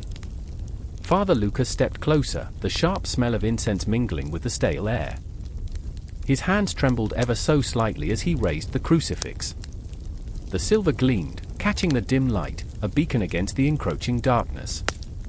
In the name of the Father, the Son, and the Holy Spirit, his voice grew stronger, echoing against the walls, rebounding in the hollow space like the tolling of a distant bell. But even as he spoke, a low growl resonated from Clara. It was unlike anything I had ever heard, a guttural, primal sound that slithered through my bones and settled like ice in my veins. It twisted around us, whispering secrets of despair and hopelessness, each syllable seeping into the very fabric of our reality. I remember the first time I felt fear, the kind that gnaws at your insides, that grips your throat and squeezes until you can't breathe. It was the moment I realized that Clara wasn't alone, a legion lay within her, twisted and dark, echoing the pain of those who had come before. Clara, fight it! I shouted, the words bursting from my lips like a firework igniting the night. You're stronger than this. But my words were met with silence. The air stilled, and I felt the weight of 1,000 memories pressing down, remnants of laughter, of promises, of a bright future that seemed to slip away, thread by thread. Father Lucas's voice trembled around us, growing more fervent. In the name of Saint Michael, I command you, Michael, Clara screeched, her voice distorted, unrecognizable.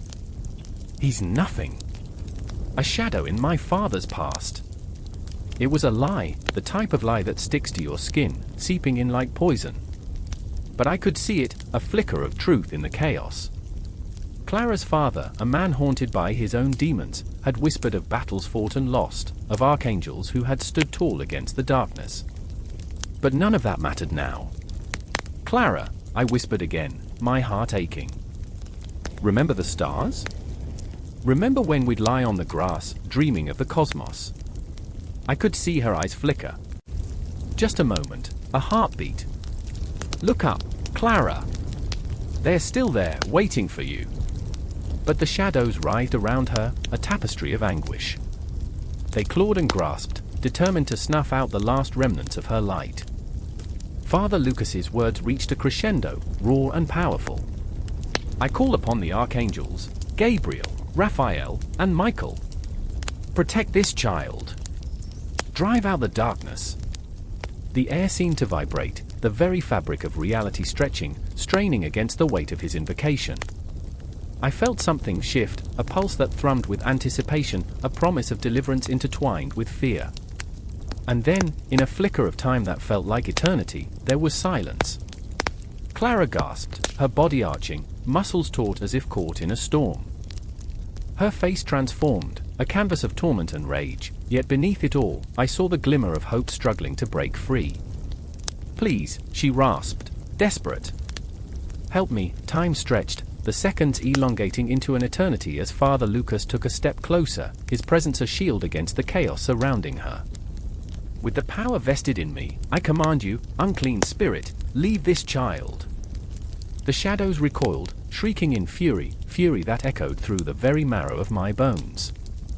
It was a collision of forces, light against dark, hope against despair, and in that moment, I felt an ancient truth resonate within me: we fight not just for the living, but for every flickering spark of life that stands against the vastness of the void.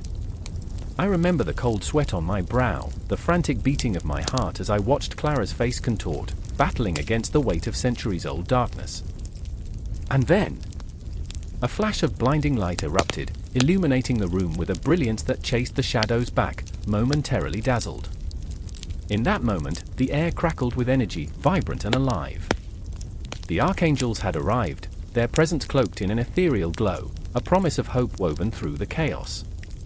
As the darkness writhed and screamed, Father Lucas positioned himself between Clara and the void, his voice resonating with the authority of centuries. "By the power of the Almighty, I cast you out. You have no dominion here." The shadows howled, a banshee's wail that sent shivers down my spine.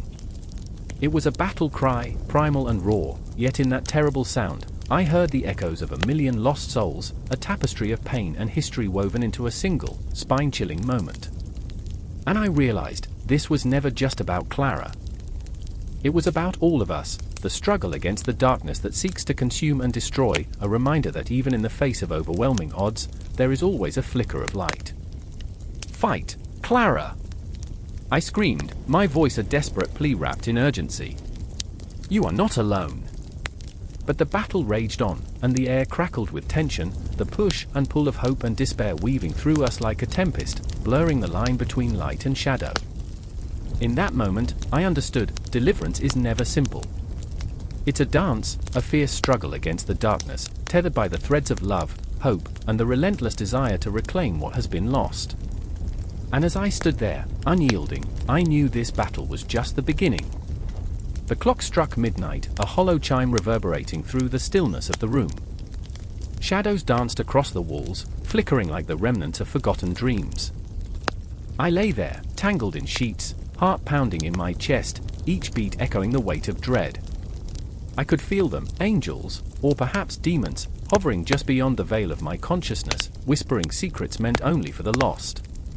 Beside me, Sarah was lost in her own nightmare.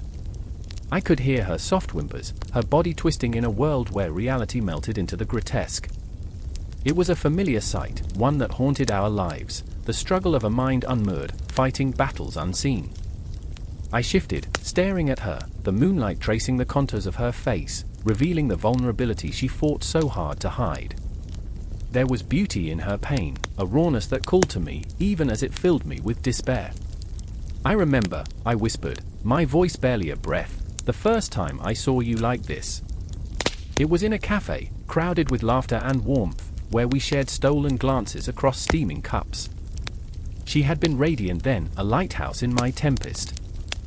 But that night, shadows lurked behind her eyes, a reminder that sometimes the brightest lights flicker the hardest before going out.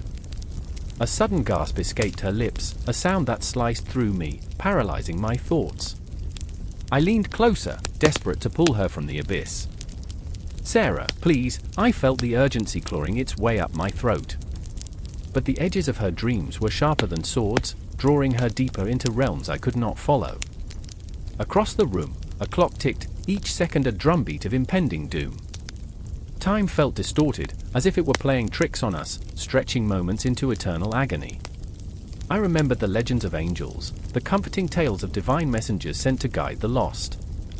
But tonight, in the thick air filled with unspoken fears, those very angels felt like specters lurking in the shadows, waiting for the right moment to descend. "Help me," Sarah's voice broke through my reverie, a plea woven with desperation.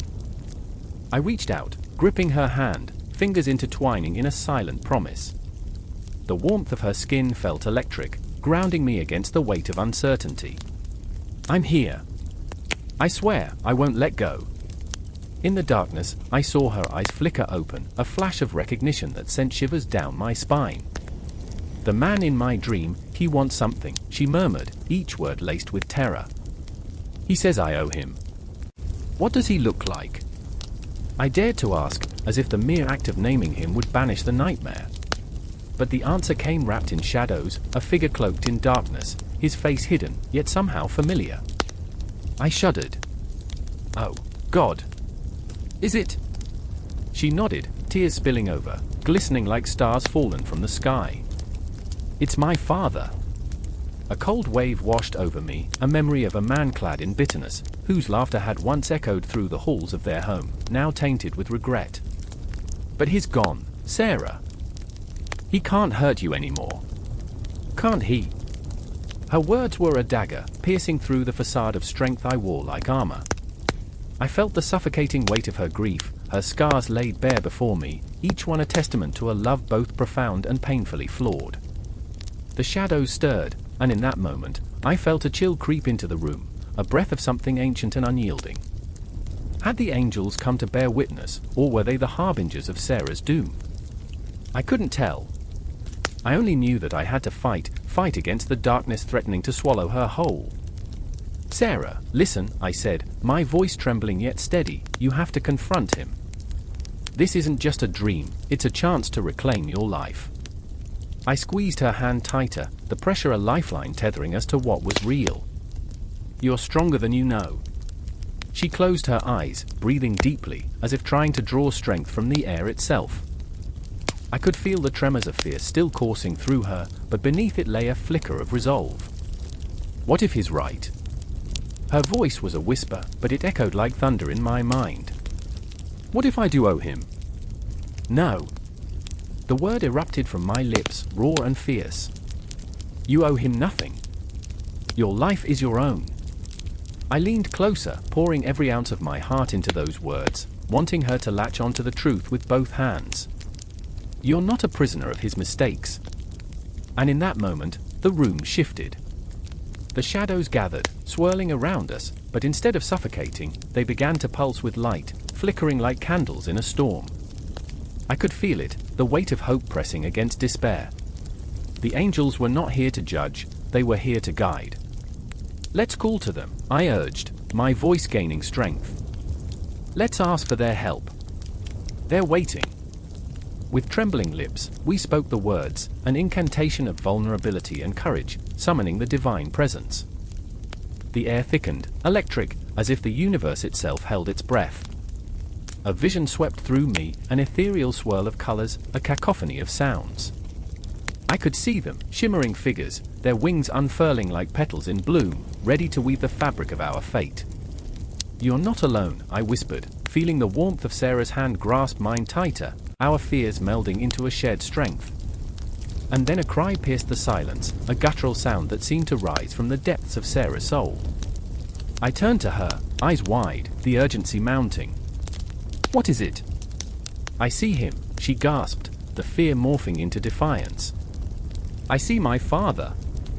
The shadows swirled, morphing into the figure she had described. But in that moment, as she faced the phantoms of her past, I felt an unshakable certainty. The angels' whispers were wrapped in solace, not judgment. They were here to transform her pain into power, to turn her nightmares into a canvas of liberation. As Sarah stood, trembling yet resolute, the room pulsed with an energy that felt both terrifying and exhilarating. I could see the future unfolding before us, a tapestry woven with threads of heartache and hope. The confrontation was inevitable, but so was the salvation that awaited her. I remembered the stories I had read of angels who descended in moments of despair, igniting the courage to face our demons. And in this moment, I felt them with us, urging us forward. Face him, Sarah, I urged, my heart racing. The shadows loomed larger, but I knew they were not there to swallow her whole. They were the fabric of her memories, the ghosts of a life once lived. She squared her shoulders, drawing on an inner strength that was beautiful in its fragility. I owe you nothing, she declared, her voice resounding with newfound clarity. And as she spoke, a light erupted around us, illuminating the darkness, healing the wounds that had long been festering. Spaces between memories began to close, stitching together a life that had been unraveling in the night. And though the confrontation loomed, it was no longer an end, it was a beginning, a chance to rewrite the stories that had defined us. In that moment, we were not just lost souls wandering in the night, we were vessels of divine possibility, our cries echoing into the cosmos, as the angels danced around us, enveloping us in their light, blurring the lines of dreams and reality, casting us into the embrace of the unknown. A chill wrapped around the cemetery like a lover's embrace, the air thick with the scent of damp earth and the weight of unspoken words. The moon hung low in the sky, a voyeur to secrets whispered amongst the gravestones. Shadows stretched long and twisted, as if reaching for something just out of grasp. I could feel the thrum of my heartbeat, echoing in the silence that surrounded me, a drum roll heralding the storm to come. "Why did you leave me?" The voice was a bare whisper, yet it cut through the night like the sharp kiss of steel. It was Lucy, standing at the edge of a grave, her fingers trembling as they traced the letters carved into cold stone. Her eyes glistened with tears that threatened to spill, a torrent of grief barely held at bay. I wanted to scream, to shake her from this stupor of sorrow, but the words caught in my throat like shards of glass. "Lucy!" I called, but my voice felt alien, foreign against the fabric of our shared past. She turned, her face illuminated by moonlight, and the look in her eyes was a tempest of despair. It felt like watching a ship sink, helpless as the water swallowed her whole. "You can't do this to yourself." "I can't let him go," she replied, her voice taut, each word a fragile thread dangling over the abyss. A shiver ran down my spine. The man they buried here, her brother, my best friend, had been the one light in our dark, chaotic lives. The one who laughed too loudly, danced too freely, whose spirit refused to dim. But even the brightest stars must eventually fall. Just then, everything shifted. A sudden gust of wind swept through the cemetery, rustling the leaves like whispers of long-gone souls. And then, a presence, faint, yet undeniable. A figure loomed at the far end of the stone path, cloaked in shadows, their form bending and swaying like smoke. My breath caught in my throat. Was it him? Was it real? Lucy gasped, her eyes widening as she stepped back, her heart racing in sync with the pounding of the earth beneath us. "Do you see that?" she stammered, turning to me, her voice trembling. I think I do." The figure wavered, flickering like a dying flame, and for a moment, I felt the weight of the universe on my shoulders. The Archangels were supposed to guide us, to lead our lost souls home. But we were here, caught between life and death, teetering on the brink of something so immense, so unknowable, that it filled my chest with dread. "Is he in pain?" Lucy's voice cracked, and I could see her mind flailing like a bird trapped in a cage of grief. "What if he's suffering?" "It's not about him," I said, my voice steady, though my heart raced. "It's about us. We need to let him go." "But could we? Could we ever truly release the ghosts that haunted us?" The figure glimmered like a distant star, and I could feel the warmth emanating from it, a stark contrast to the coldness of the graveyard. I took a step forward, and the air crackled with electricity. "Listen to me, Lucy," I urged, my voice low but filled with urgency. "He wouldn't want this for you. He wouldn't want you shackled to sorrow." Her eyes flicked back to the grave, and I followed her gaze, my breath hitching.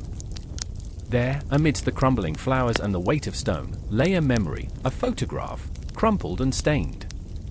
It was of our last summer together, the three of us laughing in the sun, unburdened by the shadows that now loomed over us. It felt like a lifetime ago, yet so achingly close. "I remember," I whispered, the ache of nostalgia flooding my veins. "I remember the way he made us feel alive." "I remember," she echoed, her voice barely above a whisper, the weight of emotion like a tide washing over her. "I remember," the figure flickered again, and with it came a surge of warmth, an inexplicable sense of peace that wrapped around us like a soft blanket. I felt the tension in my chest ease, if only for a moment. The Archangels, their presence was palpable, guiding us through this labyrinth of grief we'd built around ourselves. They were here, urging us to rise from the ashes of heartbreak, to discover the beauty that lay in letting go. "Lucy," I said, my voice breaking, "if he could speak to you now, what would he say?" Her breath hitched, and for a heartbeat, the world fell silent, the moon casting an ethereal glow over the cemetery. I could see the gears turning in her mind, the battle between grief and love playing out in her eyes. "He would tell me to live," she finally said, her voice steadier now, filled with an unyielding light. He would tell me to keep dancing, to keep laughing. And in that moment, something shifted. The figure grew clearer, its form more defined, and I could almost hear the echoes of laughter entwined with the wind, a reminder to us both that life continued, even when faced with death. With trembling hands, Lucy stepped closer to the grave, her eyes shimmering with unspilled tears. "I love you, Ken," she whispered, each syllable heavy with the weight of 1,000 moments shared, the joy, the heartache, the brilliance of living fully. "I love you, and I'll carry you with me." And then, as if in response, a sudden warmth enveloped us, filling the air with a sweet, honeyed scent, the fragrance of wildflowers blooming in spring. The figure pulsed with light, illuminating the night, and for a moment, I could feel Ken's laughter intertwining with the very fabric of the universe, threading itself through our hearts, binding us together through the ether of existence. "Let go," I urged softly, the words a mantra now, a gentle push against the tide of sorrow. "You are free, Lucy. We are free." As she began to smile through her tears, a crack of thunder rolled across the sky, and the shadows quivered, almost in recognition. The Archangels were here, their presence shimmering like starlight, guiding us through the darkness, reminding us that even in death, there was a path to the light, a journey beyond the grave filled with hope, laughter, and the echoes of love everlasting. But in that single moment of revelation, a question simmered just beneath the surface. If this was merely the prelude, what awaited us on the other side? With breath held tight, we steeled ourselves for the truth that lay ahead. The adventure was far from over. The clock ticked ominously, each second echoing in the deserted hall like a heartbeat gone wrong. The candles flickered, shadows dancing on the stone walls, whispering secrets too wicked to be spoken aloud.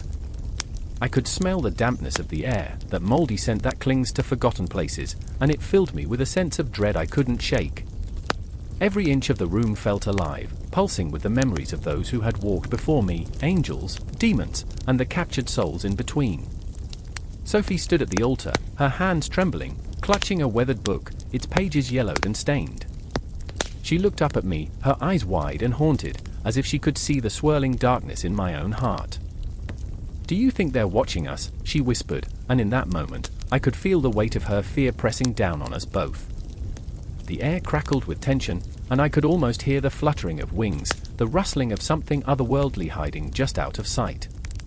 I remember, I started, but the words lodged in my throat like a swallowed stone. I remembered the stories my grandmother told me at bedtime, tales of celestial beings and shadowy fiends, of battles fought in the heavens and the depths of hell. She'd said that angels were guardians, protectors of the innocent, but demons? They were the echoes of our darkest selves, lurking just behind our eyes. I'd thought it was all nonsense, bedtime fantasies to scare a child into behaving. But here, in this cold, dark place, the line between myth and reality blurred like the smoke curling from the candles. Then there was Adrian, pacing back and forth, his brow furrowed in desperation. He was the skeptic, always the one to roll his eyes at the supernatural, yet here he was, caught in the web of fear that Sophie and I had spun. "It's just a story," he muttered, his voice cracking, but his eyes betrayed him. "Just a myth." Yet every time he glanced at Sophie, every time he heard the distant sound of rustling, his conviction wavered. I could see it, the way his breath quickened, the way his hands clenched into fists at his sides. The shadows grew darker, stretching towards him, whispering promises of lost souls and ancient curses.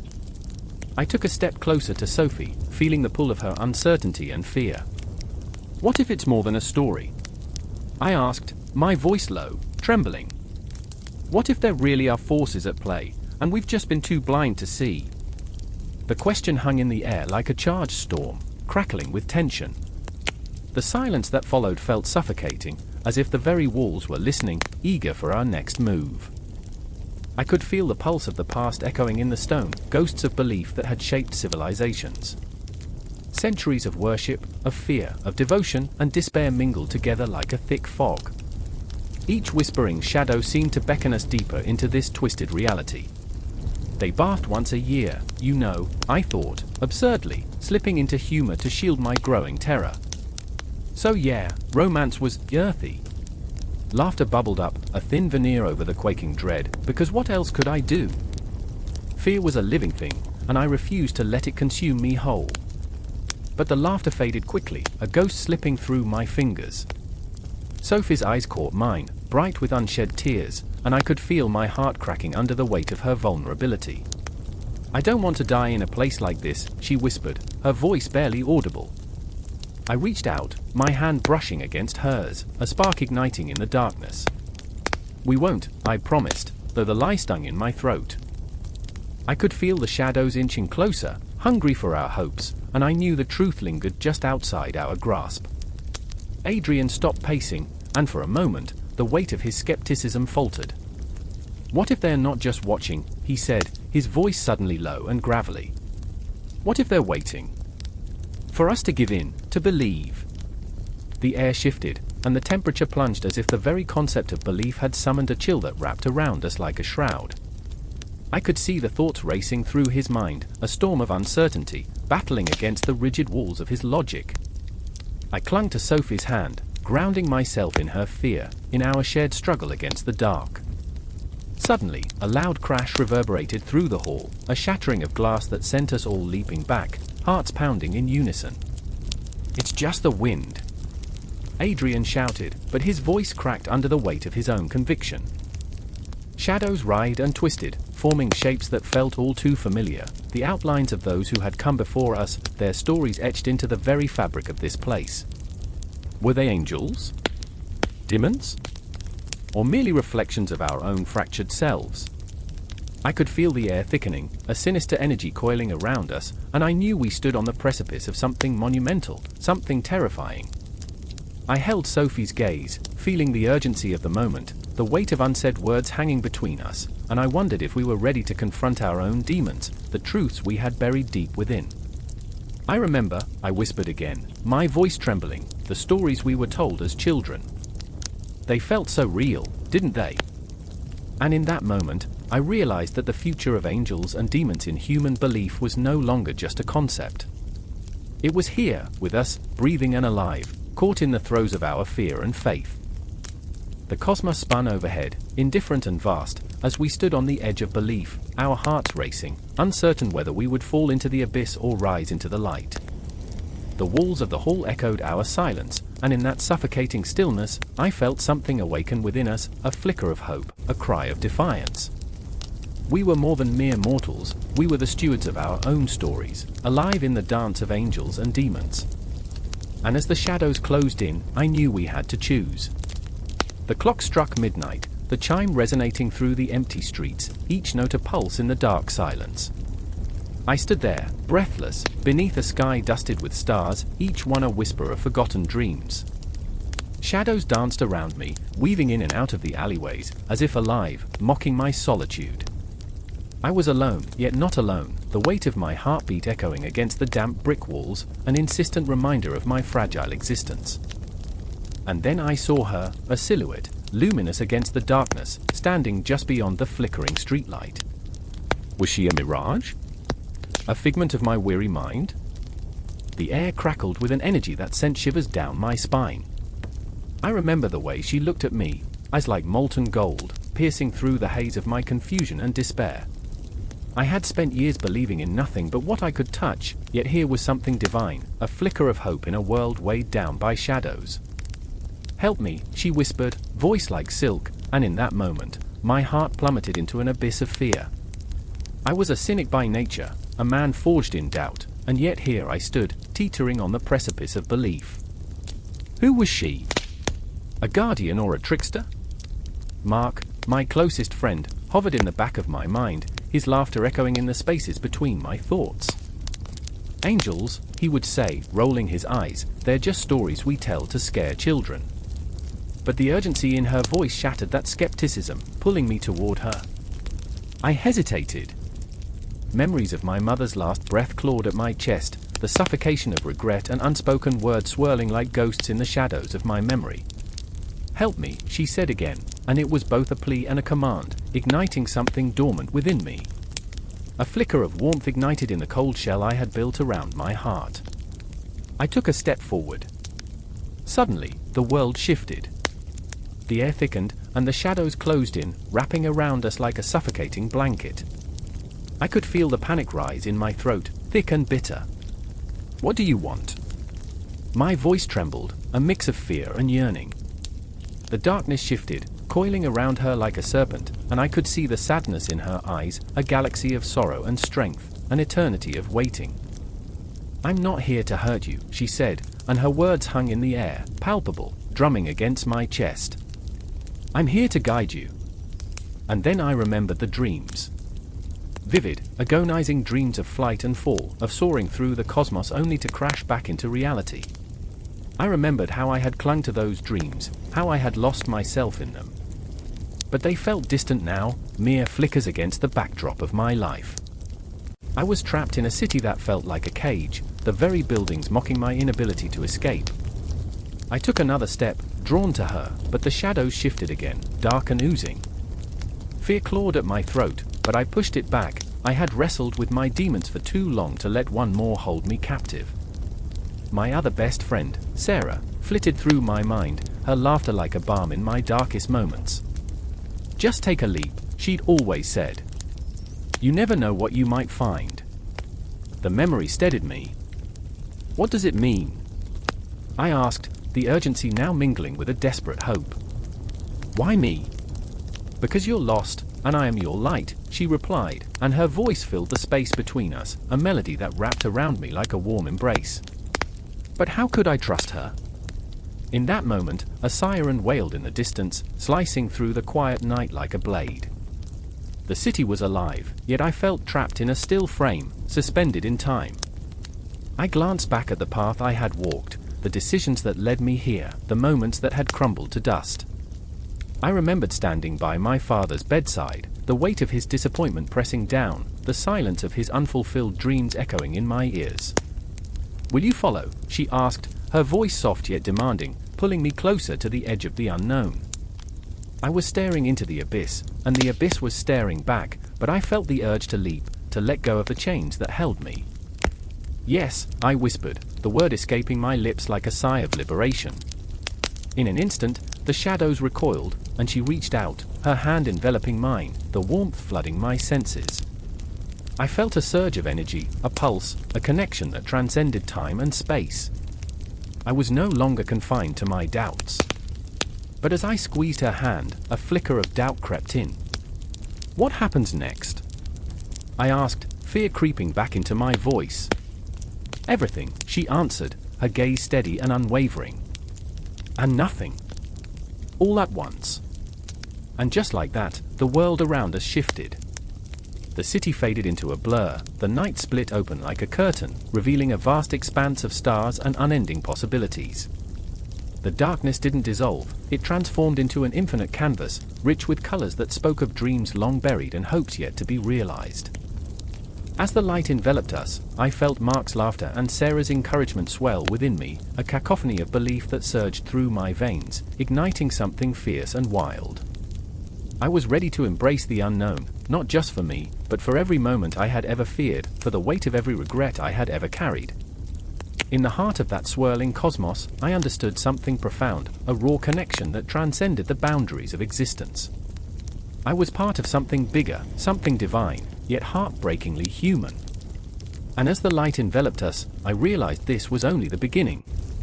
The confrontation I had long avoided was finally here, and the shadows that once haunted me were now faded echoes, mere whispers of a past I was ready to leave behind.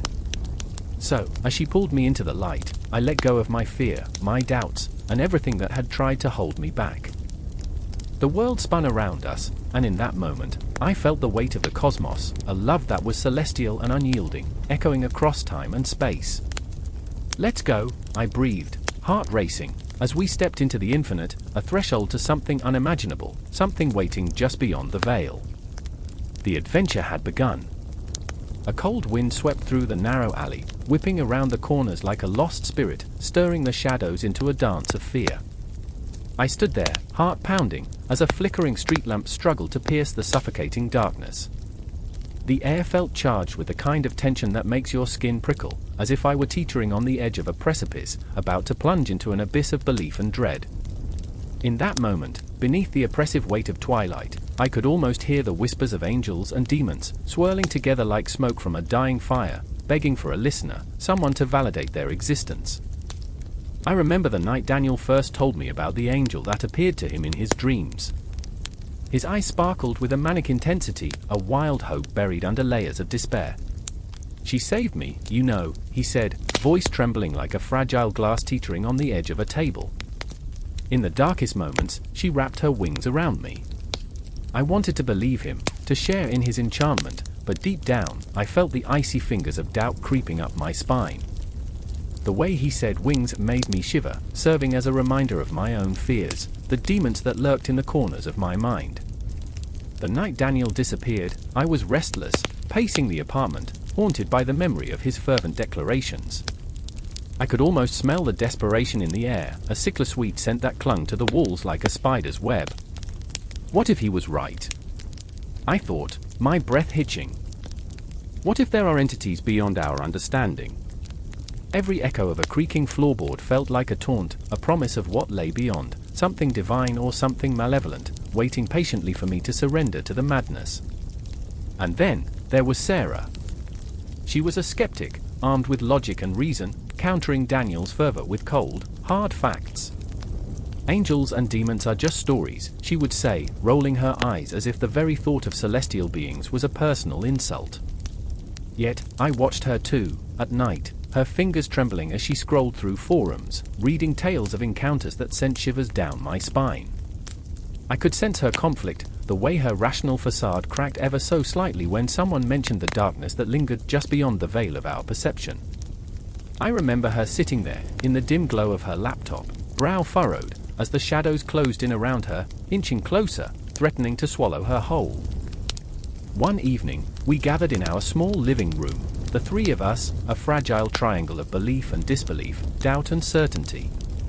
The air was thick with unspoken words as we discussed the haunting story of an ancient man who claimed to have seen the gates of heaven and hell. Daniel spoke with fervor, his voice rising and falling like the tide, while Sarah shot him skeptical glances, arms crossed defensively. I felt torn, a pendulum swinging between their worlds. What if we're all wrong? I whispered, almost to myself, but the weight of the silence that followed felt like a physical blow.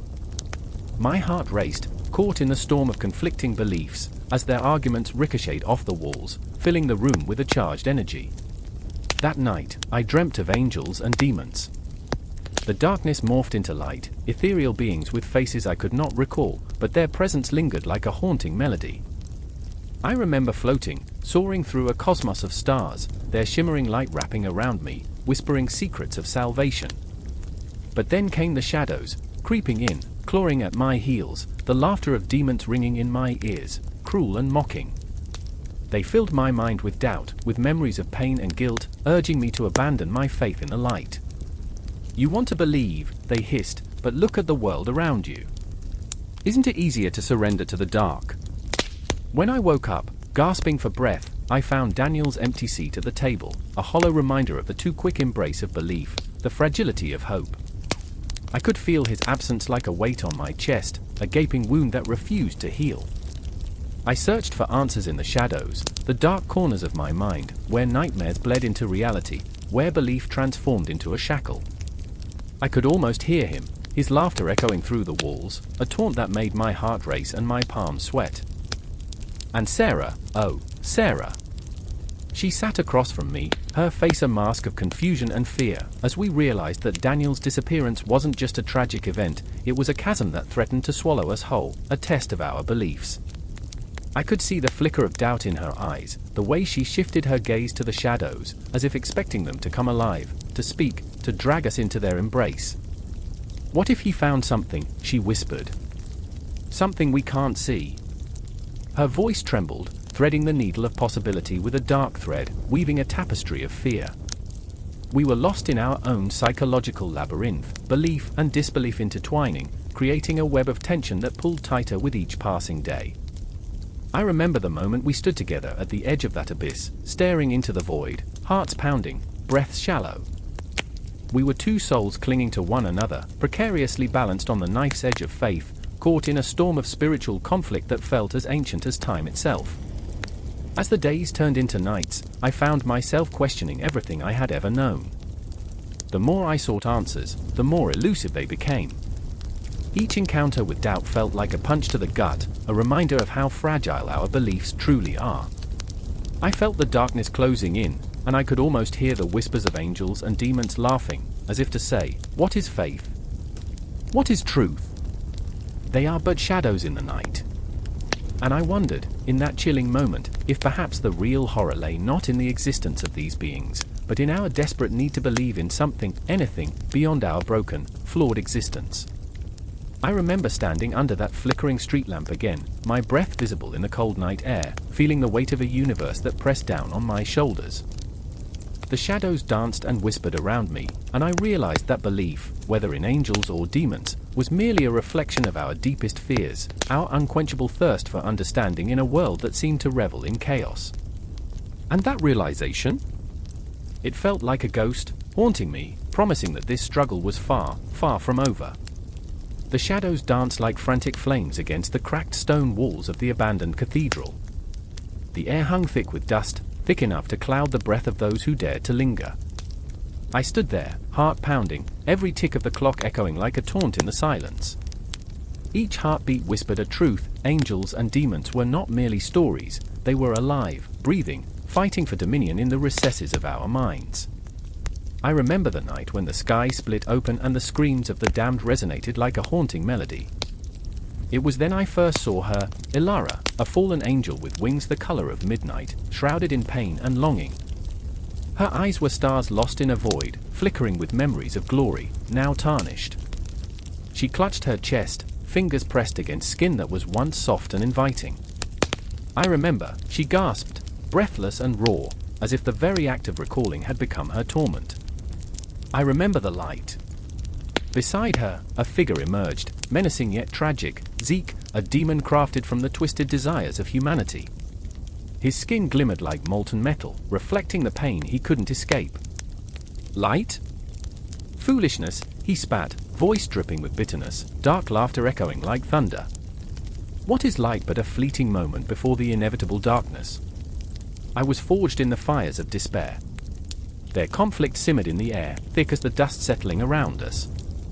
I could feel the tension, the raw energy crackling between them like an electric storm. And me? I was a ghost caught in a web spun from their tangled pasts, an observer of their heart-wrenching dance. I grasped at memories, my own emotions swirling in the chaos, fragments of my life drifting like debris in a flood. I had loved, oh, how I loved, and lost in ways that made the ground feel unsteady beneath my feet. Ilara's gaze pierced through the darkness, searching for salvation. There was a time, Zeke, when we belonged to one another. When angels and demons were not enemies, but partners in fate. Her voice wavered, each syllable heavy with longing. The very idea of unity between the damned and the divine stung like a phantom wound. Zeke recoiled, the memories clawing at him, twisting his features into a mask of anguish. You talk of fate as if it were a gift. You think I chose this? This existence? His voice cracked, revealing the fragile human heart beating beneath the veneer of cruelty. I was betrayed, Ilara. And now, I am nothing but a shadow of what I might have been. The weight of his words settled over us like a shroud. I felt the chill of regret in the air, unwelcome yet unavoidable. I was drawn to them, not as a participant but as a witness to their tragic ebb and flow. Time is a cruel mistress, I murmured, almost to myself. It twists dreams into nightmares, turning lovers into adversaries. I could feel their eyes on me, demanding attention, seeking validation for their shared torment.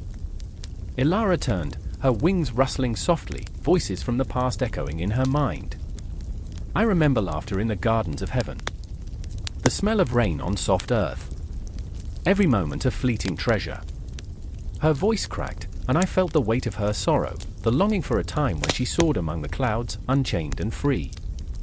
Zeke took a step closer, shadows curling around him like an embrace. And I remember the taste of blood, the thrill of chaos.